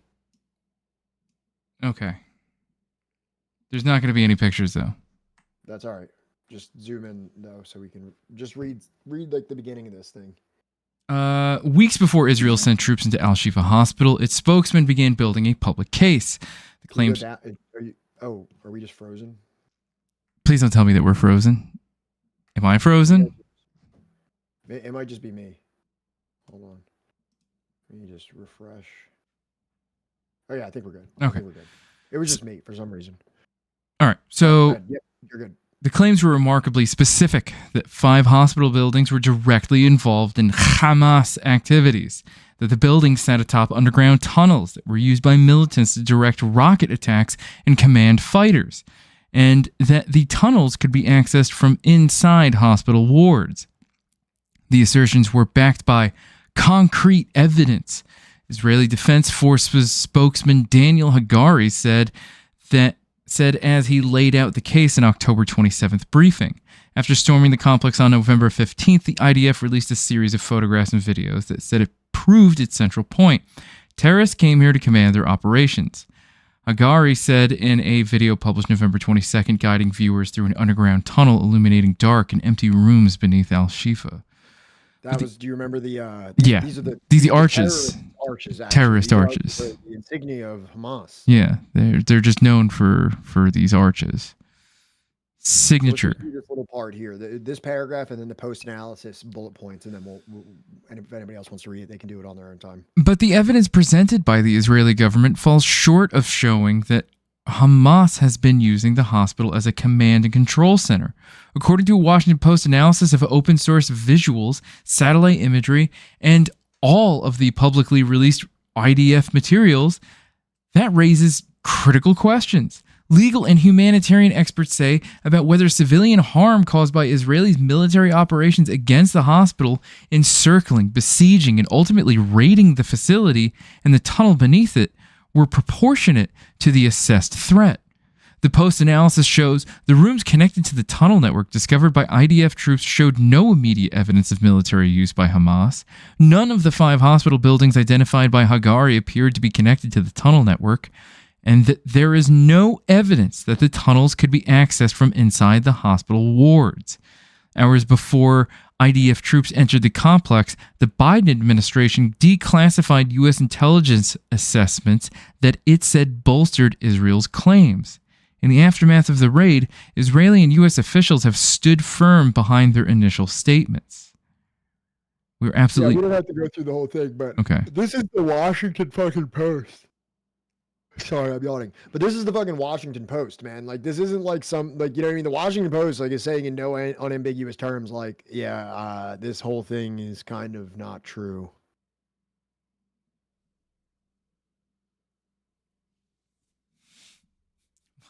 Wait, what? Humiliation. Even Israel admitted after those roundups that the overwhelming number of those who had been, rounded up, stripped naked, and humiliated in this way, that they were civilians. So we have another video that has emerged here that I want to share with you. Let me go ahead and pull this up. And the sound is not important on this one, so I'll keep it low, but take a listen to this.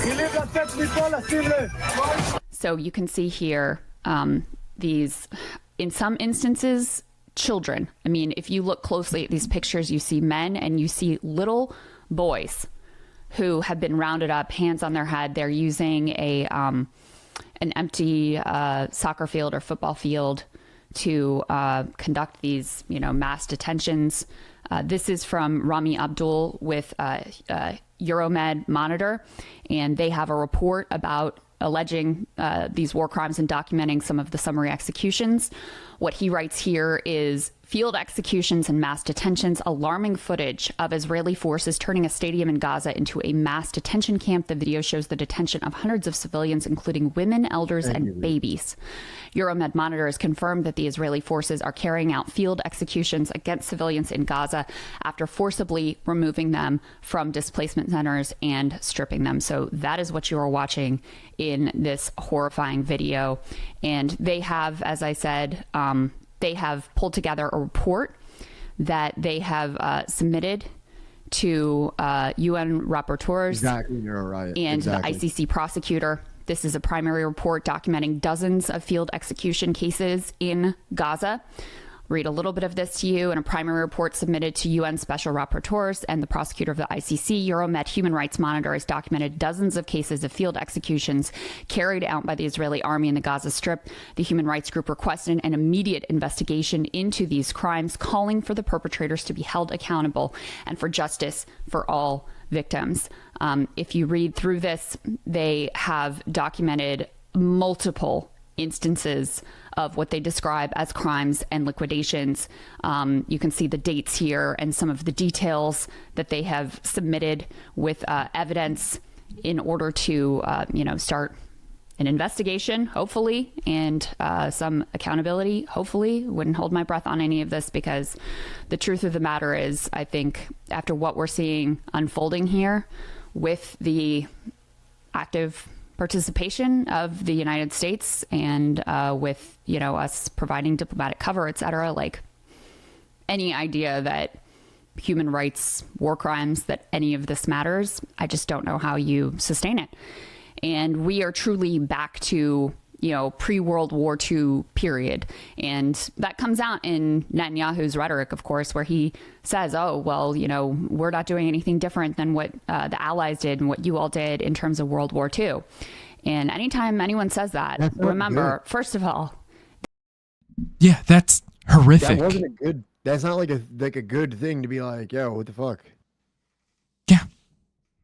That was sick, right? Like he's quoting scripture. Specifically the part where it's just like, oh, well, these people have to be cleansed from the earth. Yeah. There is actual data to show that the level of destruction in Gaza now surpasses what we did in places like Dresden that were synonymous with mass civilian casualties and destruction of civilian infrastructure. But second of all, there's a reason why after World War II, we put in place things like the Geneva Conventions so that civilians would face some level. You were around for that, right? It actually wasn't that off. Apparently she was born in 1981. I actually thought she was younger than that. I thought she was like our age. That actually makes Norm's question not that much ridiculous. Not as ridiculous. The fact that she was only born about 5 years after that. Right. Of protection. And so that we wouldn't have the horrors unfolding again that we saw in wars like World War II. So, but all of that completely out the window. So let's talk about this, fake conversation about what is going to happen on the day after. Of course, U.S. officials, we want the Palestinian Authority to come in, and then we want a two-state solution, completely ignoring that Netanyahu is adamantly opposed to that, has been clear that he's adamantly opposed to that, has been bragging about how he is the reason why there is no Palestinian state, has been bragging that he is the guy to continue to prevent such a state from taking hold. And now we have just the latest indication of many reports that, we've tried to bring you, that he knows what he wants on the day after, and it is ethnic cleansing. He said in a Likud meeting today, according to a Hebrew Israeli outlet, that he is actively working to ethnic transfer Palestinians out of Gaza. And as this person rightly indicates, similar statements have been made. God, I need to pause this to answer that one, Ree.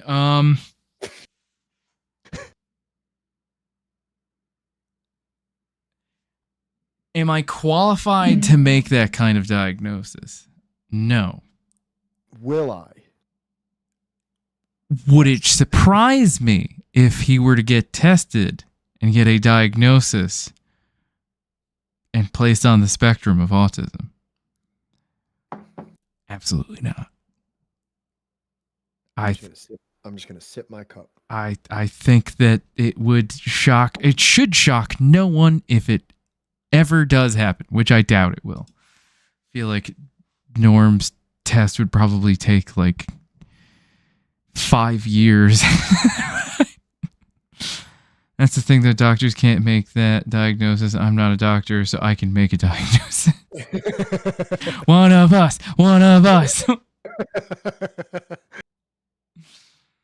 By other ministers, but none of them had direct involvement in war policy. Now we've got it coming straight from Netanyahu, and it should be seen as a statement of intent. And I saw others saying that, hey, listen, we should be asking every U.S. politician and every media figure at this point, every analyst, what they think about this potential, ethnic cleansing of Gaza. We know Bibi Netanyahu has talked about, he's pushing his senior aide to come up with plans to, quote, thin out the Gaza Strip. We're seeing all of this incredibly dystopian language, framing this in humanitarian terms. And the game here is very clear. Render all of Gaza uninhabitable, which frankly has been a project years in the making and is just vastly accelerated by this current assault. Northern Gaza is already uninhabitable, unlivable.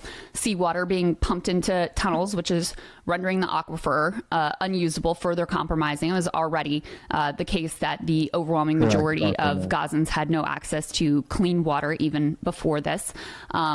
Destroy all of the civilian infrastructure. That was the game with Al-Shifa, which was, a beating heart of Gaza civilian life. So, destroying all of that. That goddamn hospital. It was a central hub. It was a node. A node, that's it. That's the term they were using. A node. Fucking like ridiculous. Some shit out of And fucking... it's funny. We smelled the blood in the water on that one right from when they were doing that little walking tour. Do you remember being like, man, there ain't even a chair down there? Nah. Like, what the fuck is nothing. Like a dusty, unfinished basement. There's not a chair. There's not a laptop. There's no gun. Like, what the fuck are they doing down there? There's nowhere to make tea. Nothing. That's how you know. All right. Yeah. Hospital is actually what we were dealing with that day. The hospital. Jesus Christ.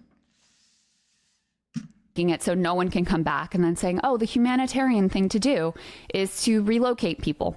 We know that there was a plan that apparently has some bipartisan support to use U.S. aid dollars to pressure regional countries, including Egypt and others, to accept hundreds of thousands of Palestinian refugees. And make no mistake about it, this is the direction that Israel is going to push in. And, the longer that this goes on, the more of Gaza that is rendered completely uninhabitable, the more likely they are to succeed. And using this, just the ultimate gaslighting of language, claiming that it is humanitarian to engage in this final ethnic cleansing of Gaza. And by the way, there's also a reason why Netanyahu, outside of his ideological commitment to this outcome over a long period of time. But guess what? He's also fighting for his life, and this is the outcome that is extremely popular among Jewish Israelis. 83% of Israelis, Jewish Israelis, we should say, according to this new poll, support the expulsion of Gaza's population under the label, quote unquote, voluntary migration. That's, again, the, gaslighting Orwellian term that they're using for this. The what now? That term, voluntary migration, that's like also like, this is what they retroactively try to impose on, the Nakba. Yeah. You know what I mean? That when you terrorize people and they're, you commit a few atrocities and get people to like this idea of voluntary migration, which is still used by Zionists to justify the Nakba, to apologize for the Nakba, and saying that, oh, the people left voluntarily of their own will. There's this like really, really reductive and almost pointless concept of voluntarism, because like, Johnny, let's say I came to your house and I put a gun to your head and I said, give me your wallet.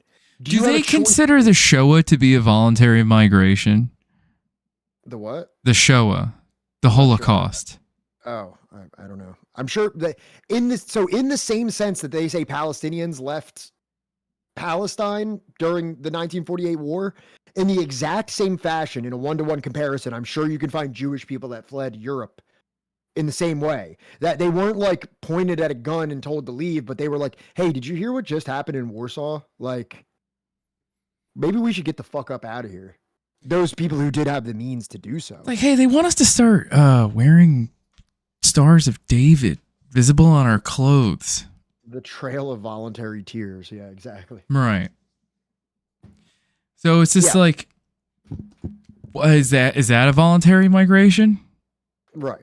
Well, everybody has a choice to some degree whether you're going to leave or not. You know what I mean? Like, it's the same way if I came to you, I put a gun to your head and I said, give me your wallet. You have a choice to either give me your wallet. You have a voluntary choice to either give me your wallet or see if I'm actually going to shoot you in the head if you don't give it to me. So if you tell people, if you drop leaflets and say like, hey, for your safety, you all got to get the fuck up out of here. It's up to you whether you take the voluntary decision to leave or test that theory out.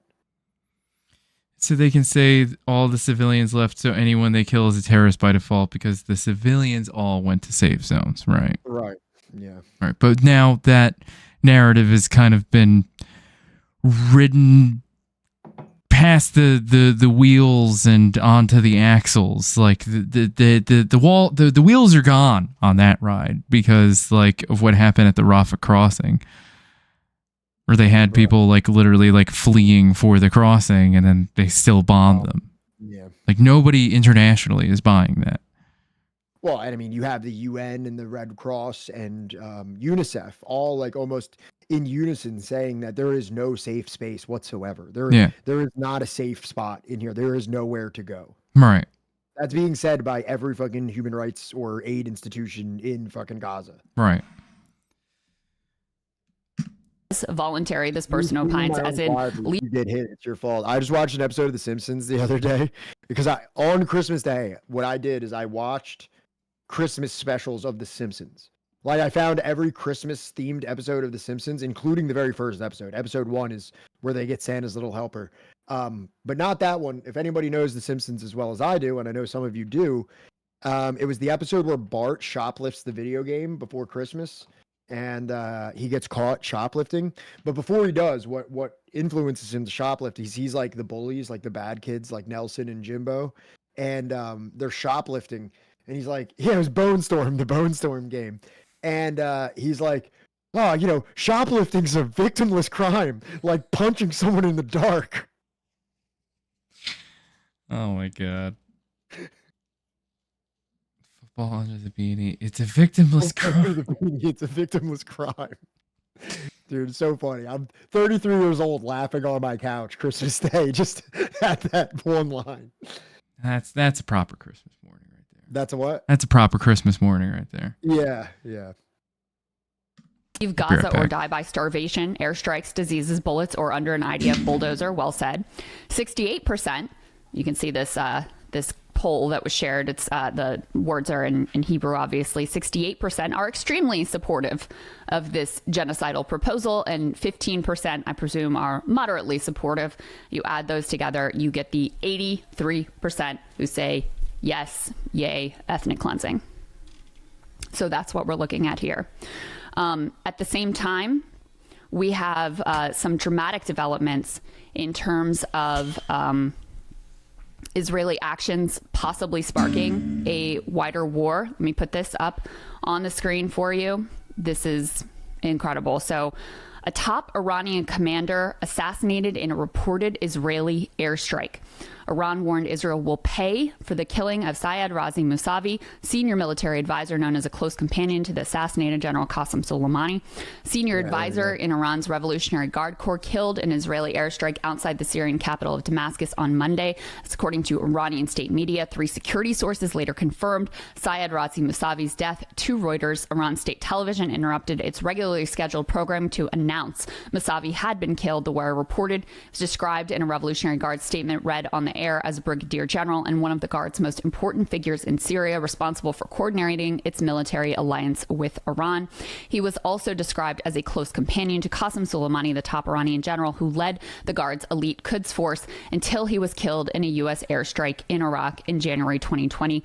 Undoubtedly, the usurper and savage Zionist regime will pay for this. Also, if I'm not mistaken, like what he was doing in Iraq was actually meeting with Saudis, right? And putting together some kind of like peace deal or non-aggression pact between like the Saudis and the Iranians. If that is true,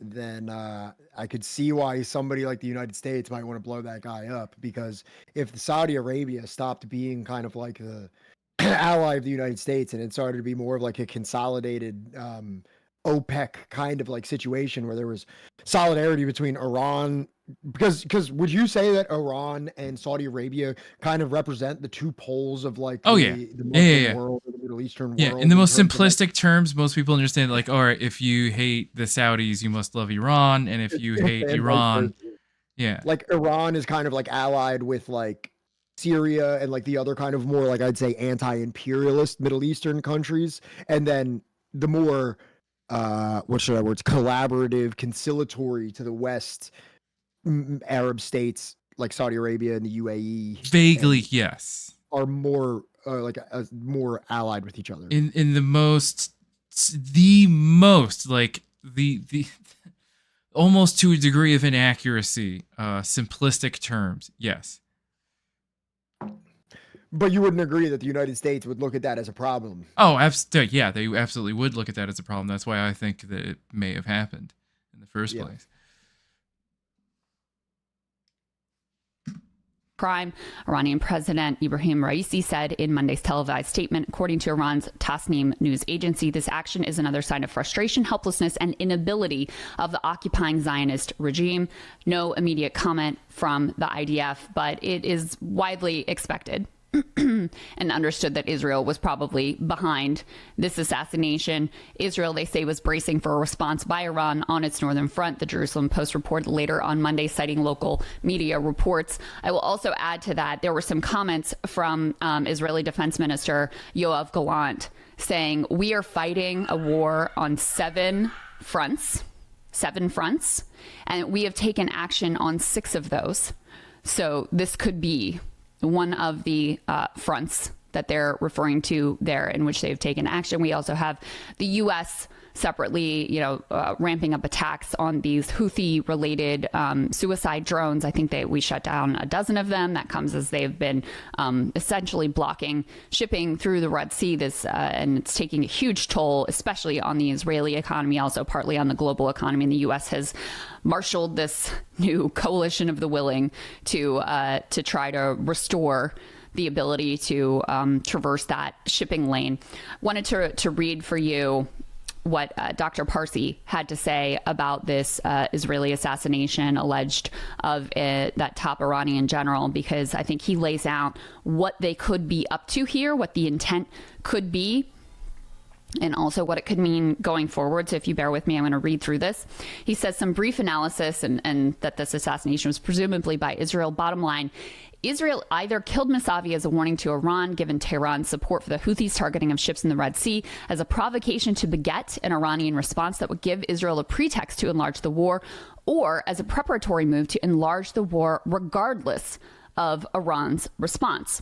He goes on, it's very likely Israel's behind the assassination of Mousavi, since it is the only power with both a motive and capacity to pull off such a killing, not to mention a long history of assassinating Iranian operatives.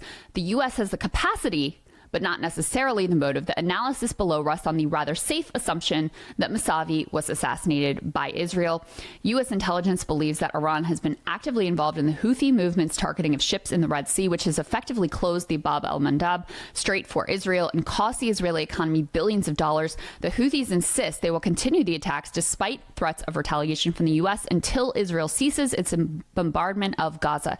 Israel, of course, refuses. Biden is loath to press Israel for a ceasefire. From Israel Israel's perspective, Iran is not paying a price for its alleged role in the Red Sea attacks. The assassination may, as a result, be a warning to Iran that Israel has the capacity and willingness to exact a price from Iran, even in areas where the Iranians may have presumed they are safe. So that's scenario number one. In a second scenario, the assassination may be a deliberate provocation to beget an Iranian response that would give Israel the pretext to enlarge the war. So in this second scenario that he envisions here, this is an attempt to intentionally draw Iran into this war, sparking a wider regional war. He says, while the Biden administration has given Israel a complete green light to bomb Gaza to smithers, Biden opposes an expansion of the war since that could likely drag the U.S. into it. To smithers, you say? She didn't even say smithereens, did she? She just said smithers? I mean, she's reading something. Does it say smithers on here? Yeah. To After green light to bomb Gaza to smithers. They just slid a smithers in there? Yeah, they literally right here, where it says, has given Israel a complete green light to bomb Gaza to smithers. Biden opposes an expansion of war. All the Zoomers say smithers now. Get with the times. But the debate inside the Israeli government is increasingly leaning toward expanding the war. They've already mobilized 300,000 plus troops. There's growing belief in Israel. It simply is intolerable for Israel to live next to Hezbollah. They thought they could manage the threat from Hamas, and they couldn't, even though it was not Hezbollah that attacked Israel on October 7th. The Israeli argument is that next time it might be Hezbollah, and as a result, Israel has no choice but to expand the war. But unless there's an attack from Iran or Hezbollah itself, the U.S. may continue to oppose such a move. And we have seen Israelis, the Israeli government floating this sort of trial balloon of, Hezbollah is violating this particular UN resolution, as if they care about any other UN resolution, only when it's convenient for them, and trying to shop that around as like a pretext for potentially more directly attacking Hezbollah itself. Of course, there have already been skirmishes in that region already.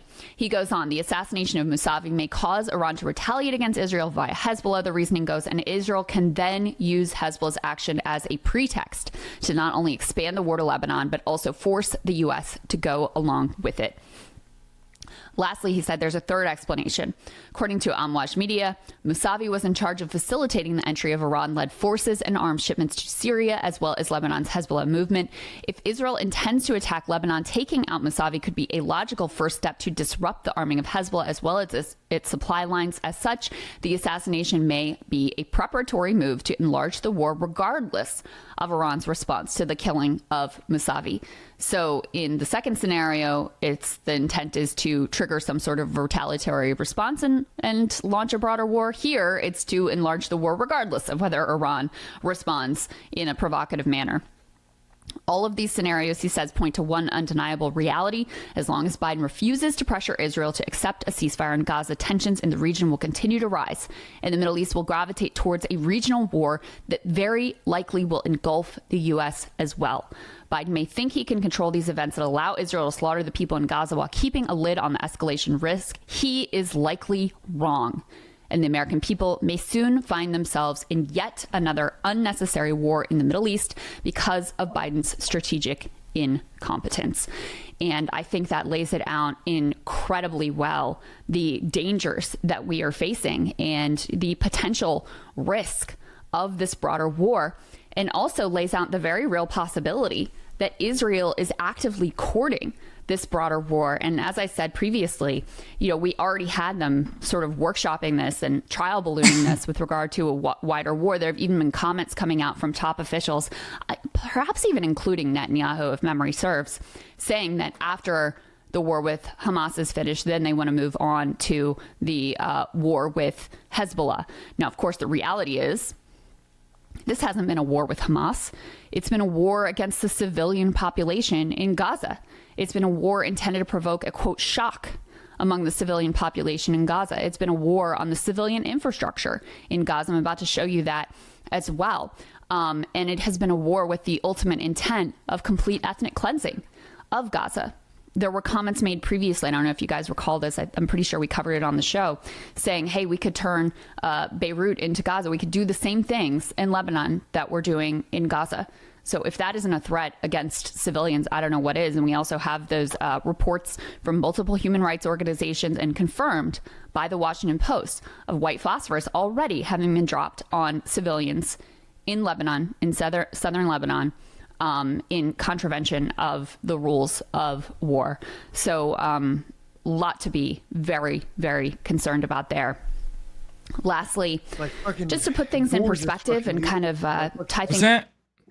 I just got fucking water all over my basement. How the hell did you do that? There's a drain. Jesus Christ, sorry. I just had to run up and down flights of stairs like 3 times. The drain again? The draining, yeah, the fucking drain, dude. My back door, which is right over here, it's like a basement door that goes out to the backyard, has concrete steps that lead down to it, and there's a drain at the bottom of them. And sometimes shit gets like leaves and shit clog the drain, and so it starts filling with water. It starts filling with water in that little recess where the stairs are, and it gets to a point where if it fills up too much, it starts coming through the fucking door. So I'm sitting here watching it, and I'm like tapping my feet as I usually do, and I just start hearing squish, squish, splash, splash, and I'm like, oh no, what the fuck happened here? And then there's just water. Then there's just fucking water coming through my whole fucking.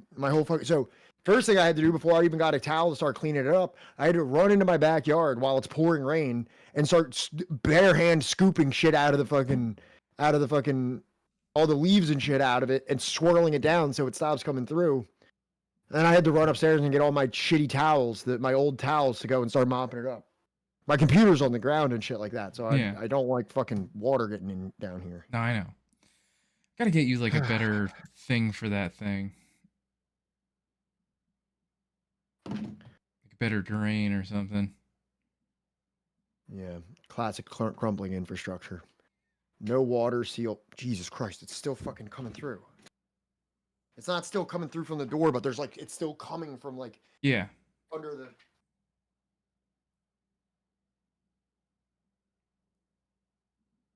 Do you keep your PC on the ground? Yeah, dude. Yeah, but you're not in the basement. No, dude, I'm on the second floor. Yeah, I don't know why water comes through that door. It doesn't usually. Like, if it's just raining, it won't, but... It's not a modem.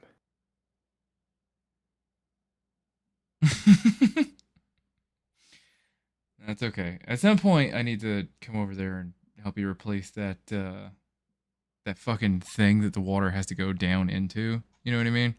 The drain? Yeah. Like, you just need like a better drain cover or something.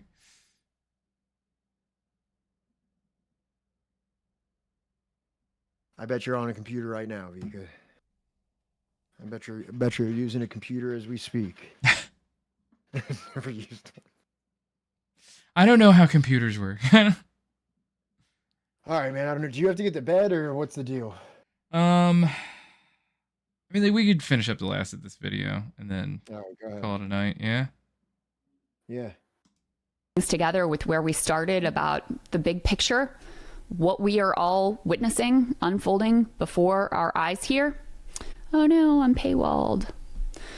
Oh no. I know the problem. The utter destruction. Oh, this is what I sent you, right? The utter destruction that is unlike anything that we have seen this century.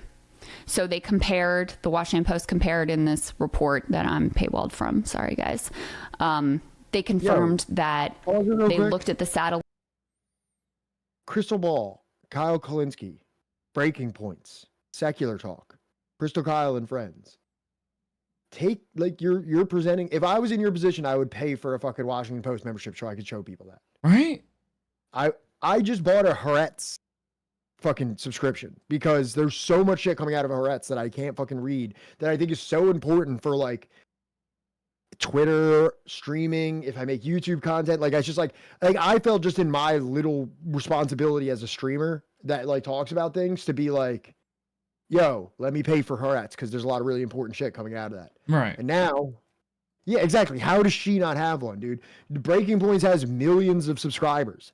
Secular Talk has millions of subscribers. I don't know about Crystal, Kyle, and friends and that shit, but I bet you they do too. It's nuts that they don't have that paid for. If I was in this position of professional punditry, I would have all that paid for. I would be bringing you guys the goods. So I need everybody here, the 58 of y'all, sign up for the Patreon, throw us some gifted subs, throw us some bits. You know what I mean? Because I'm out here actually paying for this shit. I'm out here breaking out my own fucking wallet so that I can pay for this stuff. I'm flying myself to fucking Colombia. I'm fucking selling my records. I'm going down to a record store tomorrow so that I can hopefully get a couple $1,000s for my records. I doubt he's going to give it. I talked to the guy on the phone today. He's like already setting me up for a low ball. But I mean, I get it. He's like, it could take me a year and a half to sell them. A lot of the stuff we might already have. He's like, you might get like a third of what you think it's worth. I mean, have you have you considered just going on to what do you call it, Discogs? See if you can sell it that way. BS. If we give you money, you're not getting news subscriptions. You're buying more books. I just bought a Haaretz subscription. News articles are like mini books, Frozen Bananas. So, like, you know what I mean? That's like I just bought a little book. But he was like, yeah, you can definitely sell them yourself if you want, but if you don't have a lot of experience selling them on Discogs, then you're going to be, not a verified user. Discogs takes 15% right off top. So anything you're selling on Discogs, 15% comes out. Yeah. And then he's like, and then you got to do all the shipping. You got to make, you got to do all the shipping. You got to get all the parts for it. If you don't do shipping a lot, you can package it wrong. Something could get fucked up, and then it's your fault. Then you got to get a refund. You know what I mean? He was naming all the reasons why it's better to just sell him all the stuff. But I don't sit here to talk about the records that I'm selling. I bring all this up to say that these cheese-eating motherfuckers, Crystal Ball and Kyle Kalinske, they won't bring you a fucking unpaywalled Washington Post article, but I will. All right, we will. So if you want, when you look down in the month and you see who you want to support, we got the Patreon, we got the gifted subs, we got the bits. Thank you so much, Maverick. You know what I mean? Like, get us up there. Get me up there with these motherfuckers, and I'll show them how it's done. I mean, you really will, because I think that honestly, most of the people that like they want to interview, you've actually read like, more than one book of the people that they are interviewing. Mm-hmm. Whereas like, I feel like if you actually cornered like, Kyle Kalinske or like Crystal Ball and asked them like, hey, have you actually read the book? They're going to be like, no, I sparked notes it. Yeah. When she pulled out her online copy of Gaza Inquest to its martyrdom. Yeah. I was like, I know you don't actually own that book. You bought that 5 minutes before. Right. Like you didn't actually read that, did you? I actually just finished it. I actually have it right here, as a matter of fact. That's crazy. I stopped reading because I was going through it on stream, and then I just kind of wasn't working out, so I just decided to just read the rest of it myself. Yeah. And now I got this. I'm so excited to start reading this one tomorrow. The Iron Wall by Avi Shlaim, Israel in the Arab World. Very, very excited about this one. Nice. I just got this for Christmas.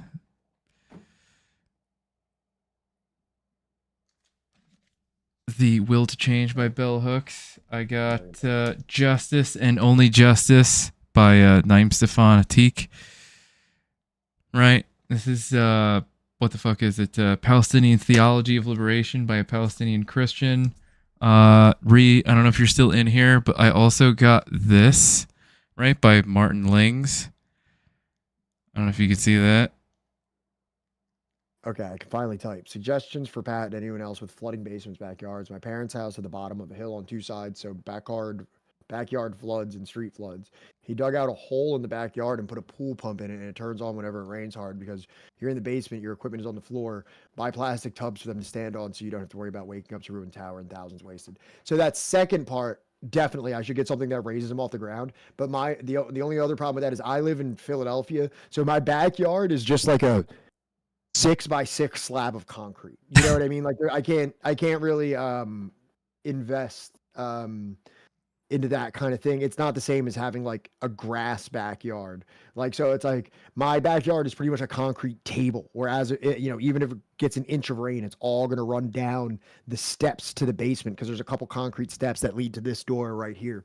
And then once that starts running in, if it pulls up, if the drain's not working, then that's when it starts coming through there. Yeah. Oh, and the book is Muhammad, His Life Based on the Earliest Sources by Martin Lings. Very nice. And I'm pretty sure I already showed you this one, the one about the future of Islamic liberation theology. Yeah. Yeah.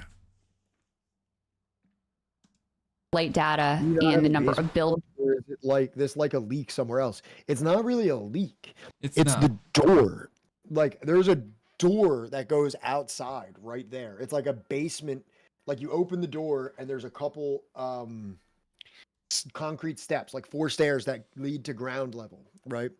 And then the problem is that water, at the bottom of the steps, there's a drain. And usually if it rains, the thing is like I already cleaned this up with 3 towels. It wasn't like the water that came in here, I wouldn't even been able to use a pump. It would have been impossible to use a pump. There's not that much water.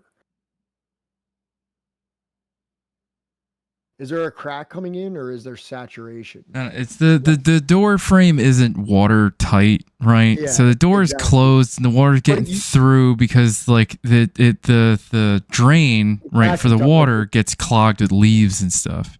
Right, exactly. The drain gets like if I don't clean it enough, a bunch of shit like leaves and shit cover the drain. So then at this very bottom part of these stairs that lead to my basement, water will pool up like a foot. Yeah. You know what I mean? Like if as long as it rains, it will be an entire pool. Yeah. And like it's normally like water resistant or waterproof or whatever. Like if it's just raining regular and that's not happening, no water gets through whatsoever. But I don't think the door is built to be able to keep like a whole body of water outside of it. You know what I mean? Like it's not completely watertight. So if it's just raining, nothing gets through. But if it has an entire foot of water on the outside of it, then it starts leaking through. So it's not, it's the crack of the door. It's not like anything that's like officially broken or anything like that. You got to get like a little wire cage or something over the thing that keeps the leaves out. Probably what needs to happen. Yeah, if I get like a little fucking mesh cage to go over it or something like that, that would be very helpful. So we'll figure it out. Buildings that have been destroyed and damaged. They compared it to Raqqa. They compared it to Aleppo. They compared it to Mosul. These are considered the 3 most devastated cities in bombings that have occurred in this century. And they found that in just 7 weeks' time, because this data is a little old, so this doesn't even take into account recent bombings. In 7 weeks' time, this assault on Gaza has been more devastating, just in sheer numbers of buildings destroyed, damaged, than any of those conflicts. It should come as no surprise when you consider the fact that you have this AI-driven, what's being called mass assassination factory. Doesn't come as a surprise when 972 magazine is reporting about these quote-unquote power targets that Israel is intentionally going after to create that shock in the civilian population. Power targets are things like high-rise apartment buildings. They're things like hospitals, other public civilian infrastructure. Gaza City, of course, basically leveled now. I mean, just utterly destroyed, completely uninhabitable. And also when you consider things like previous reports, we've talked about the number of 2,000-pound bombs that have been dropped here, the fact that more than half of the bombs have been quote-unquote dumb bombs, not targeted. And when we were fighting in Mosul, which was incredibly devastating to civilian life and civilian infrastructure, certainly, our military, which has hardly been a paragon of perfect moral warfighting, determined that 500-pound bombs were the absolute max that you should be dropping in this sort of dense urban environment. And in Gaza, routinely, Israel is dropping 2,000-pound bombs that we, the United States of America, continue to provide them. In spite of all of our, the civilians, bomb a little nicer. Maybe wrap things up in the new year at some point. Bullshit. Bullshit. All of that should be seen as attempting to buy some cover to enable Israel to continue this bombing longer. When already, again, in just the first 7 weeks, more destructive than any other war this century. So that's where we are, guys. Appreciate you as always. Obviously this news is incredibly dark. I do want to say, because I was thinking a lot about this over Christmas and the holiday myself, we are seeing the worst, the absolute worst of humanity, seeing things that, I hoped had been consigned to pages of history books. Clearly they hadn't been. But I also think about, that I think about the Pope speaking about, I think about that reverend that I played in the beginning, his comments. And I really think about the courage of, the doctors and nurses in these hospitals in Gaza working in the most unimaginable circumstances, sacrificing their own lives, putting their families' lives at risk to try to care for people as best they possibly can. I mean, I literally can't imagine being a doctor or nurse in a normal situation, let alone a war zone, let alone the most destructive war zone in this entire century. Just absolute heroes. I think about the journalists, more than 100 of whom have been killed, many of them intentionally targeted for assassination, and their family members as well. The risk that they are taking to show the world what is happening here, just absolute heroism. And I think about just the ordinary people trying to survive, just trying to keep it together and get day to day and find a little bit of food so their kids don't starve to death. I mean, over 500,000 people now starving in Gaza. There's a lot of human bravery, human heroism here as well. So in any case, love you guys. I hope you are enjoying some lovely holiday time, that you are safe and enjoying some blessings of the season with your family and with your loved ones. And I'll make sure to keep you guys updated if anything else needs to be brought to you. Take care. Thank you, Crystal Ball. Thank you, Crystal Ball. Well, folks, that brings us to the end of the stream. I hope everyone had fun today. I hope you messed enjoyed. Around with Grom, talked about a lot of unintellectual topics. Then we talked about Israel for a little while. Now we're done. I know we haven't been the most consistent streamer friends lately, and we're sorry about that. It has not been because we don't want to. It has not been because we don't feel like it. Johnny and I both had family engagements, holiday stuff. We didn't want to stream on Christmas. Whoa, Maverick, thank you so much for the 2 gifted subs. Bringing us to our 10 sub goal for the day. Warms my heart that we could return today after a little bit of time off and meet our sub goal. Thank you so much for the support, everyone. You're all so great. We've been missing days, and unfortunately, this isn't going to be the last day we miss. We're probably not going to stream on Sunday because Sunday's New Year's Eve. You know what I mean? It's just not the best time to be streaming and everything like that. So it's like, we'll be back in 2024. We're going to stream on Friday, right? We're streaming Friday. I don't see why we wouldn't. What? Okay. Yeah. 29th. Regular Friday. Yeah. We'll be here Friday. And Sunday we'll take off because it's New Year's Eve. And then from there, we're going to be back locked in doing the book streams. It's the time to be streaming on New Year's Eve. All good. Have a good New Year's. Yeah. Time. We'll be back on Friday, and then we'll be back in the new year, 2024, on Wednesday. And, we'll be back to the book streams. I know the book stream. I've been so fucking busy. I've been the only one working in my department over the past couple days. I've been slammed. I haven't been able to set up a book presentation. We've had days off. I've had Christmas stuff to deal with families. Johnny's had family stuff to deal with. It's just been a lot going on right now. And it's not like we don't want to do it anymore. It's just that there's been a lot going on. So we're still here. We're still going to be doing what we do. Trust me, when I don't want to do this anymore, you'll know. Exactly. So tune in on Friday if you would. We're trying to keep this thing, our head above water with everything. And then by this time next week, we're going to be back in full force. You just wait. So let's see. Who do we got on here tonight? Who are you all going to vote to raid? Because for some reason, I just keep giving you the opportunity to fail me over and over and over again. Genki, thank you.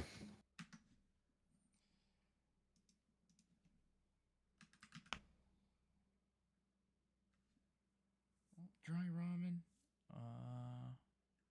It's going to be an option.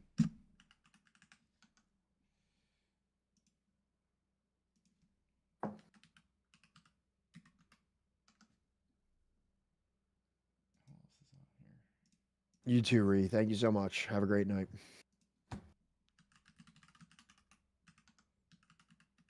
Oh, Philbo just went live. Sebs is also on.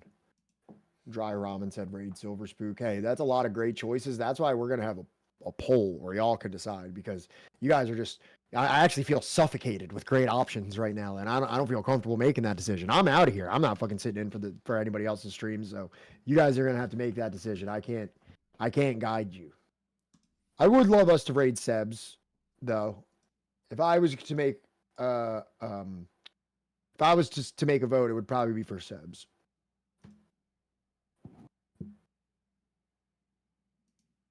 That's right. Vote.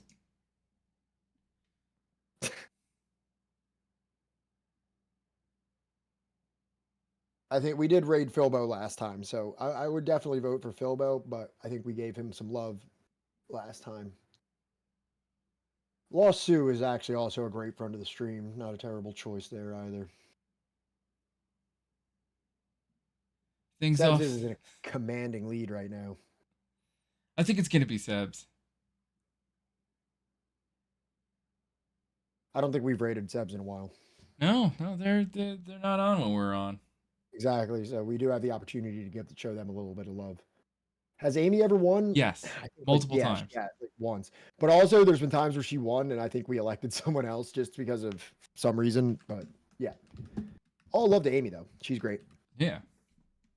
Why isn't there a 9/11 choice? There isn't a 9/11 choice because y'all will vote for it. Okay. Exactly. If we put that on there, everyone will vote for it, and we won't get anywhere. And then I'll just have to keep doing this over and over and over again. You see this visual that you're looking at? You see this visual? This is just going to be the infinite raid polls. Mm-hmm.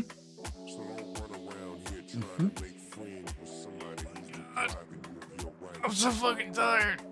All right, so we'll be here Friday. No New Year's Eve streaming. But go out and touch grass or whatever the fuck it is that happens outside on New Year's Eve. Yeah. Get drunk. Drive a car. No, I'm just kidding. Don't do that. Don't. Jesus Christ. Jesus, Pat. All right, calm down. Things off the floor tonight, Pat. Yeah. Yeah, get out there and also everybody, there is going to be fire gun in the air. Go ahead. There's going to be another march on Washington, I hear, on the 13th. Right. So if you can, you should start making plans now. Right. You got like a little under or over 2 weeks, about 2 weeks now to get ready for that. So chop. All right. Yeah. So get ready for some of that sweet online in real life IRL action from Subversive history. Yeah. Although it kind of still pisses me off that Sami Hamdi is going to be like speaking in Patterson the same day as the march, but whatever. Wow. Decisions. Lal salam. Stay strong out there, everybody.